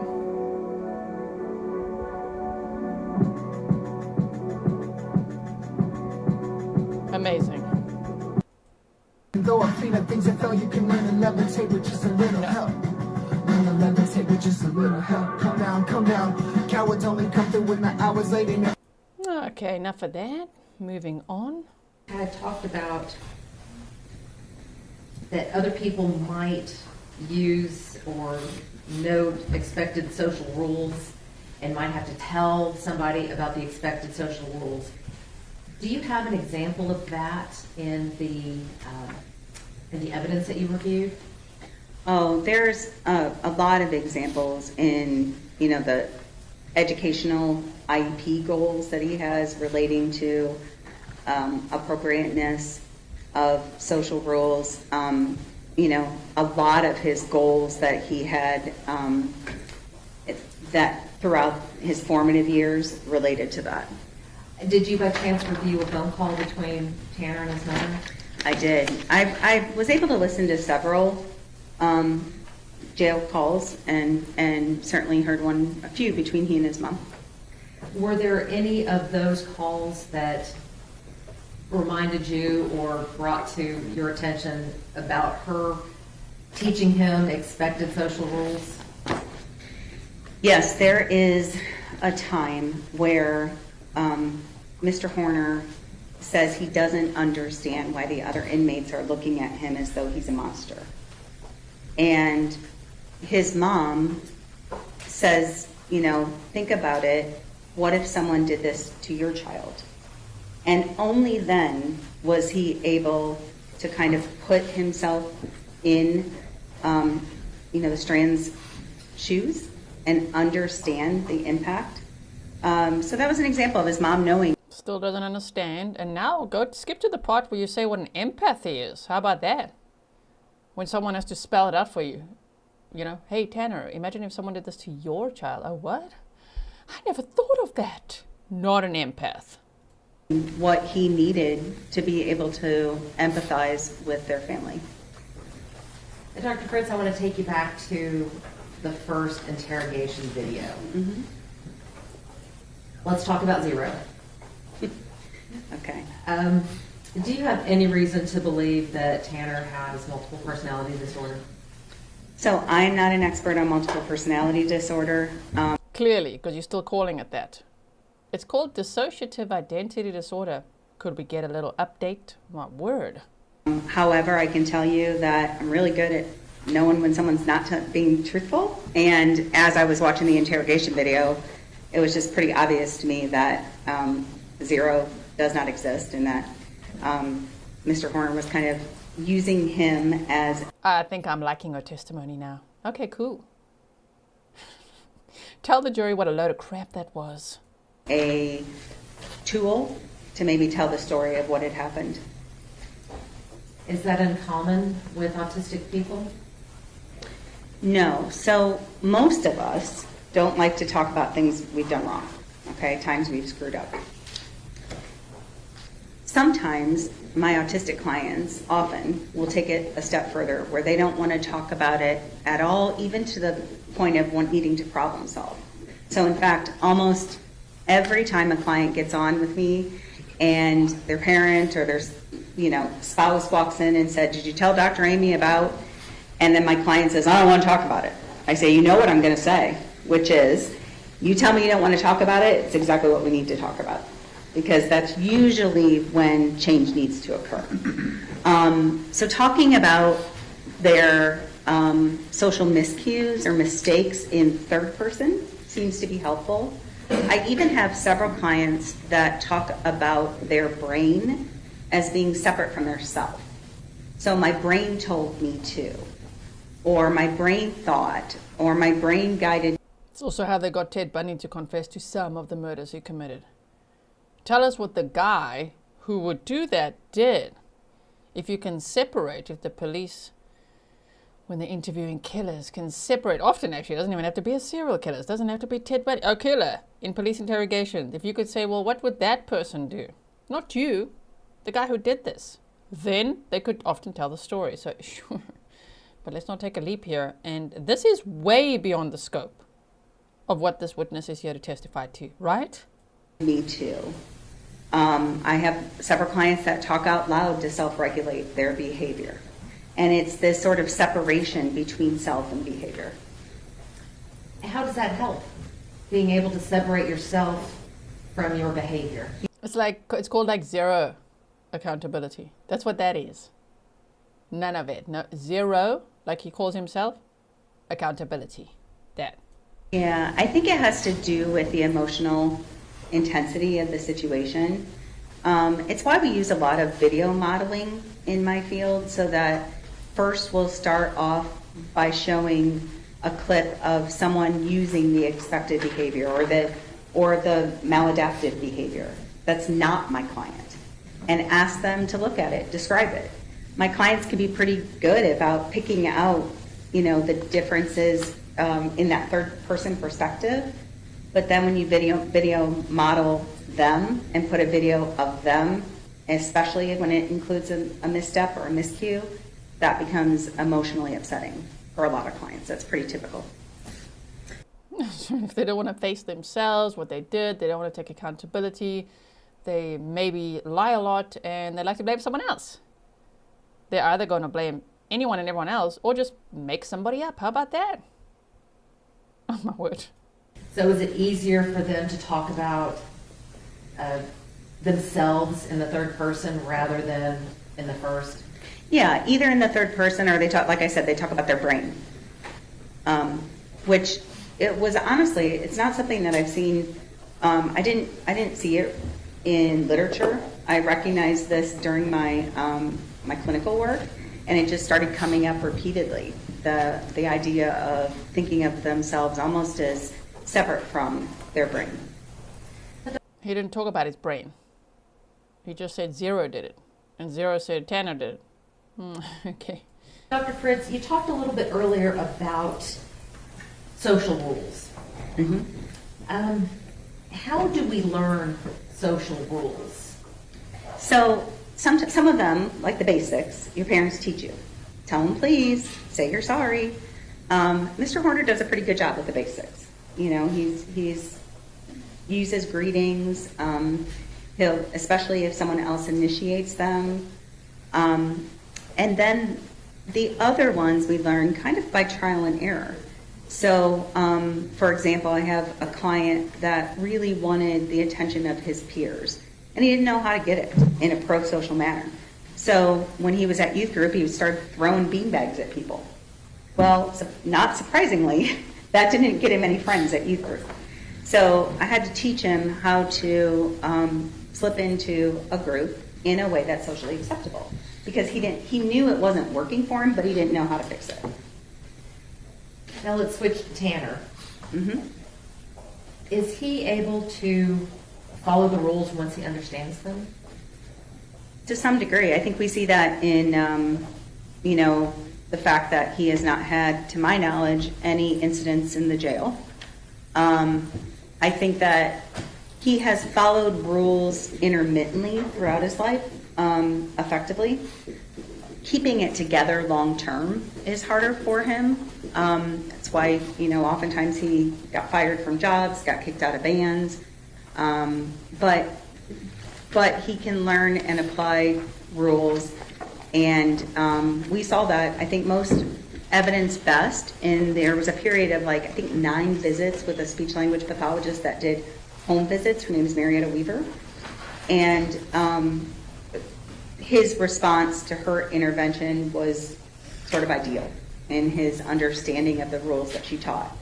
The challenge with pragmatic social communication is the demands continue to change over time. So when you're little, you have to learn how to share toys with other people. When you're older, you got to learn how to ask somebody on a date or how to get a job. Unless you're an only child like me, I'm not sharing my toys. Right? Sorry about that. I guess that's Florida, right? Florida girl in Tennessee. Thank you so much for your sticker. And then you have to learn how to, deal with a coworker who's a pain in the butt. So everything continues to evolve and change over time. So do the social rules that go with it. Dr. Fritz, you have worked in the forensic field. Mm-hmm. So you understand that in pleading guilty to this offense, Tanner will spend the rest of his life in prison. Mm-hmm. How important is following the... Nope. Tanner pleaded guilty, which got us to this phase. He might not spend, the rest of his life technically, but he might be on death row and then be killed. But okay. It just sounds nicer when they say he will spend the rest of his life, if he's so lucky. Because he's facing the death penalty. And that might just be, expedited a little bit, 10 years, I don't know. It's 10, 20. They said in Texas, someone said it takes a while, like 10 to 20 years. Others said in Texas it doesn't take that long. I have no idea. But the thing is, Tanner wouldn't know. If he gets sentenced to death, he's not going to know which day it is. And they're going to be like, you, today, bro. Anyway, so sorry, I just had to interject because it's no. When we make it sound like that, it sounds like the deliberations already happened. It hasn't. Not yet. Rules in prison. It can be life or death, for sure. I work with some clients that are preparing for incarceration. I work with a couple of clients who are incarcerated. And I can tell you that general population will make sure that you understand the rules if you're not applying them. Well, we do like the sound of Gen Pop for him. Sounds great so far. Okay, carry on. And I will say that there's not opportunities for isolation in prison for anyone who's in Gen Pop. And that's sometimes a need for many of my clients. Without Shame. He will be in protective custody, though, for quite some time because he's a child killer. That ability to recharge their social battery, then they will oftentimes, have difficulty with that emotion regulation piece that we're talking about, with following the social rules consistently. And I'm going to stop you right there because I want to ask a follow-up question real quick. Are you saying... I'm also going to ask follow-up questions real quick. Way earlier, when this Dr. Amy Fritz said she went into the classroom and just fell in love with the population. When she said population, I'm like, does she work in prisons? And that's fine. I'm not snarking at it. I'm just like, oh, is the population you work with inmates? Because that language sounded like it. Now it's sounding more like it. You have many clients incarcerated? Really? Do tell us more. And you defend them by, like Dr. Lewis, putting all these labels on them and be like, shame, they couldn't help it. They couldn't help it at all. They were triggered. Oh my word, stop it. That Tanner would not be able to follow those social rules once he's learned them? Yeah, no, he could follow them, and if he has a misstep, they will be corrected. Or that he will be. They sure will. Not by who you think they'll be corrected by. If he has a misstep, he gonna learn today. Corrected, I should say. Dr. Fritz, the last area that I want to talk with you about is empathy. What is empathy? So empathy itself is basically an understanding of what someone is experiencing and the ability to relate it to self. So cognitively, you would say like, oh, I see what you're going through. That's sympathy. With empathy, you literally feel it. You feel it as if it's your own. Many of us in the community know that, right? Anyway. Or affectively, it would be something like, I feel you. I understand it, okay? And empathy has a second part, which is not just understanding it, but being able to communicate that to others. Is empathy the same as sympathy? No, sympathy is more, it's like more base level. It's just, I can feel sorry for you, but I don't have to, it's almost like pity. It's not the same as, and I feel that pain that you're going through. Is it the same as remorse? No, if you looked at it on a hierarchy, it would kind of be like sympathy, then empathy, and then remorse. Because if in a situation where you need remorse, okay, when you've screwed up. Because remorse is the idea that I did something wrong, I have guilt and shame about it, you know, I'm morally culpable, and I want to do what I can to repair it or make amends. There's a hierarchy now, you guys. Did you see that? Sympathy, empathy, then remorse. So if Tanny, Coin Crapper, feels remorse, which he does not, it's just higher. Okay, it's way up there. It's amazing. Okay. When looking at the evidence in this case, were you able to see empathy and remorse in the videos or the interrogation or the phone calls or the note to the parents? Sure. And how are you so qualified to assess that? As a speech pathologist, did you see empathy, sympathy, or remorse? The hell? So, first of all, let me start with the empathy piece. I definitely saw that Mr. Horner has the ability to empathize. I saw it in relation to characters in the video. Why are they being so mean to her? She's so nice. Why are they treating her like that? I saw it with regards to pictures of animals that were in cages. They look sad. Again, we saw evidence of it with regards to Athena's family when his parents or when his mom directly correlated it to his own child. And then I think probably the best evidence of remorse and empathy would be in the suicide note that he wrote to Athena's parents. So let's talk about the suicide note. Why do you say that that is the best example of Tanner expressing empathy and remorse? The reason why is it meets the criteria for remorse, okay? And what is that criteria? Sure, there's... When this witness and that defense attorney say, okay, you know it's not quite true, okay? Okay, it's not quite true. That's their tell. They don't have poker language either. This speech pathologist, when you say okay, like the defense, you're about to tell a half-truth over there. Mamushka said they need to stop talking about him like he's a child. Yes, that as well.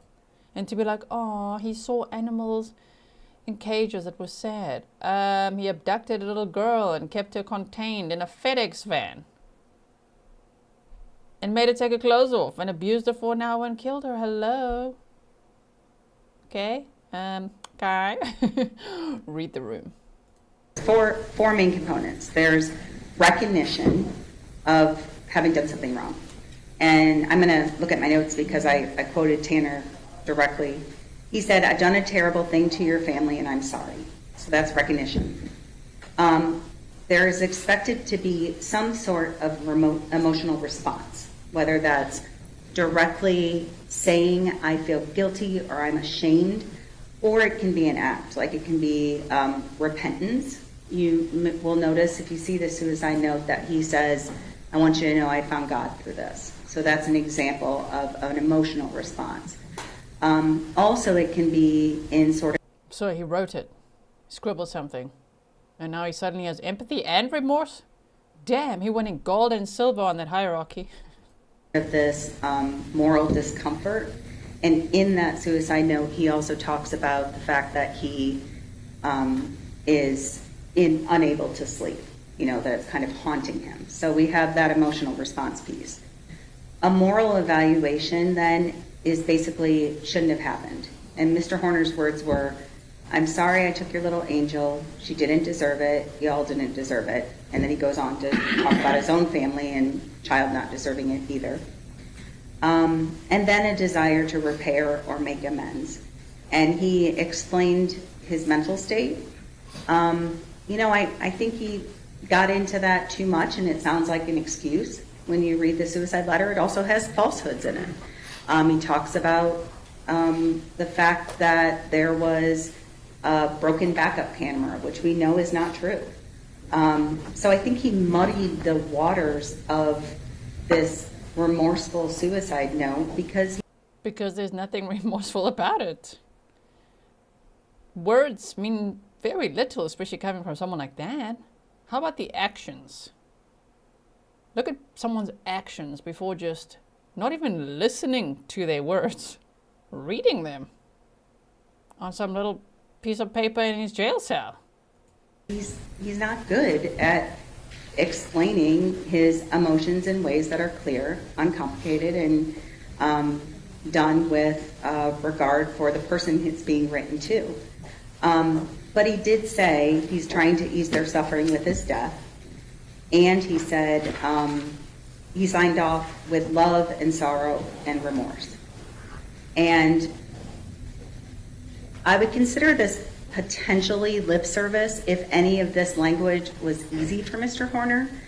I don't think it is for him to come up with these kinds of words. Put him on the stand, let's see. And anyone can write it on paper. He didn't say it, he wrote it. He scribbled it, he chicken scratched it. Ginger snapped. TC said, I worked at TDCJ for 6 years. She has no idea what she speaks of. A lot of word salad. Is that so? Okay. And more importantly, he thought he was going to die. He had a very serious suicide attempt. So I take... And yet here you are, standing in the way of his wish. It is genuine. Well, Dr. Fritz, how do you reconcile that with all of the blatant lies that he told the detectives in the note that he wrote to them? I think he was just grasping at straws. I really don't know what he was thinking. Just like the defense is. But in the suicide note, based upon the criteria that you had spoken about regarding remorse, did his note meet all of those criteria? It did. I'll pass the witness. Let's take a break, and we'll come back in at 2:30, okay? See you there. Judge, I feel you. Let's take a break. Coming at 2:30. We're going to skip right over this break. Thank you to the Victim's Voice podcast for the 3 delicious coffees. Here we go. Cross-examination coming right up, everybody.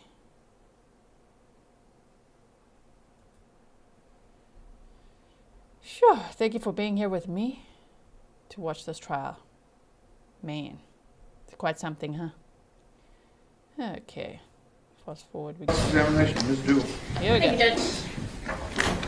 Hi, Dr. Fritz. Hi. I realized I forgot to introduce myself to you earlier. I'm Michelle Duell. I'm an assistant district attorney. Hi. I believe earlier you talked a little bit about your practice and I guess your clinical work. Mm-hmm. So do you still actively work? Do you call them clients or patients? Yes, clients. Clients? Yes, ma'am. So currently I see clients 3 days a week. And these are mostly, I think you said 95%, your level 1, high functioning. Yes, probably autism. 90%. Yes, ma'am. Okay. Because I also have I have a couple clients with level 2 and a couple clients with just anxiety. And in these, I don't know if it's appropriate to, I hate calling them level 1s, but level 1 high functioning, autism spectrum disorder clients. Mm-hmm. I believe you said there can be in any career field. Yes, ma'am. And so they're actively in the workforces. Yes, some more successfully than others, but yes, people with autism are in every act of life and doing amazing things. So just because you have level 1 autism does not mean that you're going to commit a crime or that you can't be a functioning member of society. Would you agree with that? Absolutely, absolutely. Kind of talking a little bit about this case. You first met the defendant, I believe, in January of 2026. Is that correct? That sounds correct. Mm-hmm. Okay. January of this year? Dang. Okay. That's a little bit more than 3 years, I believe, since this crime occurred November 30th of 2022. Is that right? Yes. And your opinions in this case really you looked at all the expert reports that you got from other doctors, and then it was all self-reported type things from the defendant here in her corner. Is that? No. So I did direct assessment. So, and I did records review and social history. So, and collateral interview. So definitely not all from Mr. Horner. That's a small portion of it. Okay. And you talked about the test. So there's no standardized testing for somebody, I think you said over 22? That's correct. Okay. So you took what maybe would have been given and kind of adapted it? That's correct. Okay. So some of the, like the assessment that I gave his grandmother, which is an interview-based assessment, can be used throughout adulthood. His receptive and expressive vocabulary ones provided normative data that's used throughout adulthood. But the CAPS, that's the one where it's the little videos,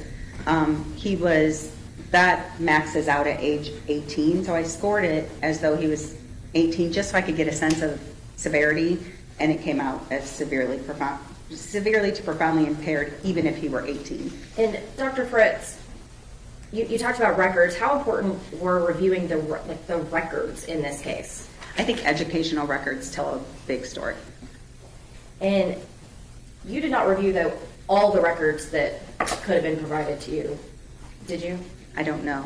I did review the ones that were provided, but I'm not sure what other ones exist. So did you review all of his medical records in this case?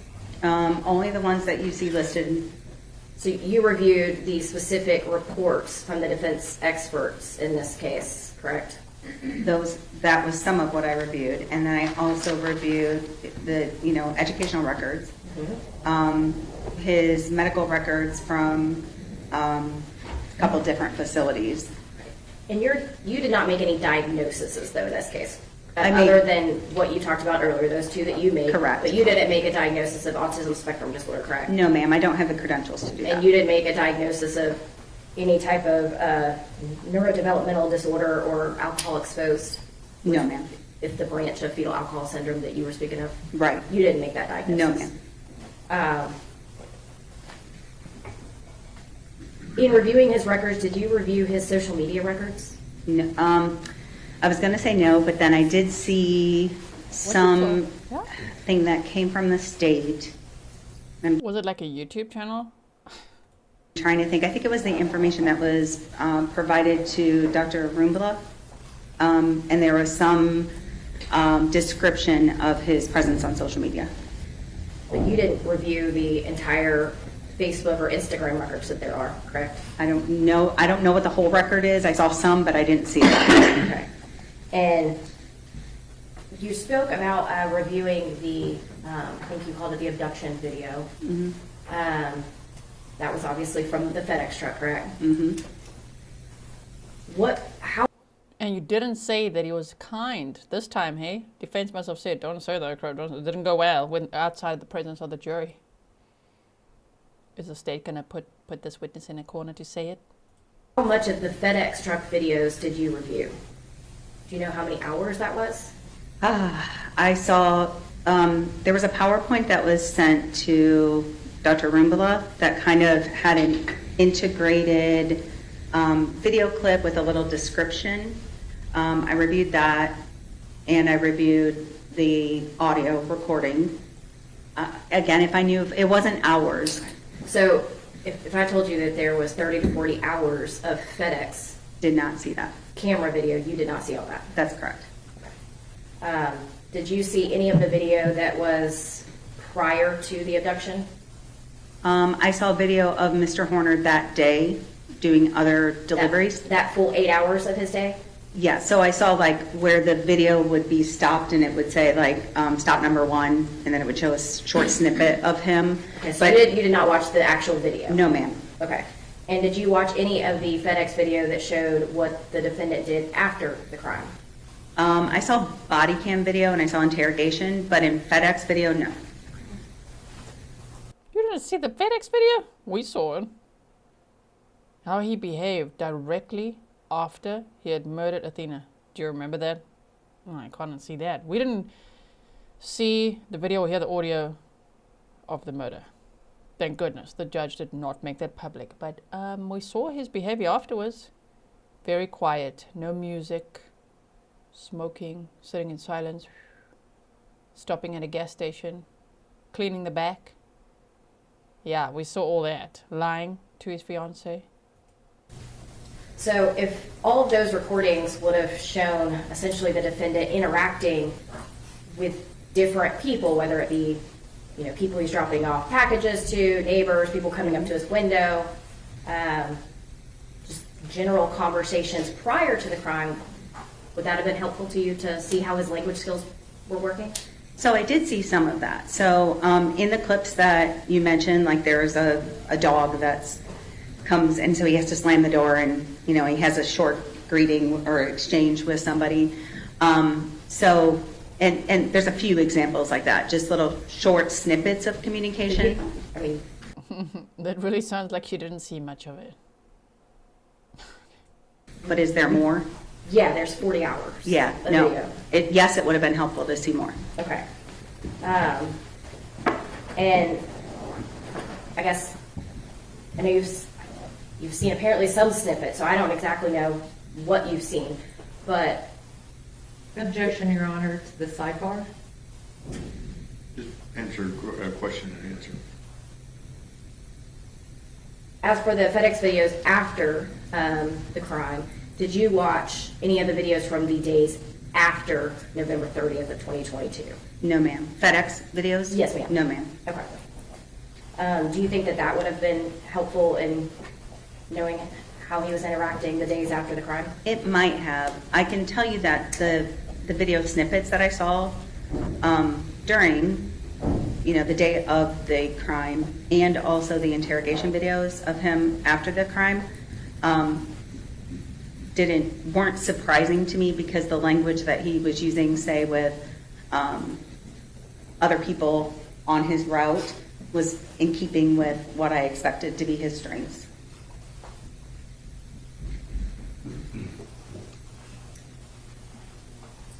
Do you know how many experts Tanner Horner had seen before you? Objection, Your Honor, relevance. Overruled. No, I don't. And did you contact, in part of your review, any of the school providers that actually worked with Tanner Horner? No, ma'am. When he was young? No, I did not.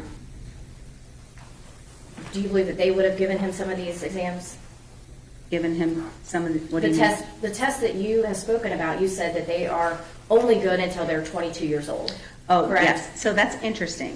When you look at his educational records, there's a lot of focus on behavior. Judge, objection, non-responsive. Sustained. So the question... Hang on. Sorry. Wait till she asks you the next question. Okay. So as for your specific exam, you went and adapted the test, correct? Mm-hmm. Did he have any issues with answering any of your questions or answering the questions on that exam? Yes. And what issues did he have? Well, he had significant difficulty with all of the assessments. And what I was starting to say, and I don't know if this, I want to answer your question, was that you asked if he had been given any of these assessments during his formative years, and one of the CAPS didn't exist. So I wanted to clarify that. It was only developed about 5 years ago. And also in the educational records, there is a significant focus on behavior, and I think that maybe took precedence. I guess to follow up with that, wouldn't it have been helpful to you to be able to speak to the people who actually knew him during those formative years? It wouldn't have hurt, for sure. You talked about his job history. So Tanner Horner was able to hold jobs, correct?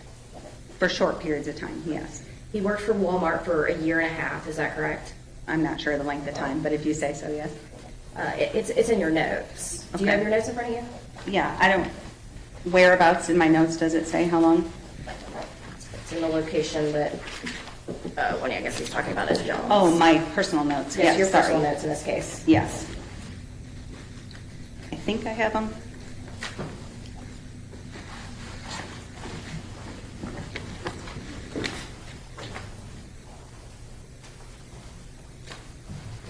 And I apologize that you had to try to read my writing. It's okay, and your notes aren't numbered, but, so I'm just, and I can tell you they're one, two, I think the 5th page. Okay. So, Did I hear that correctly? Did he work at Walmart? What did they say? Okay. oh yes, and he was fired when he had an altercation with a customer. Yes. And so did he get in a fight with the customer, or? I don't remember the specifics on it. I apologize. So he worked for a year and a half, but then he got fired for altercation with a customer. Okay. And he also had a job at Albertsons. I believe there, Tanner Horner stated he was on K2 and he got in a fight with his cock-blocking roommate. Yep. And so we, I guess, lost that job. Yeah, so I think he had a roommate that I sort of feel like it was in the parking lot, but again, I'm just the kind of guessing to fill in the gaps. Would you agree? I mean, you have a variety. Yeah, Walmart, right? There I was stretching, topping up my water. I'm like, Walmart? There's the Walmart in this case. Charlie said Walmart for 18 months. I knew it. Anyway, there's always a Walmart in every case. Sorry, Walmart. Walmart should honestly just sponsor me at this point. It's going to be okay, Walmart. Don't you worry. We pop up everywhere.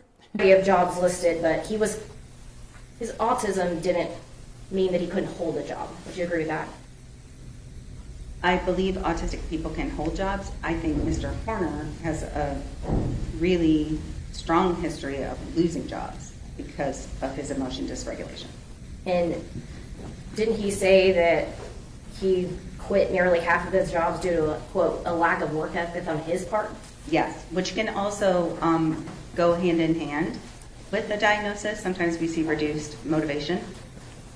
So yeah, work ethic problems, interpersonal problems, those seem to be the two biggest reasons he lost jobs, along with transportation issues at times. As far as, your diagnosis in this case, you said it was like mild to severe impairment, but you did find that from some areas he did have strengths, correct? Mm-hmm. And one of the areas that he had strengths is he could make and respond to greetings appropriately, correct? Mm-hmm. Say yes. Yes. Sorry, the court reporter is going to make you say yes. Course. Sorry. And he can understand clearly stated rules, correct? Yes. And he can apologize appropriately, correct? I don't know that I have I'm trying to think if I have strong evidence. The only evidence I see of a real apology would have been, that I can think of, is in the suicide letter. Okay. I think in that context he did, but I'm not sure that I heard evidence of apology. Shame. Now, this is the moment that a 40K defense witness regrets. This is the moment that I go, oh, no. Yeah, cross-examination. You see that, Tanner? That's what's going to happen to you if you get up there. It's like, just get me out of here. Just saw the letter. I showed what the defense showed me. Okay. Didn't see all that FedEx video. I don't have any evidence that he can apologize. But the state does, clearly. Apologies in general. And then I'm going to refer you to page 16 of your report. Thank you.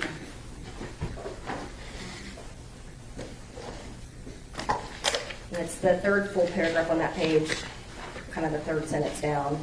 But you specifically state that he revealed several social pragmatic strengths. He consistently makes and responds to greetings and farewells. He shows a sense of humor. He apologizes appropriately, offers help to others, and understands posted or clearly stated rules. Yes. So this is this is the section that is from the. Let me make sure I don't speak out of turn here.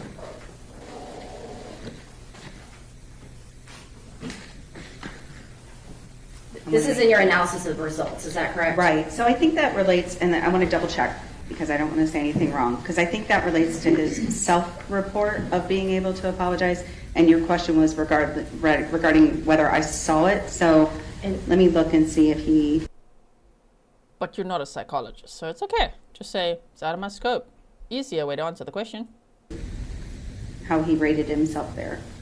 But Judge, I'm going to object to non-responsive. Sustained. Okay.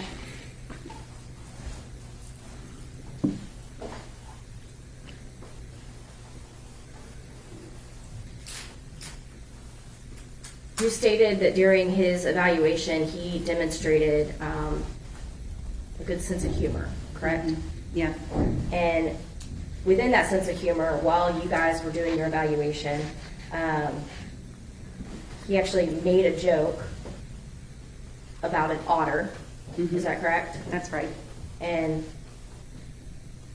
what you were telling him was that there was an otter with law enforcement that was used to actually locate missing children. Specifically missing children in water. In Yep. water.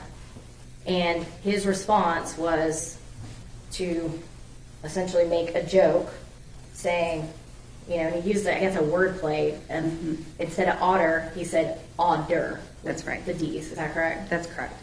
I mean, that's a decent, I mean, one that shows his humor, but that's also a decent level of wordplay and linguistics, you agree, right? Yes, he has a really good sense of puns. His use of sarcasm is also very good. His ability to accept it from others is much more difficult. You talked about, you know, a little. We're just bullshitting our way through this, aren't we? Oh my. Next question. You keep going, State. I'm loving this cross-examination. Bit about his interrogations in law enforcement, correct? And in your view, you saw some evidence of some of these language issues. One of the things that you said in your report was that the defendant's extreme social pragmatic deficits, his emotional dysregulation, his inability to express congruent messages that match intent certainly impacted his communication with law enforcement. And you talked about that a little bit earlier. You also stated that these types of language challenges are often seen in individuals with autism spectrum disorder and can impact the effectiveness of Tanner Corner's oral explanations and storytelling. Is that correct? And that's from your report? Yes, ma'am. He was able to actively lie to the FBI and give them a full story about a green van. Do you recall that? I did not see, as far as I know, I saw him with the Texas Ranger. I'm not sure that I saw an interrogation with the FBI. So you didn't see any of the video with speaking to the FBI then?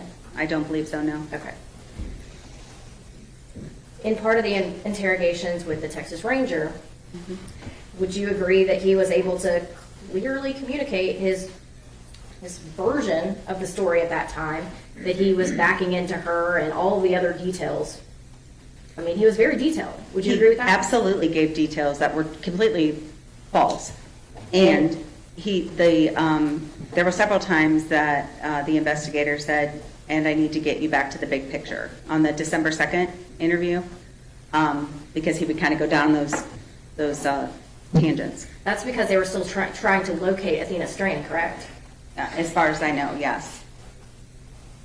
Was he able to clearly give his version of placing the body in the bamboo, and he actually gave clear and precise turn-by-turn directions to investigators to get them to that bamboo forest? As far as I know, I didn't see, was that on the body cam video? Yes. Okay. You don't know the case, ma'am. How much did you see and analyze? At Fort Dredd said, so he can dish it but not take it. He's going to take it all in the penitentiary. Right, thank you for your support. Then, yes, I'm assuming. Did you see the video where he ultimately led them to the recovery of Athena Strand's body? I did. Okay. In that one, again, granted, he came into zero, but then he still was able to give very clear turn-by-turn directions. He was able to very clearly tell him exactly where they put Athena Strand. Right, so you have two things at play there. Is that a yes or a no? What was your question? He was able to concisely and very clearly give turn-by-turn directions and explanation of where Athena Strand's body was found in Bobo's Crossing. Yes. Correct.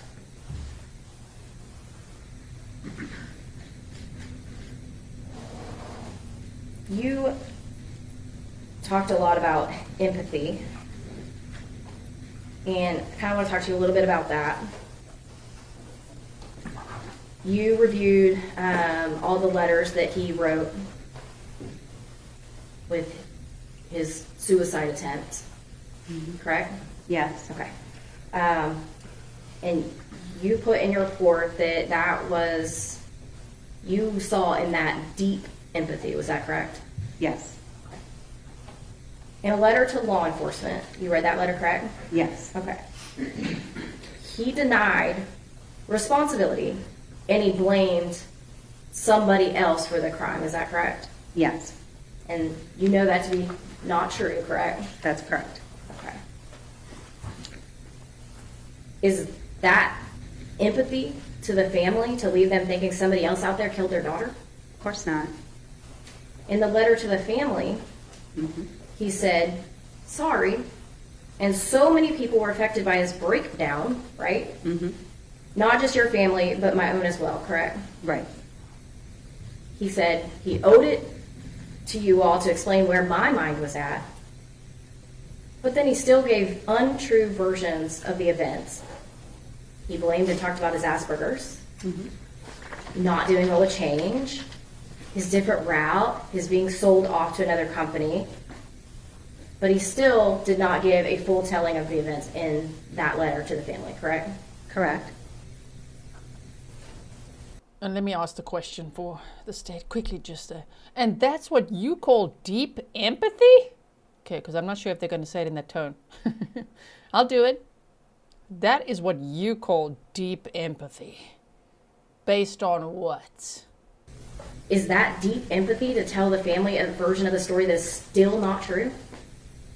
He meets the criteria for showing deep empathy. He absolutely was giving falsehoods and inexplicably trying to cover his tracks. It makes no sense. It's not logical, but that goes to what I was saying about the inappropriateness of his social communication. And how?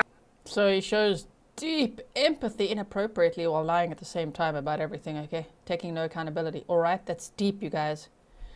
Ma'am, that is not deep. It's not that deep. It's not something to be trusted. It's called manipulation. Okay? Miss Warrior said, wow, her attitude has changed quickly.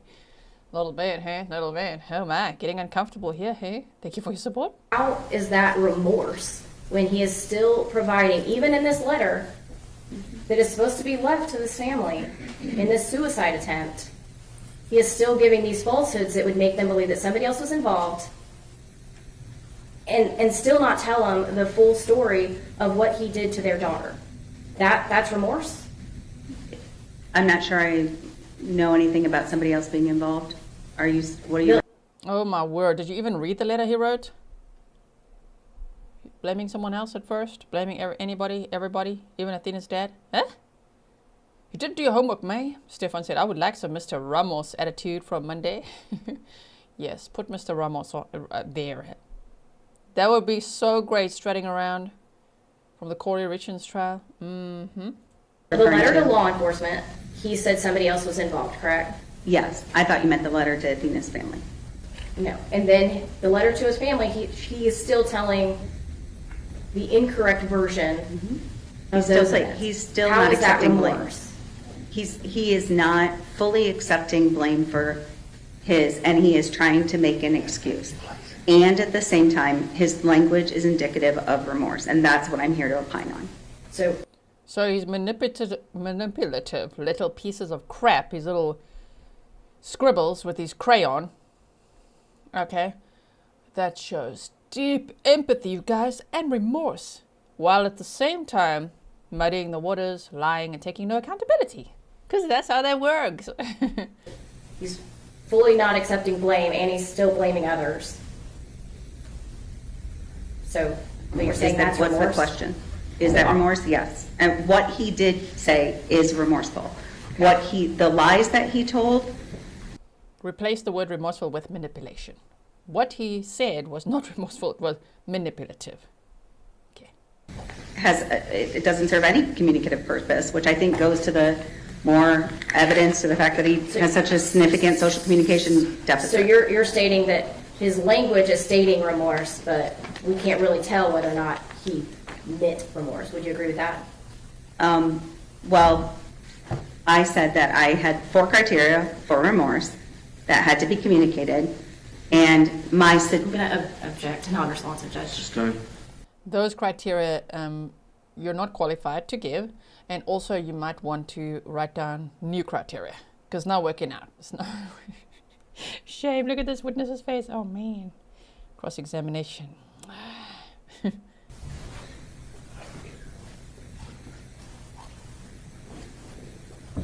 What did Tanner Horner tell you about the crime? completely lied to me. What did he tell you? Told me there was no backup camera, and he hit Athena and freaked out because he didn't know how to handle it. I don't think we got into much more than that. And this was January 14th, or actually, excuse me, January 15th or January 16th of 2026. Mm-hmm. A few months ago. That's right. And he completely lied to you. Correct. But we're supposed to believe that the letter is him being remorseful? Well, I want to answer the question. Let me answer the question, okay? Don't say witness is non-responsive.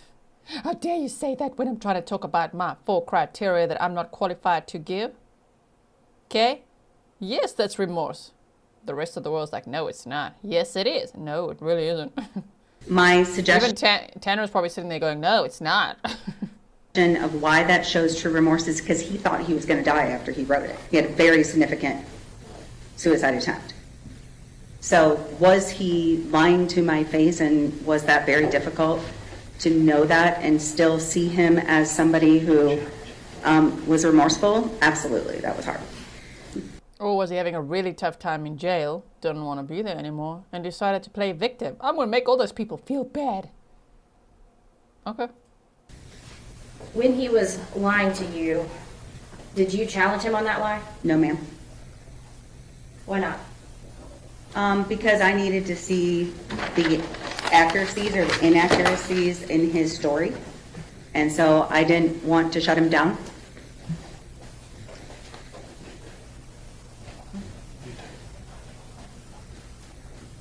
So what did he tell you about the sexual assault of Athena Strand? Did not mention it. And did you ask him? No, ma'am.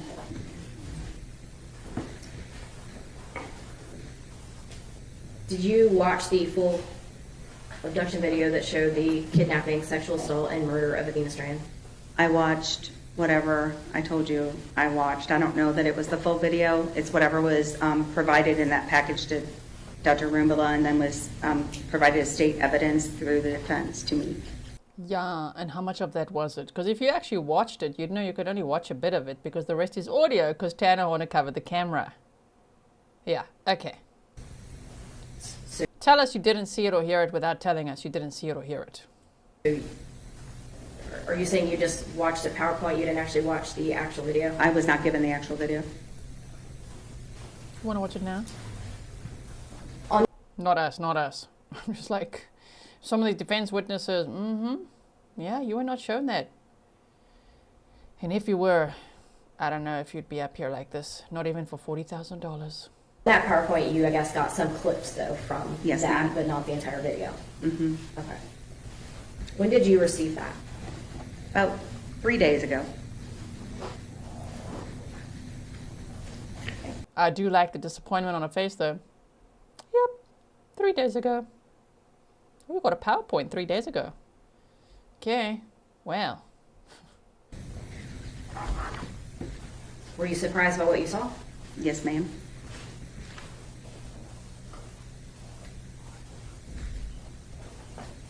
What were you surprised by? I was most surprised by the violence. I think the violence of it was really incongruent with the gentleman that I met, with the reports that I read hours about. It was shocking. It was horrific. It's awful, and I'm so sorry. Mm-hmm. Yeah, that 40,000 is not worth it anymore, is it? Mamushka said she knows this cross is not going well. Yeah, I know. she's conceding now. You can see it, just like, yep, it was awful. I can't be up here and say it wasn't. And you didn't even see or hear it all. You saw a PowerPoint 3 days ago. Were you as surprised that you weren't able to see the emotional dysregulation that you thought you would see? I was surprised by it, and I did see a significant amount of language variation from the beginning to the end of the video. There you go. But you don't, Walk her into that testimony. Let the jury hear this. I don't see the red face. I didn't see head banging. You know, some of those sort of stereotypical indications of an autism meltdown were not there. You expected to see a meltdown, and you didn't see it. That's right, ma'am. I didn't see the obvious physical meltdown. And again, you apparently weren't provided with the entire video, so I don't know specifically what clips you saw. But depending on what you saw, were you able to see how, I guess, calm he was when he grabbed her and put her into the truck? Yes. And were you able to see him speaking to Athena Strand? Yes. And what was his language like at that point when he was just talking to her at the very beginning? Calm. Calming. Say what you said before when the jury wasn't present. She doesn't want to say it now. The defense. There's always somebody on the team that watches social media, right, to see what, how they're doing. I have no doubt. The defense had somebody watching and going, oh crap, don't say kind, don't say kind. Don't say he was kind at first when he abducted Athena. Obviously not, but like, oh, kind. Oh no, now she's saying calm and calming. You forgot the other word, kind. Tell us again how kind he was at first. And did you hear Tanner Horner say, don't scream or I'll hurt you? Yes, multiple times.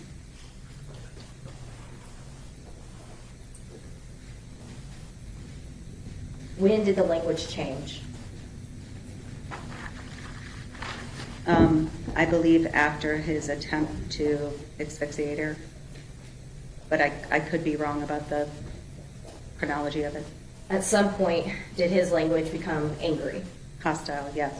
And you heard the video. He yelled at her, he told her to shut up. Called her a bitch. Multiple profanities. But we did not know that. We had not heard it before. We've never heard it, thank goodness, but I've never heard that before. He called a little 7-year-old innocent girl a bitch? Oh, I hope he goes to Gen Pop, honestly. Let's go to deliberation. Somebody's going to call him that big time. Look, this little girl. 7-year-old innocent Athena Strand. Hostile. Angry. Called her a bitch. Oh, okay. I mean, the jury's heard it, but if we thought we were angry before, imagine now. Verbal language, would you agree? His language changed when she wouldn't die. Would you agree with that? I would agree with that.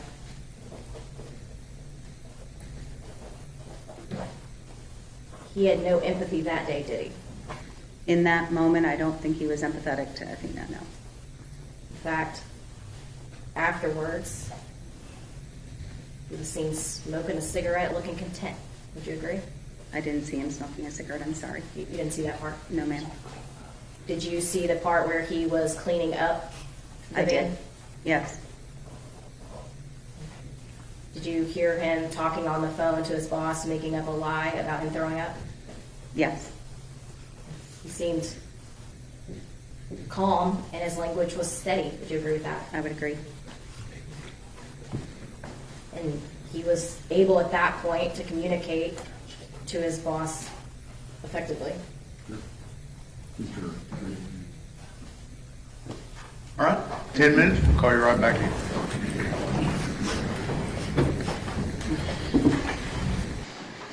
I think somebody on the jury's upset. Right? They're asking for a break. Isn't that what just happened? They have to relive that as they go through this. And on WFAA, when they heard the audio that day, Rebecca Lopez, who was in the courtroom for WFA, said that one of the jurors is quite young, like in her 20s, and that she was sobbing as they were playing that audio and video, obviously, you know what I mean? So yeah. Okay, 10 minutes, we go forward, and we'll keep going with this cross-examination, which the state is doing so well with.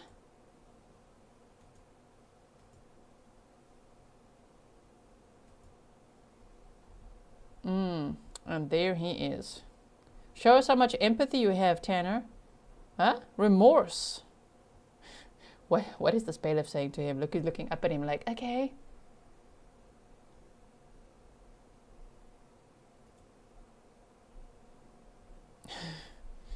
Wish I could hear this. He's like, make one wrong move, I'm gonna get you. Everybody stand, please.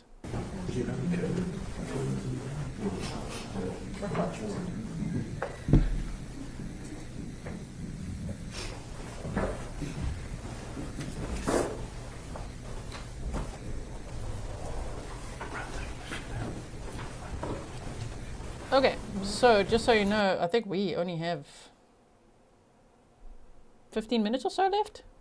And then it looks like the judge called it a day. So I'm so glad we started when we did. Otherwise, I mean, they had an hour and a half lunch, 3 breaks, everything. So I hope you see the point of why we started late, so we could just get through the testimony without staring at the wall. Mm-hmm.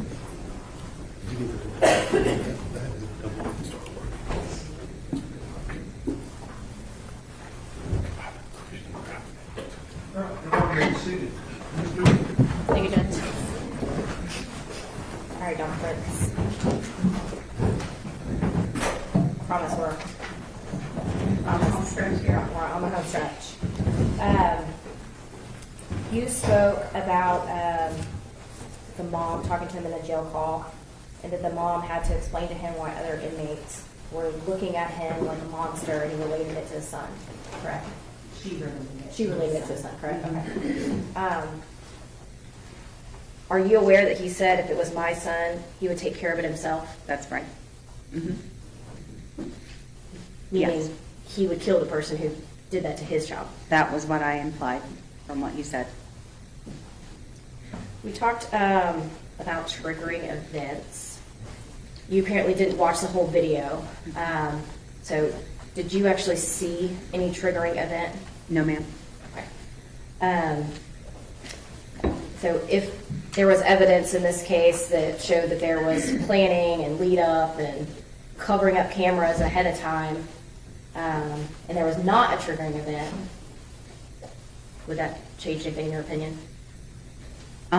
It would make it even harder to understand Mr. Horner's actions.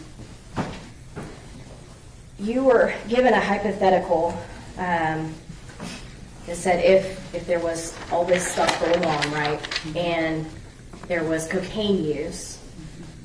Did you actually see any cocaine use? No, ma'am. In this hypothetical, though, if there was cocaine use by the defendant and he went, I think your words were, big reactions to small problems, right? Mm-hmm. In that hypothetical, though, we did not talk about sexual assault. How does sexual assault play into big reactions, small problems?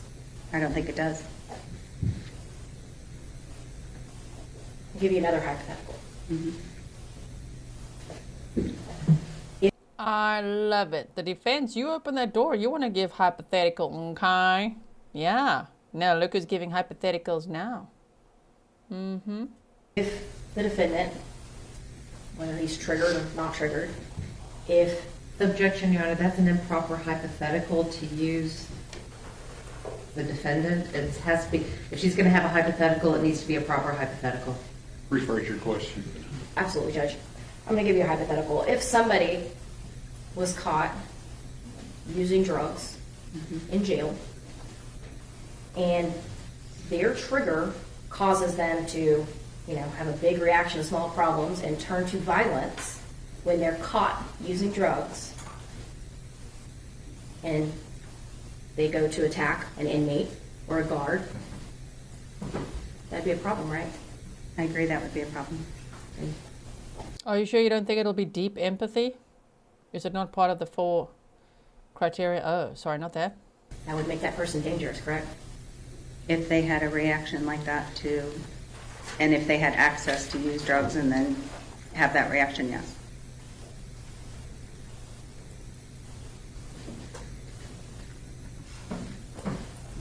You're not offering an opinion today that his language abilities caused him to commit this crime. No, ma'am. And you're certainly not saying that all autistic people would commit this type of violence. Of course not. And you're certainly not saying that Tanner Corner is not capable of understanding right from wrong. That's right.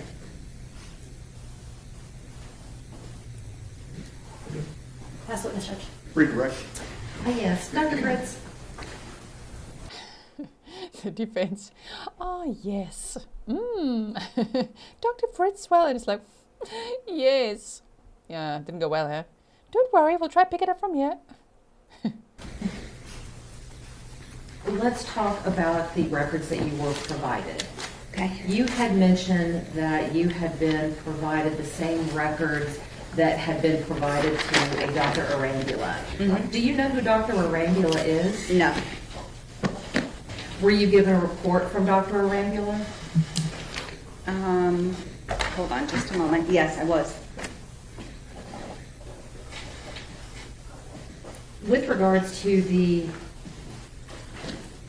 jobs that the state asked you about, what significance were the incidents that led to Tanner's either resigning or firing or leaving that job? Lots of difficulty with what we call adulting. Transportation issues, significant interpersonal conflicts, difficulty understanding the importance of being a contributing member to society and continuing to have a work ethic, even when you don't want to. Those things are challenges that Mr. Horner consistently displays. Is that something that you see in your patients? Very often, yes. When you are talking about your patients and talking about Mr. Horner, how does the fact that he has these comorbidities come into play? I mean, how does that affect the deficits that he has? Well, mental health issues can definitely exacerbate the challenges that we see from being neurodiverse. And I think those are extreme in Mr. Horner's case, along with his social history. The state talked to you about the strengths that were noted in your report. Mm-hmm. When you are looking at a patient or a client, do you focus on the strengths or do you focus on the deficits? The deficits. Why do you focus on the deficits? Because the DSM, it's called the Diagnostic Statistical Manual. It's what we use to give a diagnosis. For that, it's deficit driven. So you have to be able to look and see those. Unlike, like if they could do a blood test to see if you're diabetic, autism is a clinical diagnosis. So it's based on having those deficits. With regards to the deficits, how severe were the deficits that you saw in Tanner? Very severe in terms of his pragmatic deficits, his social communication deficits, very severe. Expressive receptive depended on the area. Some areas he was relatively typical in or had mild deficits, and other areas were more impaired. Dr. Fritz, is there a difference between being able to give information versus being able to effectively communicate? That's a great question. Yes. So information exchange is one portion of communication, and the giving and receiving of information is one part of it, but communication involves all those other subtle nuances that I've been talking to you about, like facial expressions and other forms of nonverbal communication to make sure that your intentions and your messages match. So the fact that Tanner could give information, does that necessarily mean that he didn't have the deficits that you had talked about earlier? No, and in fact, I think when he gave information in the interrogation video, for example, he was giving information, but the detective had to continually bring him back to point because he was missing the big picture. In the giving and receiving of directions, that's one subset of information exchange, and some individuals have a strength in that area. Mr. Horner also told me he has strength in the giving and receiving of details relating to time. And the reason he has that, as far as I understand, is because of the fact that time is so hard for him. So he likes to know exact information there. Those things are under the same subcategory of pragmatics. So those you can have relative strengths within a given aspect of communication and still have overlying deficits. Is it possible for one to commit a horrific crime and still have deficits? Absolutely. Is it possible that no one gives a crap about that when you commit a horrific crime? Especially when you murdered a little girl and sexually assaulted her, stomped on her, sang Jingle Bell Rock like a complete psycho. Yeah, we don't now care about what you want to term deficits. Thank you so much. Again, you're not here to excuse what happened or to justify what happened. No. Not here to... Let me tell you what his deficit is. Humanity. Let's forget all the other stuff. Humanity. That's it. Say that that his autism caused any of this. Absolutely not. Dr. Fritz, the last thing I want to talk to you about is what one of the things that the state brought up regarding these suicide letters. Mm-hmm. How many letters did you review related to his suicide attempt? I think maybe 4. I know I remember reading one to the detectives. I know I read one to his pastor, Mimi, or his grandmother, and 5, because I also read one to his mother, and then I read the one to Athena's family. I think we can agree that the letter to the detectives carried a lot of falsehoods in it. Absolutely. Does that change your opinion about the letter that he sent to Athena's family? No, there are falsehoods in the letter he sent to Athena's family as well. And I think the information that he included to the detectives, the lies he tried to perpetuate in his letter to Athena's family, is just evidence of how limited his theory of mind is, his ability to use perspective taking, to recognize that people might compare notes, to recognize that you can, if you want to show true remorse and you want to do so effectively, it's not only the words that are on the page, it's also trying to avoid what the mistakes you've made or correct the mistakes that you've made in the past. And I think that's the deficit occurring. As I mentioned earlier, the words are there that show remorse. And I think it becomes muddied by attempts to place blame otherwise. The words are not there to show remorse. The words are there to show manipulation, in my opinion. When you're looking at the letter to the parents, it appears that he was trying to explain what happened. Is an explanation of how someone got to where they are the same as blaming? No, I think his explanation of his stress is real and genuine, and I understood why he included that. I also want you to know that the route being changed frequently is a true trigger for a lot of my clients. It's a very real trigger. Real trigger, but do any of your other clients, do they abduct little girls and murder them? I don't think so. That's why this guy is at a death penalty trial. I can understand those explanations, The continual lying is the part that I think is trying to push blame elsewhere. And that's the part that that's not logical. And when it's not logical, that calls to mind deficit to me. And Dr. Fritz, at the end of the day, did that letter meet the criteria for remorse? It does. How? What criteria do you have? Tell us the four. Give us the four criteria. What is it? Let us tick a box. What is it? Because damn, then anybody behind bars, sentenced and all that. Actually, not even sentenced. This guy was in jail when he wrote it. So anybody incarcerated could write a damn letter and it could then be like, oh, they're so remorseful. Wow. It's got the four criteria of remorse. Really? With all that lying in there? Lack of accountability and everything? It has all four qualifying factors of language that's remorseful. I don't think so. May I have a moment, Your Honor? Yes, ma'am.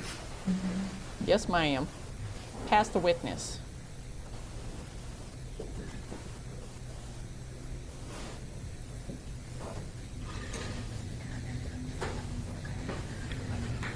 Nothing further, Your Honor. Ms. Dooley. Excellent. Very, very briefly, Judge. Yes, ma'am. Are you aware that he had the same route the day before? I'm not sure if I knew that in particular. I do know he was on a floater route, so there was some inconsistencies in his route.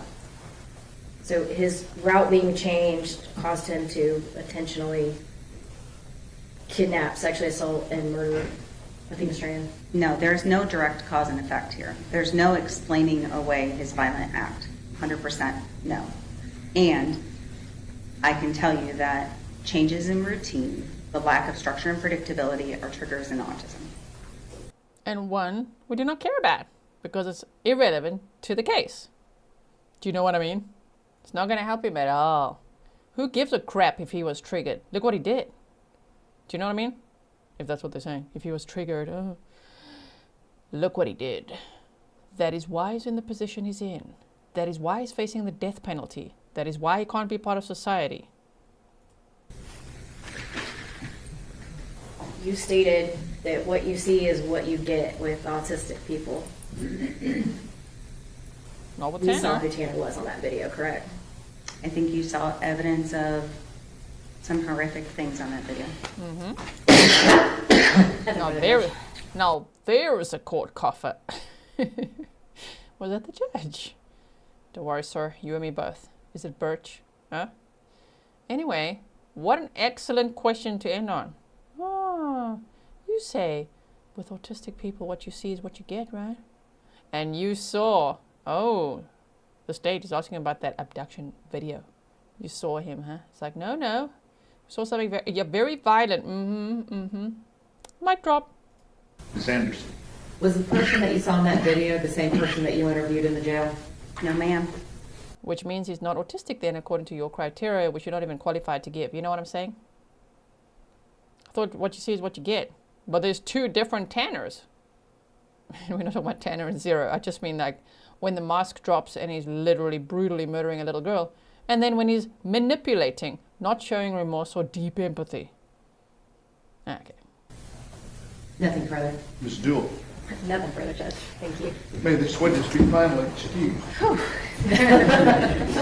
Objection, Your Honor. Any objection? No objections, Judge. Thank you, Doctor. Thank you.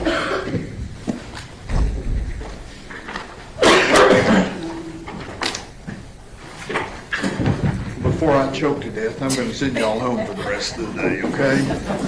Be back at 9 o'clock.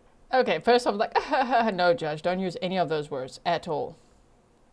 That was wrong, given the context of the case. I get it, why he's saying it. He's coughing. Don't say that, though. Okay, shame, man. Athena's poor family. Here's a dad. Here's a mom. Family members. Oh, my goodness. Zenjen also G's voice dropping on deep empathy. It's so deep, you have to say it's deep empathy. And remorse. Well, damn. Don't tell all the other killers, because they're going to write letters just like that. We'll see you then, okay? Everybody stand, please. Okay. All right, Judge. All right, everybody. So 9 a.m. he said, right? Tomorrow we're going to obviously start later, just like today, so we can just like skip through the crap, right? So we've had 16 witnesses so far for the defense. Will there be 19 total? If so, can they rest tomorrow? Is tomorrow the day we're going to hear it? Are they tomorrow going to say, Your Honor, the defense rests? Oh no, stop it. I'll be so excited. But if there's 19 witnesses, which I don't really trust at this point, but let's say there's 3 witnesses would be brother, grandma, maybe former fiance, ex-girlfriend, maybe? Okay. And then Tanner might want to take the stand. Don't do it, bro. Don't do it. Don't do that. Anyway, so what we're going to do now is, of course, what we always do is teleport, redirect to the next stream, which is tomorrow, day 12. I'm monitoring other cases as well. If you saw yesterday, I covered the 2 Florida students, you know, that were murdered, and the defendant, you know, the guy that was arrested, all that. So go check that out if you haven't seen it, because I'm monitoring that very closely, and there might be an update at some point soonish. I don't know. We'll see. But yeah, I'll see you tomorrow for day 13. And let's just hope that tomorrow the defense rests. That'll be amazing. Thank you, mods, so much for everything you do. Thank you to all the temp or support mods as well for helping out. And I will see you there. I'm going to put the link in the chat. If you've got your autoplay toggled on, you should be automatically redirected there. Bye, everyone.